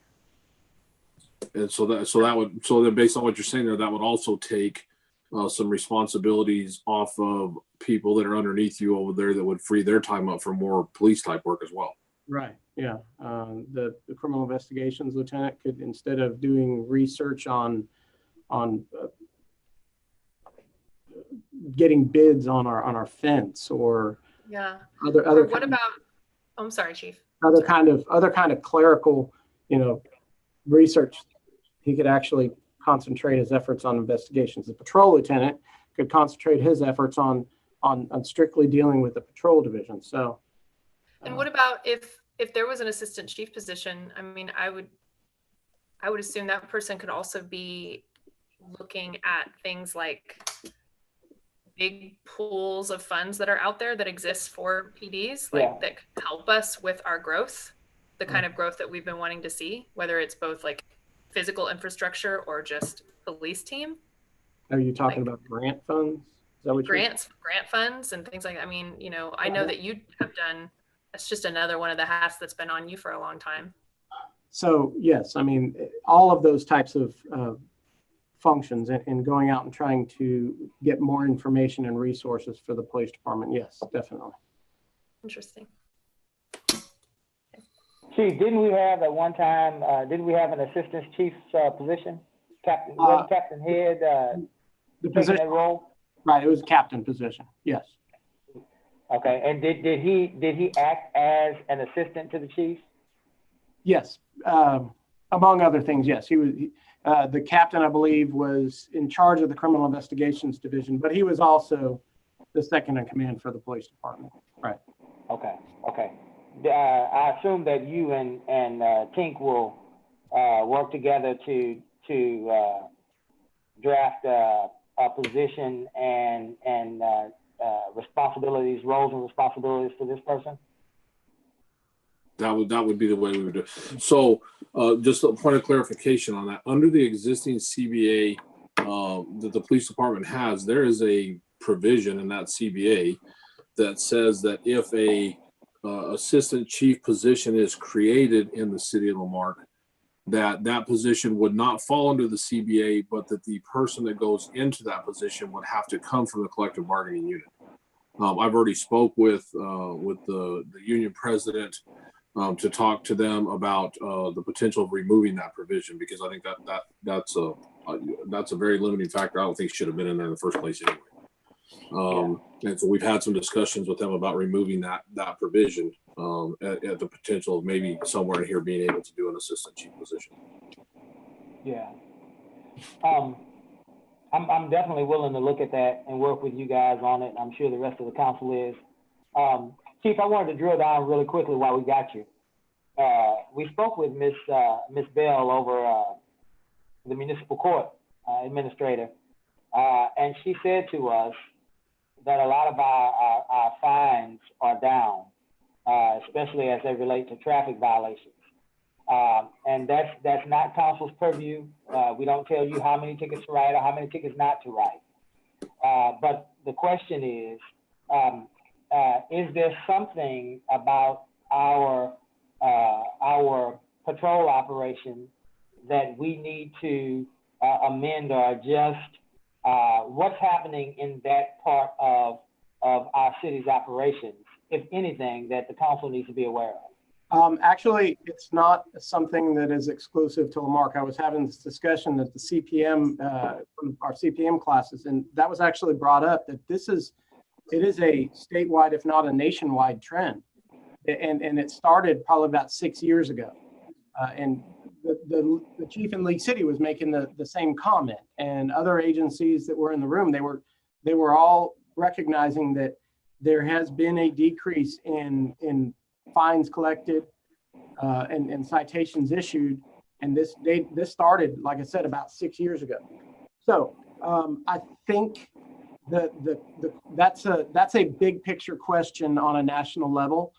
It is not exclusive to Lamarque. I think a lot of it has to, the current political climate has only exacerbated the problem, and I guess me myself, I'd much rather, if I catch somebody committing a violation, just explain to them the consequences of what could have gone wrong had you been involved in a collision, instead of writing somebody a ticket and taking $400 out of their pocket that could go towards feeding their children.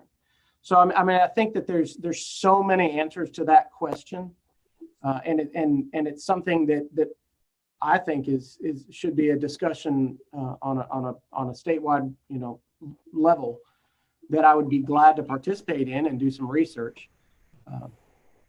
So to answer your question, as far as what's any operations here at the police department that is causing that, I don't think it's here. I think it's just in law enforcement in general, and it's a change in mindset. It's not we're not wanting to go out and write everybody a ticket and get as many stats as we can. It's about public safety, and it's about making sure that that people aren't out there driving crazy and placing people's lives in danger.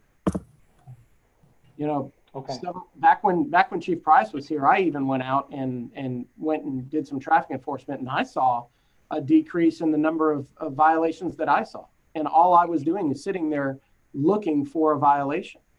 And they're just, number one, I think people are driving safer, whether it's change in mindset of a generational change, or whether or not in technology, I don't know. But it's, to answer your question, it's not something exclusive to Lamarque. So I think it's a generational change. Thank you, Chief.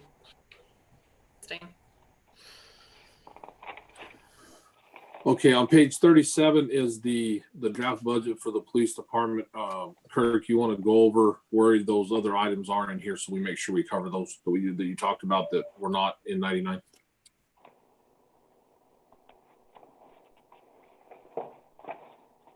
Okay, yeah, and I can find the line items pretty easily here. So like I said, our drying cabinet is in 7040.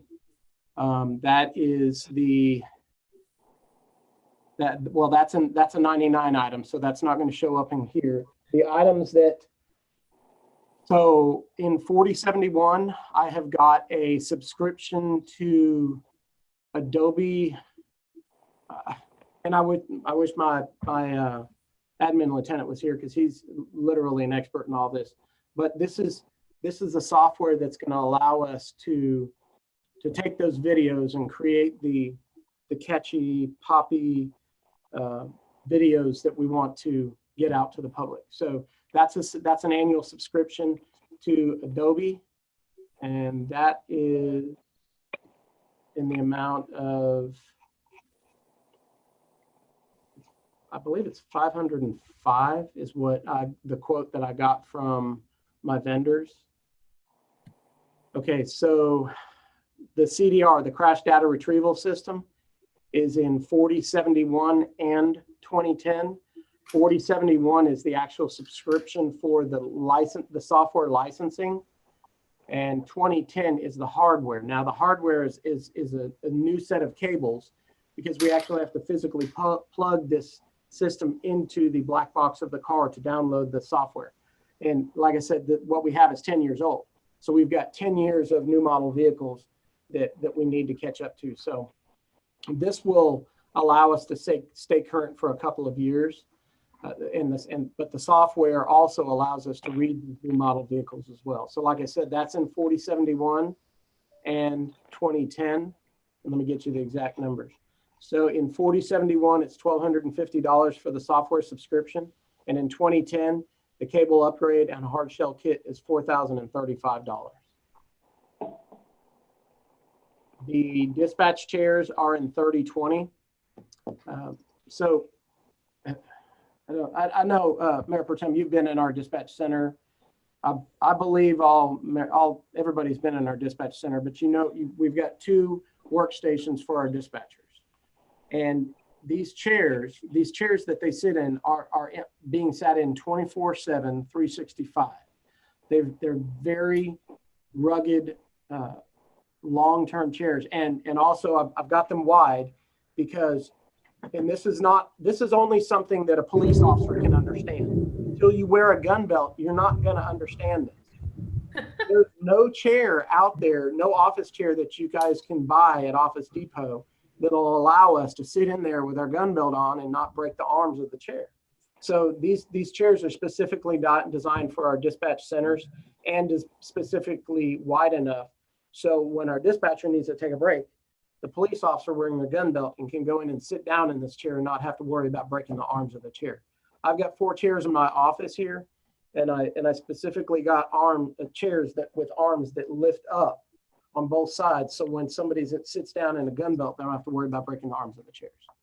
So those chairs for the dispatch center, 2 of them are $3,400. They're costly, but when you're talking about a chair that's being sat in 24 hours a day, 365 for 10 years, they're gonna be costly.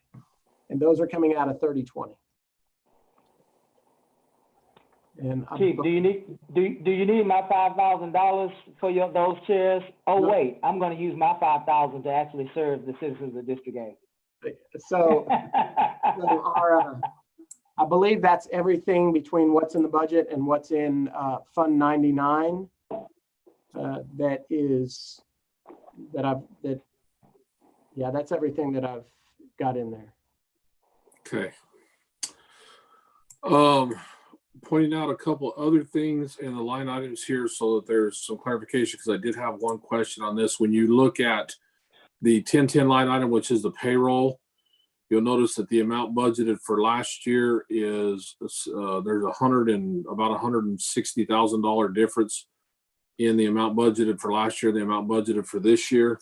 That's the amount that's necessary to cover the step increases and the COLA adjustment, the annual adjustment required out of the CBA. So that's the amount that it takes to cover that each year. So that's included in there. I don't think there was anything else that there was a major change in it, except for the stuff that he's already pointed out to you. So just as a point of clarification, that jump in regular payroll numbers from the 2020 to the 2021 budget is all attributed to the CBA 2% raise. I'm sorry, 3%. Yeah, well, that and their step increases there's also a time schedule for advancement in there, and that includes that as well. But it's all CBA related. Yes, it is all related to provisions in the CBA. Okay.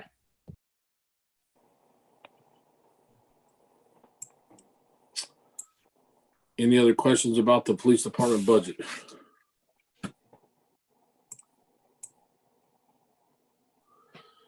Okay, Chief, why don't you stick around just in case anything else comes up?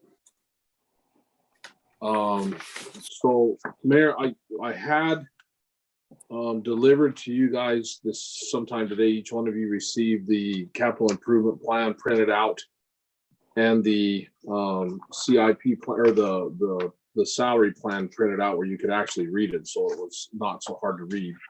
Yes, sir. But it's up to you guys, and that's the last department that we had. If you want to, I do have Den and Chase working on a presentation related to the losses from the water system that was requested, but they won't be prepared for that until Thursday morning first thing.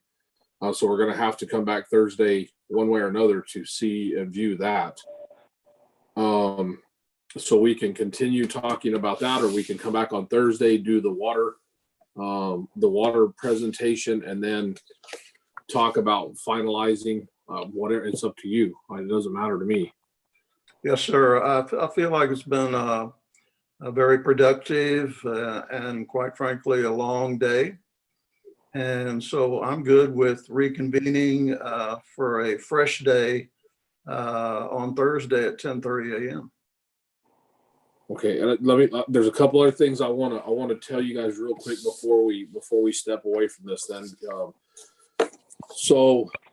again, that what we have presented here in this draft, in this proposal, that's all the revenue that we had available to us based on property taxes, based on sales tax projections, based on everything else. Some other points that I made that I'll give you individually. You guys can take these and do whatever you want to with them. I'm not making any recommendation with this. I'm just telling you there are other things here that you may want to consider as we come back Thursday and start talking about how to wrap this up. We did receive notice today from Cheryl Johnson on our tax rates and where we fell within the provisions under SB2. So under SB2, the proposed tax rate the tax rate that we proposed in the budget, which is the exact same tax rate as last year, is slightly above our effective tax rate. And so again, to clarify, each year the tax collector assessor gives us a set of numbers when it comes to property taxes. And they give you three numbers. They give you what's called an effective tax rate. And then they give you they give you a rollback rate, and they give you what's called a de minimis rate. Our tax rate is the 0.5406, whatever it is that we adopted last year. It's 6 numbers, but it's slightly over 54 cents per 100. The rollback, or our effective rate for this year, is 0.50 something that's slightly lower than that. And that is obviously based on the fact that our taxable values went up. So that effective rate is meant to calculate what tax rate you would charge to collect the exact same amount of money that you collected the year before. And our effective rate is the 0.50. Our rollback rate, because of the debt that we adopted this year for the wastewater treatment plant, our rollback rate is all the way up to 0.705564. So the rate that any rate can be adopted between the 0.50 and the 0.70 by council without a tax rate election. For if anybody wanted to make any proposals to change anything, for any proposal that they made, a 1 cent increase in our property taxes would equate to $109,815. That's how much additional revenue it would generate for each penny. And just one other thing that I had Susie calculate last night, in case anybody wants to know, that one penny increase, if you looked at that amount as the payment for a bond for a larger scale project, each penny of tax increase would equate to $1.9 million of bond capacity over 30 years. And I'll send those all out to you guys in a brief email real quick so you have them. So if you have any different thoughts or proposals that you want to bring up on Thursday morning, you guys will have that to look at those thoughts and proposals. And I'll get those out shortly as soon as we get off of here. Yes, sir. Thank you. Again, the CIP plan, the printed CIP plan, and the salary plan were presented. Were taken to delivered to you this morning. So if you haven't seen them yet, they're right outside your door someplace. We have those so that you guys can actually see those and be able to touch them and see them without having to squint or look at the screen and move the screen around a whole bunch to be able to look at it, because the salary plan had to be printed on 11 by 17. Yes, sir. I did receive mine, and thank you for the large print. Very well done. Thank you for those numbers. That's certainly food for thought.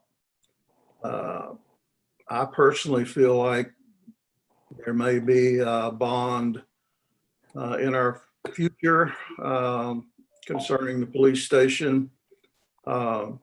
I think that the public would support that. It'd probably be something we'd want to go to the public with. But in this next 48 hours, 24 hours, we can all be thinking about these numbers and come up with a consensus as to which direction we want to go. And if there's nothing else. Hey, Mayor, just a quick question. Tink, you said a 1% increase, a 1 cent increase would generate how much? 1 cent increase generates an additional $109,815 in revenue. That 1 cent increase, if it was tied to a bond, that $109,000 per year, estimating a 4% interest rate, would provide bonding capacity for $1.9 million over 30 years. Gotcha. Thank you. Anyone else? Thanks, everybody. Have a great next couple of nights, and we'll see you at 10:30 a.m. on Thursday. Thank you, Tink. Thanks, Thanks, everyone. Bye. Have a great night.